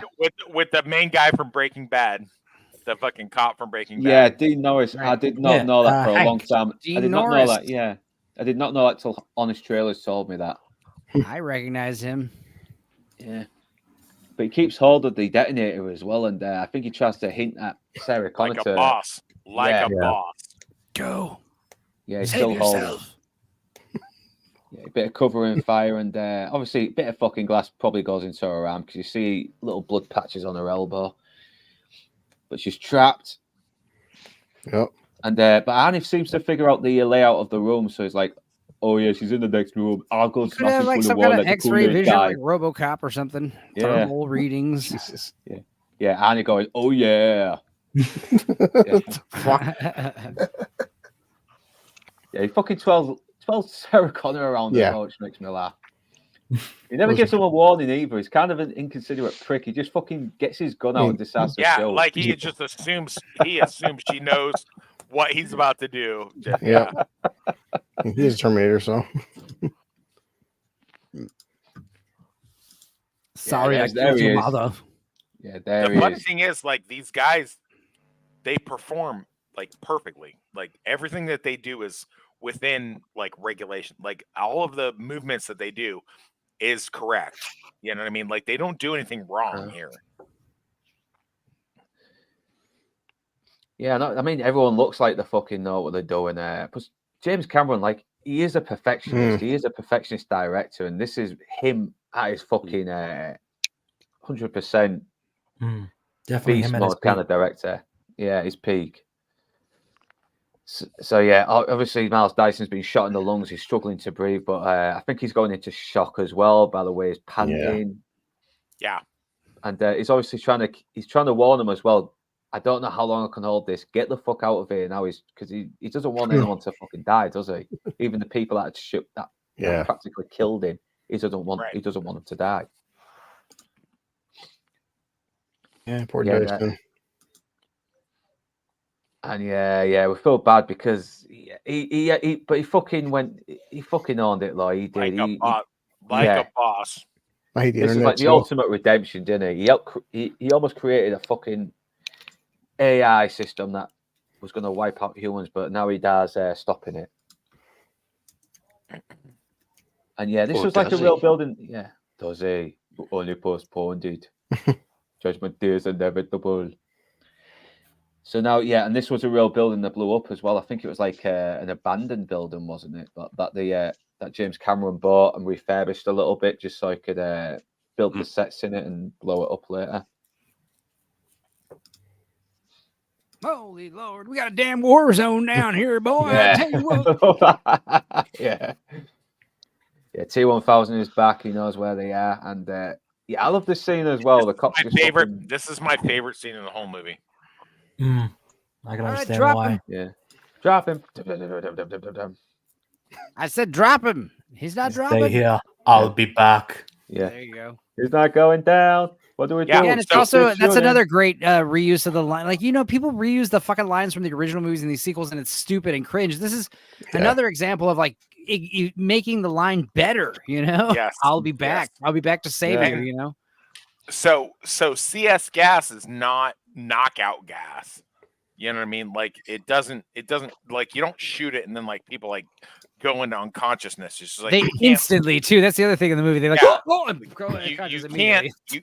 What happens is you can't breathe and you can't see. Like that's what happens when you join. Oh, it burns your skin too, right? Not too bad. Not really. It's mostly like, and you can develop like even a regular person that's not a cyborg can develop like, if you've been hit within enough times, you're like, all right, I'm over this. It's whatever. So not me. Damn, what's going on there? That's not me. That's not me. I have no idea. I should have still from TikTok if you want for Dyson dying. But yeah, so like the CS gas is just like, you know, it's more like an irritant than anything else. And somebody like Sarah that, you know, she's probably exposed John to this. So it's just like them sharing a pro mask together is probably not, it's not that bad. Yeah. Yeah, well, she probably has to teach him because there's always a chance that he might be in that situation. So yeah, get him used to it at a young age. Yeah. I'm just picturing Sarah Connor like macing her 8-year-old. You're gonna be a leader someday. Now this scene, the first time I saw this was on TV, and they really cut down this scene where he was kneecapping all the coppers. Yeah, because there was some shit that was going down with the IRA, and there was capping people around that time as well. So yeah, they thought since it was happening, I'll tell you what. As someone who has been a team leader on a SWAT team before, like you give somebody like get down on the ground, put your hands behind your back, get down on the ground. That's it. Okay, drop them. Like you get 2 chances, and then that's it. We're gonna light you up. Yeah. So if someone says get down on the ground, drop them, you do it. Let's say the Terminator shoots some of these guys in the knees, and one of them happens to die. Does he like go into like hardcore like computer seizure? You know, because he like disobeyed a direct order and like malfunction. No, because he only knows what happens in that moment in time. So. All right. Yeah, and I think he shoots a guy in the ass here with his fucking grenade gun. No, just paralyzes him from the waist down. Yeah, he'll live in a wheelchair with a colostomy bag. Yeah. It's a scene right there. Tell Sarah and John stay here. I'll be back. I really like that because all of the SWAT team guys' mechanics are plausible. And then are you okay? Are you all right? all of the SWAT team guys, you make I'm not going to get any use your contagious laughter in then.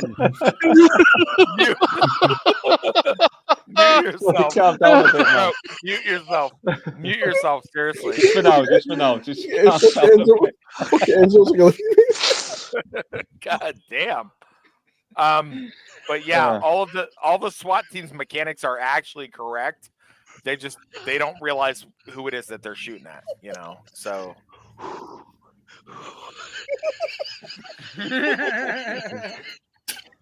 right, stop it.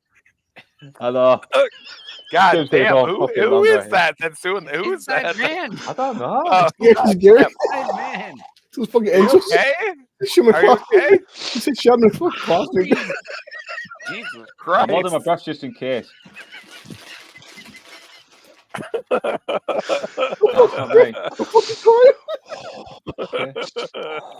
happening? That's fucking weird, isn't it? What's bad fucking West that goddamn rope? What'd I do? What did I do? Jesus. The fucking thing with that rope. Oh, the rope. Okay, yeah. I'll be back. What's going on, Luke, right now? Okay, yeah. So he's using the grenade rod. No. He's stealing the fucking van. Right, I'll just go while laughing. Okay. Be a professional.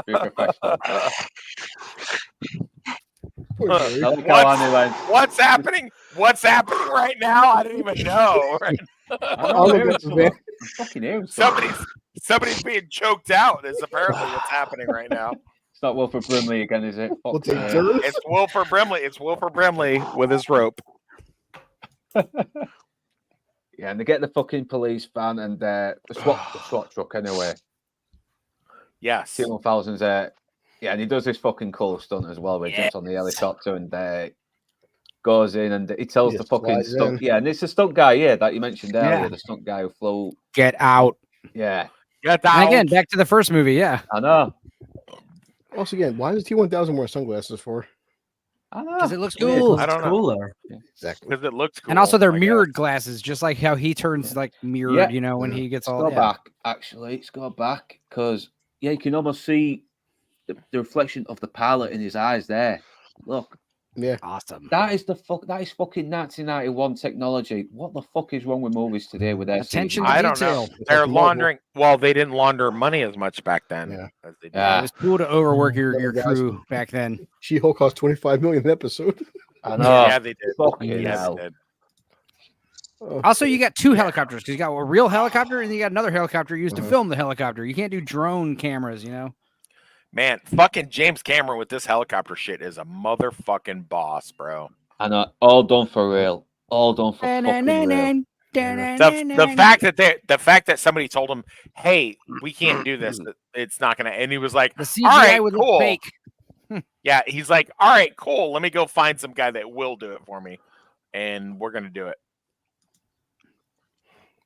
I know. I will get to that in a minute. And obviously, Sarah Connor's put John and a bunch under, covered in a bunch of bulletproof vests to protect him. That from would any not stray work bullet. at all. No, that would not work. Yeah, he's correct. That would not work. Yeah, it's only useful for a limited time. I mean, even if you do have a fucking vest on, you can still penetrate, can't it? Yeah.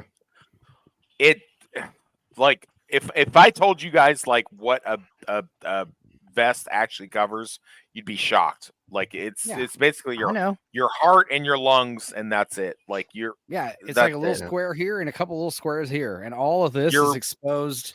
All of this you're more likely to get hit outside of the vest than anything else. It's crazy. So we have to see the helicopter scene right here. Yeah, it's such a fucking cool scene as well. And Sarah Connor's just fucking owning it. The training really has paid off. She looks like she knows what she's doing. She does look like she looks like she knows what the fuck she's doing here.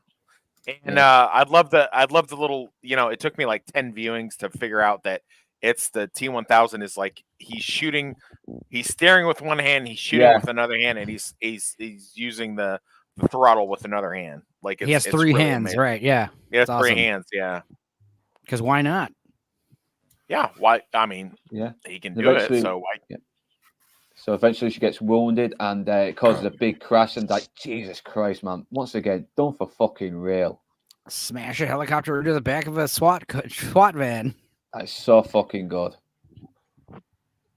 Seeing the helicopter fold in half like that is just... Dude, damn. Mario Casar and Arnold Schwarzenegger are reading the first draft of this script, like smoking cigars with like rock hard dicks. Like, dude, this is gonna be awesome. Right. You know what I mean? God, they will bang on music now. They were like, let's get overweight housekeeper in here right now to suck us off. You can't put it down. I can't put it down. The script or the housemaid. Get down! Put your mouth on my cock now. All right. How the T-1000 gets a damn tank and stuff. Arnold. Yeah, we gotta get this moving along now. Fucking hell, but yeah. My God, dude, we're at the 4-hour mark. We might as well just keep riding with it. Like, there's no point rushing it now. Let's go to the morning. Let's go to the morning all the way. 6 a.m. Let's go. The next frame is going to be the beginning of the movie. We're like starting over. We're gonna start over. That's the other thing is like this is one of the innocent victims that doesn't get killed. Yeah. But everyone, this poor bastard. This guy does, yeah. And then we get a little, he just fucking stabs the guy. Poor and it's great because he's like, worried. He's like, "Are you okay, officer?" Yeah, if a copper comes out of a blown up helicopter unscathed, best get the fuck out of there. Yeah. Right there, great makeup on Arnold. Just have his face, you see like the marks and shit. And but again, it's just like the semi truck versus the dirt bike. You've got this giant fucking liquid nitrogen tanker versus a little fucking chicken coop truck. It's almost like the T-1000 is getting desperate at this point. He's like, God damn, I feel like I should have. He's trying to get irritated. Guys. Yeah, he's like, I should have gotten these guys by now. Yeah, no, and this fucking truck's lousy as well because the top speed is just slow as fuck. No, John Carter, I can get out and run faster than this. It is impressive that James Cameron was able to make an intense chase scene, considering how both vehicles they make jokes about it, but it's very slow. So it is quite impressive. Yeah, because they're in a vehicle that's slower, isn't it? Yeah. It's a lot of weight. Yeah, plus the T-1000 is in a vehicle that's faster and much more powerful and much more stronger and tougher, and it could fucking decimate that thing. I love the fact that Sarah grabbed 2 M4s instead of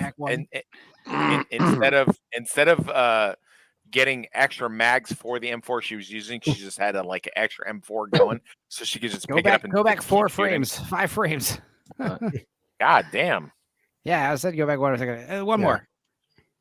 Look at this mask that stunt driver's wearing. Jesus Christ! It looks like Robert Zadar. Was it John says there? He's like, can't go any faster? He's going like fucking 45 miles an hour. Sorry. Oh man, You look like a Dick Tracy villain. Yeah, mask face. Right. Yeah, no one's safe. That's the other thing I love about these big car chases with robots like Matrix and Terminator, especially Terminator 3. Holy shit, that's one of the big redeeming parts of Terminator 3 is that fucking car chase. Jesus.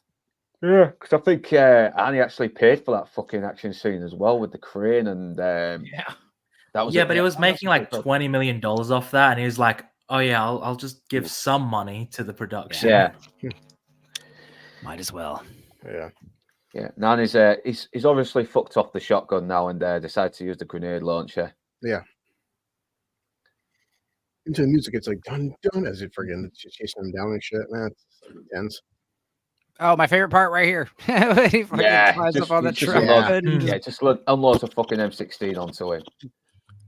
M4. Oh, and then the first thing he does is when the fucking gun's done, he fucking throws the gun and just punches through the wheel and just turns the fucking car over. Hell yeah, dude. Chris, would that M203 grenade launcher have worked that close in range? Pretty sure no. No, correct. Yeah, and then nearly fucking get impaled by I think it's a part of a forklift, isn't it? Yeah. Forklift kills so many people. Yeah. I love right too there. The T-800 takes some actually pretty good damage where it's like he lands and rolls, but he fucks up his knees. He turns into a well, Arnold's knees are fucked up in real life, so it makes sense. But he turns into a literal human ball, like a cannonball. I thought that as well. It was fucking that's the funny part. At this point, the T-800, he's not doing any damage to the T-1000. He's just trying to slow him down, get the fuck away because he's not defeating him. All he's doing at this point is just buying time. I like the fact that Sarah had told John to grab the shotgun when they got out of there. She was like, "Get the shotgun." That's obviously that's a pretty good fucking stunt double. The fact that they flipped over a fucking tanker truck and the guy was holding on the entire time. They flipped it over that was someone did that shit. That wasn't CGI. Yeah. And obviously, the T-1000 comes out of the damaged the damaged tanker truck, and he's covered in night. There was workers here too. They actually working live. Yeah, all the fucking steel workers are like, run away, run away. So, it's liquid nitrogen. Yeah. Yeah, and he's falling apart as well, and he's really trying to fucking get back up, but it's no use. Well, it's the first time we established that something actually hurt it, because at this point nothing they've done is dented it. I do like this is the one thing I do like. I do like how they show that once he recovers from this, it starts to yes, he recovered from it, but it started to glitch his computer a little bit, and he's touching things and he can't. Yeah, that was cool. That wasn't a special edition. In the theatrical version, there's no references to him glitching. Right. Yeah. And that's one of the other few scenes that's okay in the extended cut, but still, it's not necessary. Yeah, no, it's definitely not necessary. It's mostly a way. Good shots and good money, when you don't use those shots. That's why I was saying it's impressive that the theatrical cut is even though it's a cool effect that we worked hard to make it look cool, it just doesn't vibe, so we're gonna cut it. Yeah, sometimes you got to kill your darlings. You got to kill your darlings sometimes. It could be glitch too, but something about T-1000 where he breaks his arm off, he looks just it's almost like the first time it's scared too. Yeah, it's malfunction. It's powerless. It's powerless. And it's scared and it doesn't know how to react. I don't think it could have come up with a scenario in which it would have run into liquid nitrogen. You know what I mean? I don't think in its mission statement, I don't think it well, what if I run into liquid nitrogen? That seemed really unlikely. But the fucked part right there, Arnold the badass line, "Hasta la vista, baby," pays off. But if anything, he might have done more harm than good at this point because he thought he defeated it, didn't realize, you're gonna fucking defrost the damn thing. Well, it would have been the same. It would have the same. Inside man gone. Yeah, Inside Man seems to have gone. Yeah. Oh, that's a shame. Well, that's a shame. But yeah, he's back. I think he's gone. Nah, I think he's gone. Has he? Are you here, man? He's back. Are you here? Yeah. Oh, he's yeah, back. there you are, man. Yeah, he's back. You know. He's back. Yeah, there we are. Yeah. Whether he busted him into pieces or not, it would have been the same thing because they're in a steel mill. So like the same thing would have happened regardless. It might have saved him a few minutes, but I mean, I don't think Terminator be methodical. He reloads, puts it, just hits the chamber, and just like this. And and very quickly, Terminator's the one to realize, like, shit, we got to keep moving. It's like, do you usually have like steel mills operating at 4 a.m? Is that normal? Yeah, I've worked at a steel mill. Just checking. I don't know. No, I mean, like my one job, I mean, a bus cleaner. I worked 11 p.m. till 7 a.m. And I've worked at a steel mill from overnight until 6 a.m. Well, again, just impressive fucking CG. Just seeing the fuck T1000 just simply. First, it's like a puddle of water, and just seeing it slowly fucking come up like this, and you're like, oh shit. That's amazing. That was amazing. Yeah. At the time, it's also after a very iconic line, "Hasta la vista, baby," which has just been quoted like hell for a long time. This is one of the most perfect scenes, like pretty much. It's really well done, well acted, well edited. Yeah, it just showed just how fucking iconic Arnold Schwarzenegger really was at that time. Obviously, they're wounded, and there's like the false ending too, where you think you won for like a few seconds, and it's like, oh nope. And then when he comes out, like it's something he does a few times, where when he comes out of the puddle, he like does this cool like bend forward, like he's got his hands to his side, and he kind of like bends upwards. It's a weird, it's a very weird posture he has. It's cool, serpentine, almost like a snake. Yeah, and obviously, this is kind of cool. It does show that he's glitching now, but in the theatrical version, you didn't see that because James Cameron decided, no, let's not give him that hope. Let's actually add the tension up this time. Because he's not broken. He's working better than ever. Yeah. In the first Terminator, his leg gets fucked up, doesn't it? And it gives a little bit of hope that this thing can be destroyed. Yeah, it's in like the theatrical versions. Yeah, the theatrical version to this. There's not that hope. The danger is even more real. You're gonna die. So too, as Arnold's limping with Sarah and John, you see like Arnold, all his fucking knees, it's all metal. So it's like it looks pretty neat. I know. Plus this shows he can still be fucking killed. There is a way to kill him. Yeah, but you have and this is still impressive even today. Like it is. Yeah. And all these hot sparks and this liquid metal, it's all fake. And apparently this room had to be kept like super cool to keep this like molten lava effect, because if it got too hot, like the molten lava would like get too soft. So like it's all air conditioned really well, and all the sweat is all fake. It's all sprayed onto them. And this is a pretty good fight scene as well.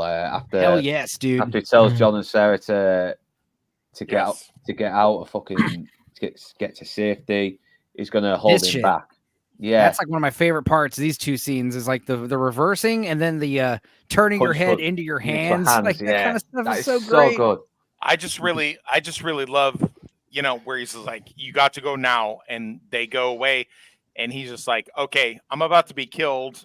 This is it. I always love a scene where you're gonna go fight against a really, dominating, adversary. Like there's no way you have a chance, and you're just gonna say, fuck it. This is what I'm gonna do. I'm gonna go out in a blaze of glory. Buy him time. I'm gonna buy the people that I care about time to get away, and I'm gonna go out hard.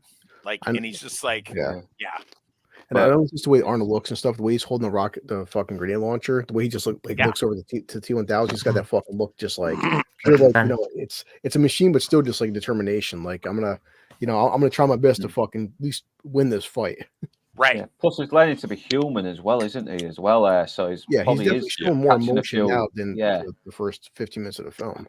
But also the stuff about the T1000, like doing all these cool tricks, like you're still just like scratching the tip of the surface of what this T1000 is capable of. Yeah.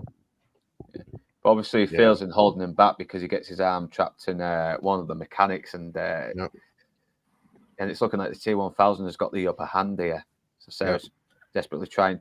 So he gets that fucking that pole, and he just yanks it out. It's like still pretty good. Obviously, Sarah and John are trapped now, and she's telling John to get the fuck out, and she's going to hold him back. And he's getting closer, and she gets a shotgun, but she hasn't really had much time to reload it properly. She's only had time to get one shell in, and now she has to reload again like a fucking arsehole. Well, you know the good thing about having a big old shotgun like that, right? You get sprayed. Good spread. Yeah. And the reloading, she fumbles, she loses a fucking shell, which leads the T-1000 to impale her with his finger. Yeah. And obviously he's seen a good opportunity now. He can use her to bring John to him. I mean, technically, he could just use his own voice. You know, he's sampled her. I remember as a kid. I actually gasped and fucking out loud when forgetting T-1000 fucking impales Arnold. Yeah. Wipe. No. I love this story. He's like, call to John now, and she's like, "Fuck you." She's willing to die for her son. He's like, I know this hurts. I know this hurts, Sarah. Yeah, like he's like the people he's killed and imitated. He's probably gained some kind of like knowledge on what they go through when he kills them. Who knows? It's obviously, and he gets his back again. He fucking splits him up with that pole, and that's still a pretty good effect as well. Where it looks like he's going through his side. Yeah, that sound effect is so good. He's not very. When it comes to fighting the T-1000, the T-1000 just has him fucking hands down. He's just kicking his ass. Yeah, I mean, at this point, the T-800, it's like he's just buying time to get John the fuck out of there because it's a fight he can't win. But he has his chip has been reset, so he can explore options that the T-1000 is not capable of. Really? Yeah, but I don't like how creative they get with every single fucking tool or machinery is used as a weapon here. Stuff that's used for actual work reasons. Yeah, they use the environment very well. Yeah, it's obviously yummy. A dummy. Kerplunk. Yeah, it looks a little bit more fake now when you watch it. It's because his eye doesn't move. His eye is like perfectly stationary, which is, I remember at the time thinking this makeup looks so badass. And now because the eyeball doesn't move around, you're like, ugh. Yeah. I think there was a bit of YouTube footage where they actually computerized the eye to make it move a little bit more. And it actually didn't look so bad, but oh well. Yeah, and he's also fucked up because he's crawling, so yeah. The T-1000 just seems to have found a spot where that can really shut him down. What makes it worse, after you fucking impales him, you just hear him grinding the fucking metal and shit. It's kind of fun. This spot, like, oh god, it's like as a kid watching it, like, oh shit, because it's almost like he's feeling around for a vulnerable spot that'll get him. Because you want your hero, like in Lethal Weapon, etc. You want your hero to suffer. Your hero has to suffer in order for you to be like, oh, I'm gonna root for you more. Like if your hero doesn't suffer and go through like this huge amount of pain, whatever, it's worthless.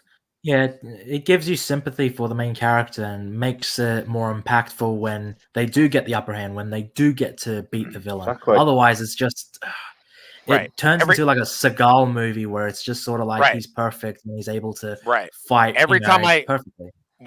When I write a character, I always make sure that the protagonist always suffers a lot, like before they win the day or whatever. So. Yeah, and it does kind of give this little impending feeling of doom. Like the Terminator's gone now, and now it's left is Sarah and John, and the odds are not looking good. She's scared for them. Yeah, just FYI, racking a shotgun with one hand is extremely difficult. Just so you know. Yeah, because you really got to put a lot of bit of fucking weight into pulling back the pump, don't you? Pumping it. You don't just pull back, but you have to push up the pump.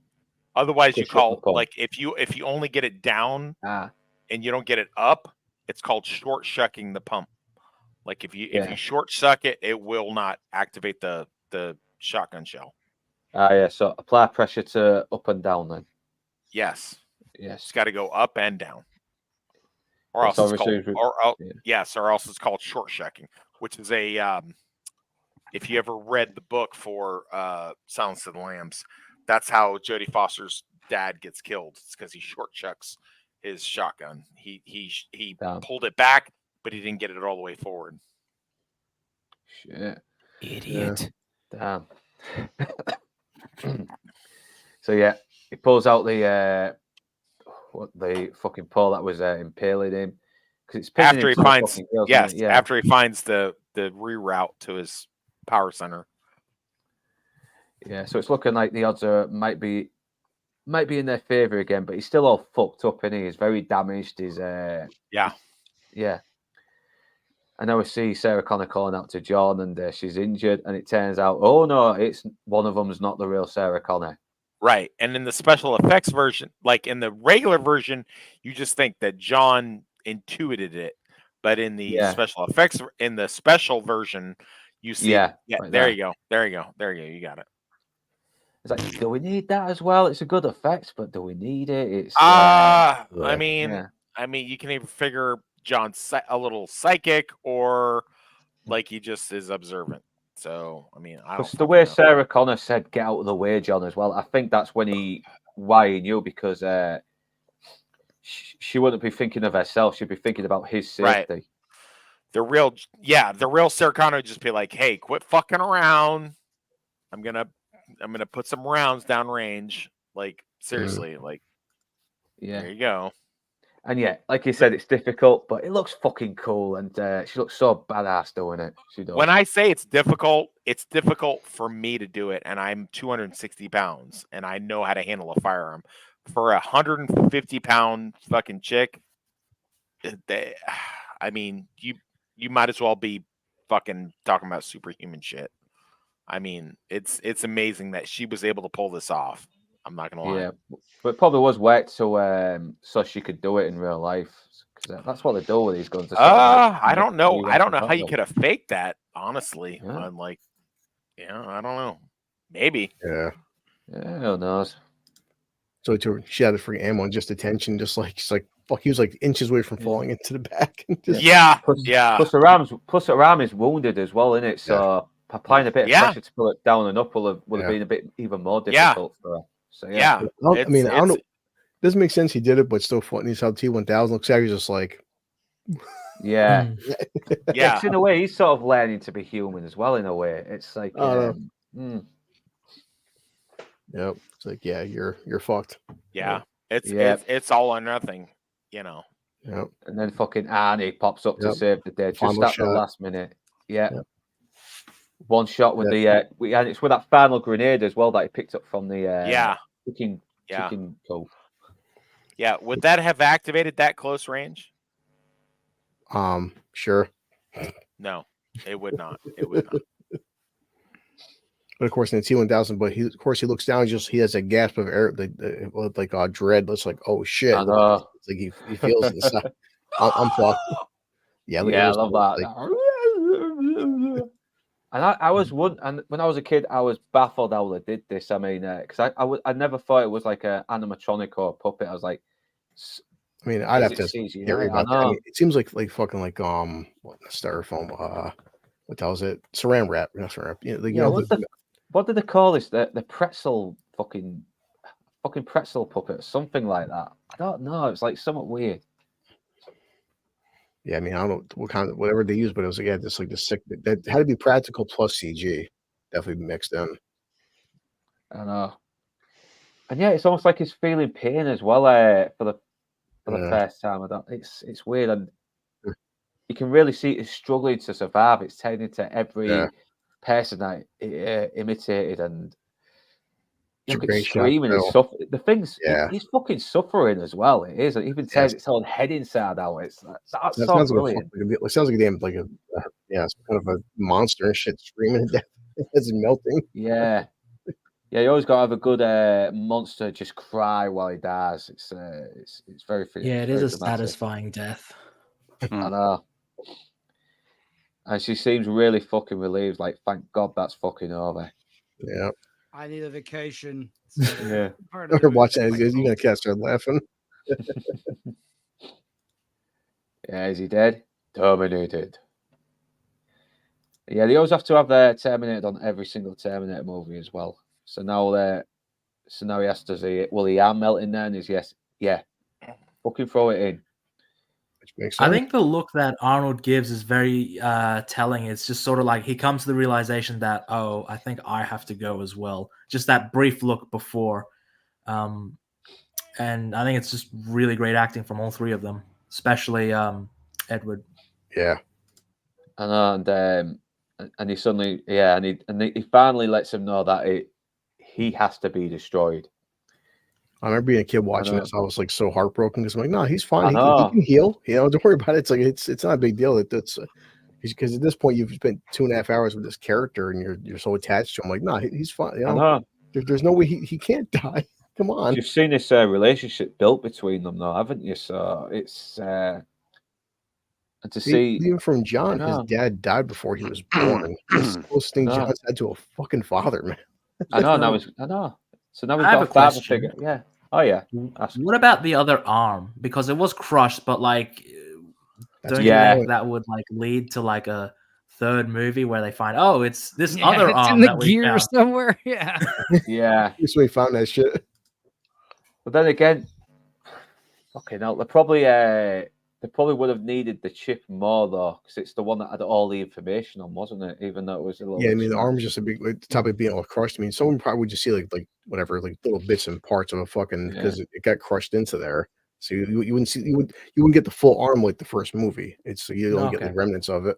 Yeah, I just assume that anyway. And it reveals like he can't exactly jump in there himself. He can't self-terminate, so they'll have to do it for him. And once again, Sarah Connor has to kill a fucking Terminator. And this time she doesn't want to.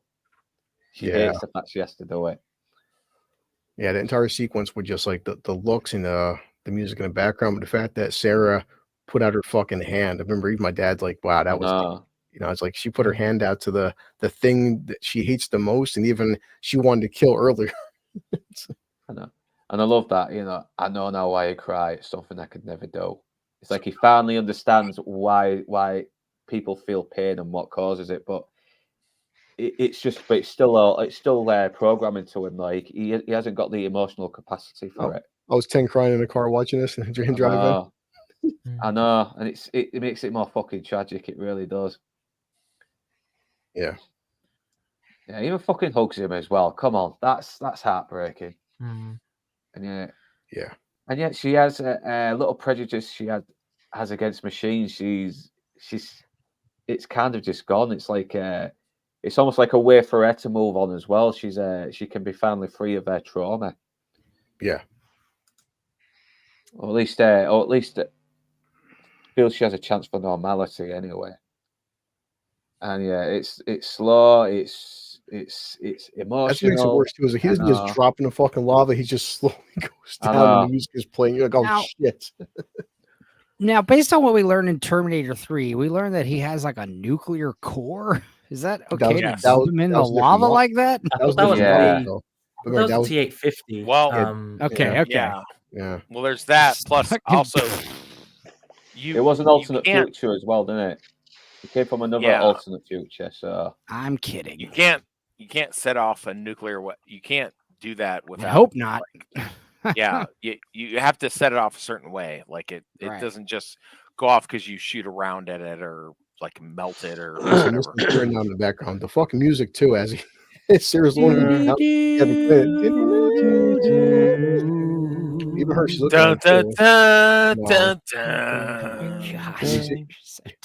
Luke, you have to still, of course, at the very end, man. Just like I got it. Okay, it only hurts a whole lot. Don't worry about me. If you're gonna believe in the future sequels, in 3 years' time, he's gonna get shot right in the chest by a guy that looks just like that. Right. I know. So. Yeah, fuck that, Faye. fuck Dark Fate, man. Fuck really it. Fuck it. Fuck it. Fuck it. We're Guys, we juggling. might wrap up by the 4.5 hour mark. Yeah.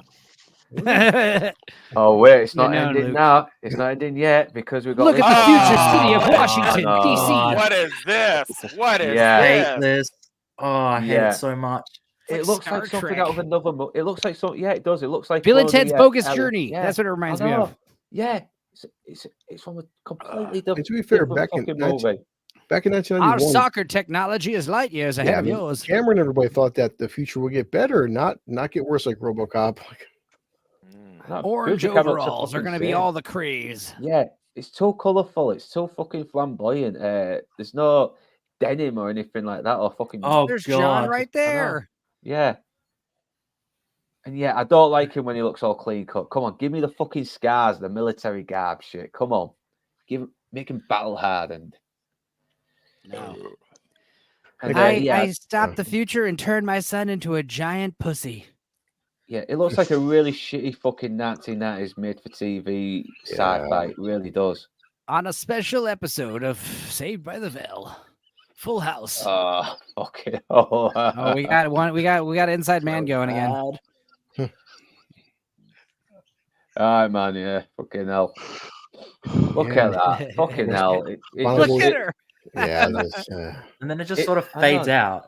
It's just yeah. God damn. This is the end. This is how it ends. Just that fucking road where it's black at the top and you don't know where. Yeah, it's and then going. she does actual voiceover, not her recording into a fucking tape recorder, you know. And then it's like, yeah, we don't know what's gonna happen, and that's kind of like the beauty of the original ending. Yeah, because the future. Hopefully, we stopped it. It's like, you know, maybe if a machine can value human life, maybe we can. So yeah, right. Damn, which of course is bullshit because you know you guys are toxic out there. And that is Terminator 2 Judgment Day, and one of the greatest fucking sequels ever made, up there with Godfather Part 2 and Empire Strikes Back. And damn. A general rule of thumb is however long the thing is we're going to talk about it, double it. So if we're gonna watch a 2.5 hour long movie, it's gonna be about 5 hours of talking. Especially with Enzo. Yeah. Next time I do a big stream, don't hate me because I'm in depth. Earlier. Okay. I provided a lot of energy to this stream. Yes, you're in depth. Yes, you did. Yeah. Yes, you did. Toxic male energy. All right, Luke, I got some stuff to show you. So I got the TikTok here. Oh shit! Let's get the TikTok on. Oh, Shit. Get it on. Bring it. Whoops. Why does it sound wet? It's not me. Someone's eating a gobstopper. What? What's happening? What's happening right now? He's still got a face hugger. Oh yikes! Oh yikes! Let me see. Oh, these are delicious. Oh Christ! Blue color. Share screen. I did. Yeah. Just get it on now. Just need to add the video clip. Poor Luke. Yep. Where is it? He pressed his tab. It's up there. It's down there where all of our pictures are. Yeah. Bottom of the screen. I love the fact that Scroll down. we scared. I love the fact that we scared off Luke's like main number one like chick, like that she was like you did. Oh, yeah, you did. You like you let her know that we noticed you, and then when she was leaving, you like bastard. I am. She had an actual fan, and then she just took off. Oh, she's like, had to go well, watch this is too B-sides. much. This is too much. No, thank you. Well, if Luke can't figure out Outta the share screen, yeah, there's a little button that says where all of our pictures are at the bottom of the screen. I would say this movie stays in my top 20. Anybody else disagree? Agree? What? I totally agree. It's definitely. Oh Jesus! This is what you went to show us. Yeah. All right, stop it. Stop. We get it. We get it. What are you even showing? I don't even know what you're showing. I don't even know. POV. She keeps on going after you nut, and he's like, "Oh, doing the." Tyson. How much longer I can hold this? All right. Chris, you listen. Your Come on, bro. toilet humor. You've never had that happen. Well, hell no, but I vision myself throughout the man. Yeah, you. Come on. Here's a good one for Enzo. When the voice change. Oh, okay. Oh man, fucking hell. Yeah, I think I might have seen that a while back and all. I don't know. This is from The Simpsons. When fucking Homer does the voice change, I was dying. What? Share the screen again, Luke. Here we go. Here we go.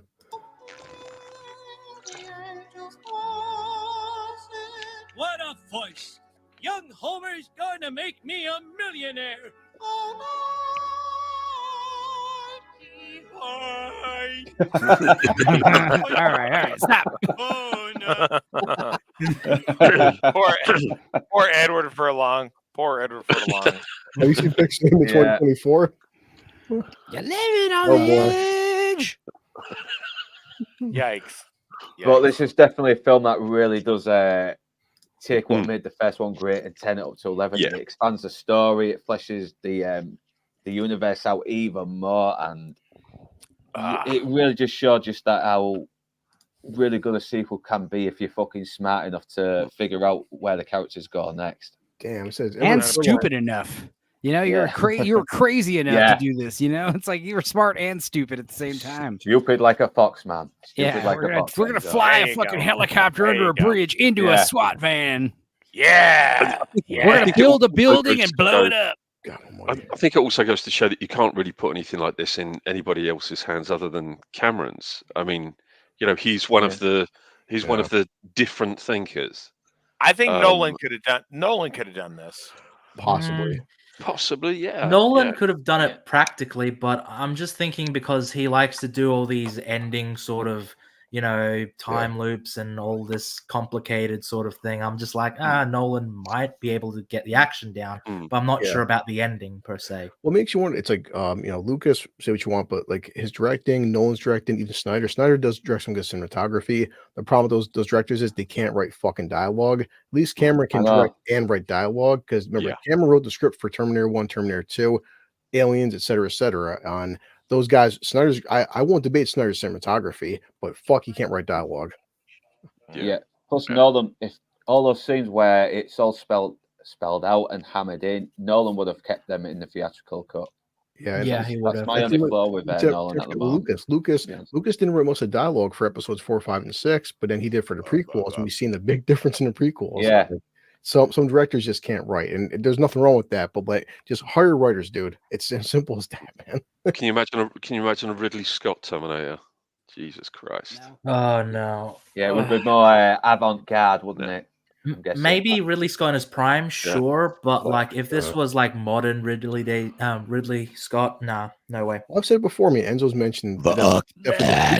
I mean, I've always said that the sequels, at least, you know, the problem is the bad execution, but the premise is, like Enzo said, the third one's got a good fucking ending. You know, the fourth one, at least they had salvation in the future. The fifth one, even like they have different ideas, like turning John Connor into the villain with nanotechnology. They always have good ideas, but they can't execute them though. Because Dark Fate was just a redo of 1 and 2, like without any. Well, like having a Terminator that can actually duplicate itself is fucking terrifying. The fact these are better ideas suited for like comic book spin-offs and video games.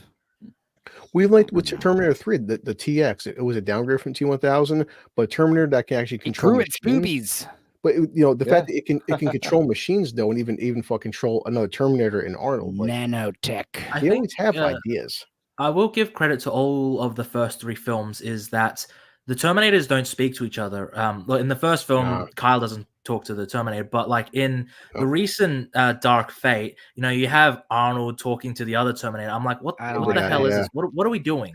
It's like cats. Like cats don't meow. They only meow to humans. They never meow to each other. You know. Yeah. Same thing with these robots. Why would they?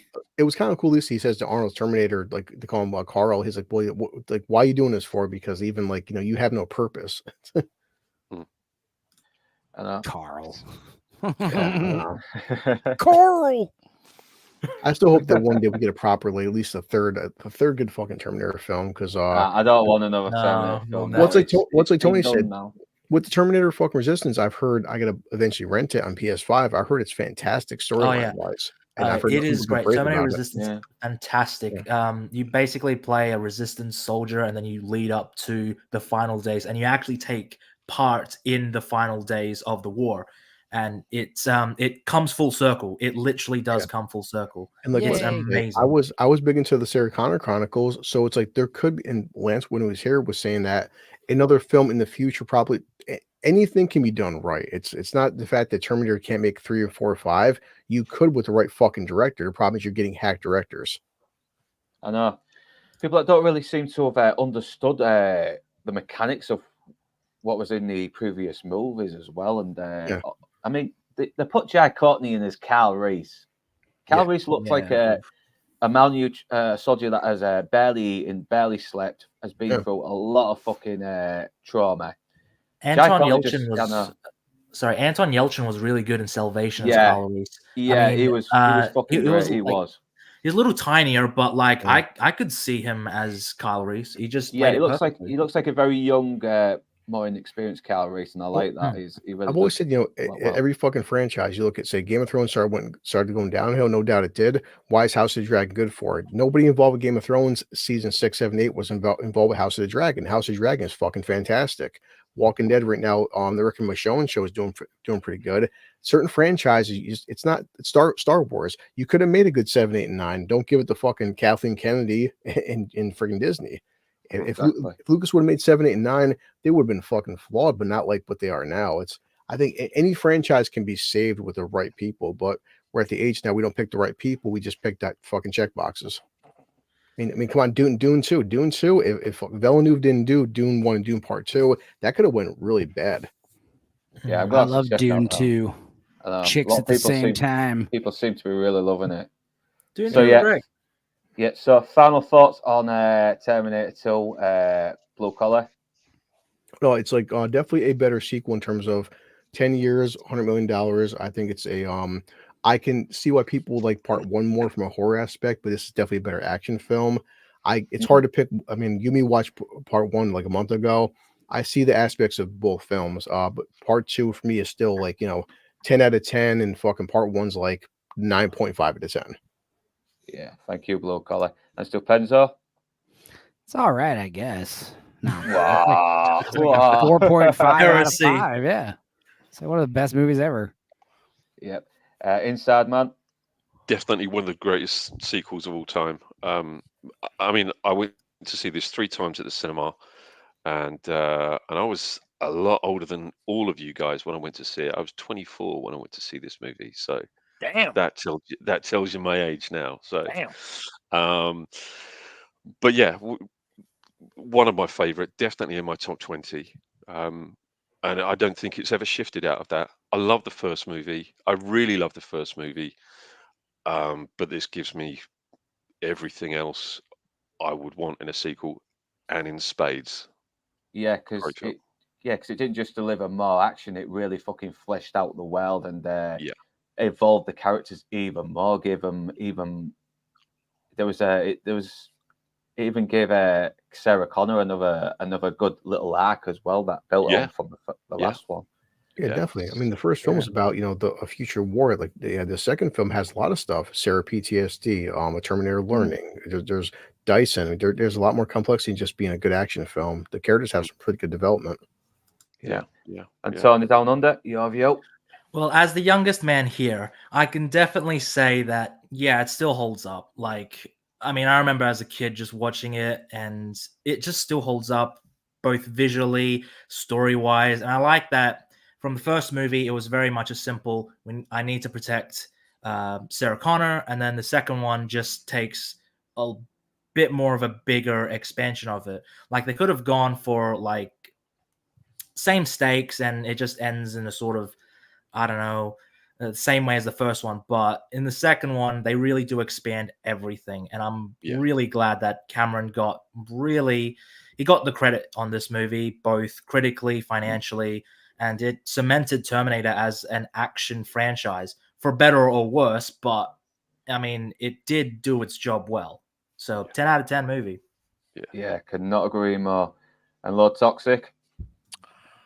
I mean, this movie has stayed in my top 10 since 1991 when I went to go see it as a teenager. I cannot find any flaws. If you're going to go say, hey, what's a flawless movie? It's a flawless movie. I mean, do I agree with Enzo that some of the stuff that they've added in the additional reviewings of it are unnecessary. Yes, I 100% agree. But as far as the movie into and of itself, I find no flaws in it. I can rewatch it any number of times. I don't even know how many times I've seen it. But I find it extremely watchable and rewatchable, which is my main, that's where I judge whether or not a movie is great or not. If I can keep watching it over and over and again and still like retain some entertainment out of it, and that is what I did here. Listening to all you guys and all your great opinions was exceptional. I loved hearing from every one of you guys and what you had to say about it. But I mean, at the end of the day, I could put it on tomorrow and just rewatch it in the afternoon, and I would be perfectly happy to do so. Yeah, it just gets better with every watch. It does. It gets better with every watch. So we're going to be wrapping up right now. Before I do go, Blue Collar, what have you got next? Well, tomorrow, we're all watching American History X. Yeah. Any video? I'll finish Kung Fu Panda, and Enzo sent me some stills. Hopefully tomorrow, afterwards, I do want to go see with Wes and anybody else invited. That new Michael Keaton movie looks fucking badass, man. I really want to see that. Yeah, I'm gonna try to watch it tomorrow. So maybe after American History X, we might do like a low bar special, depending on how long Lance is. But Michael Keaton's fucking like 72, and he still seems believable as an action star. Yeah. Dude kicks ass. Yeah.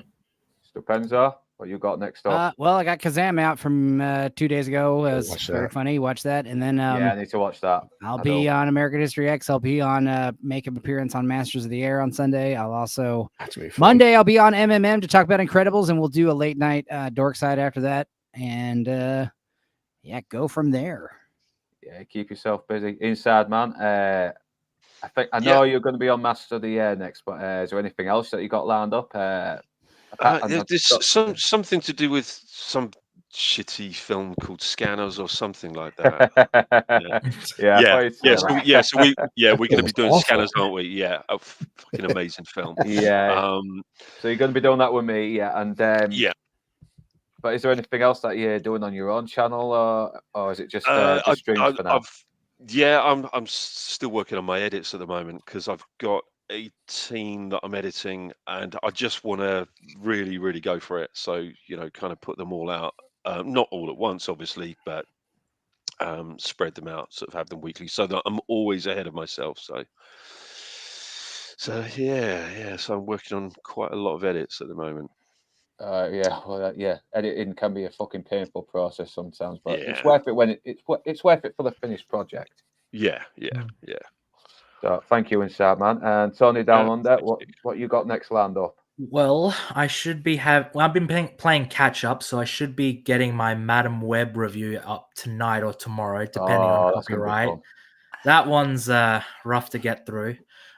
Doom Part 2 the day after, hopefully, and I'm still continuing on with this ongoing review series of old classic sort of one-off superhero movies.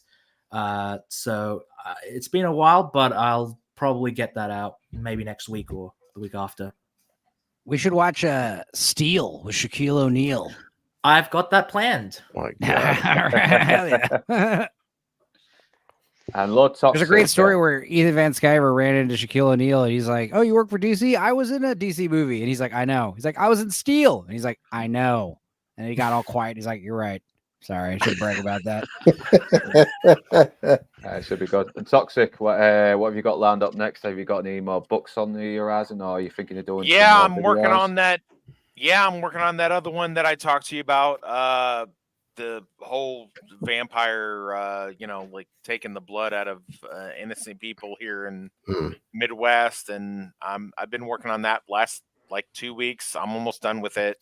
As soon as I get a working, whatever you want to call it, out of that, I'll shoot you a copy and see what you have to say about it. But I've been working on that almost every single day last couple weeks. But I've been writing a lot last couple weeks and just doing security work and things like that, and kind of lends itself. Both of those things kind of lend itself into each other.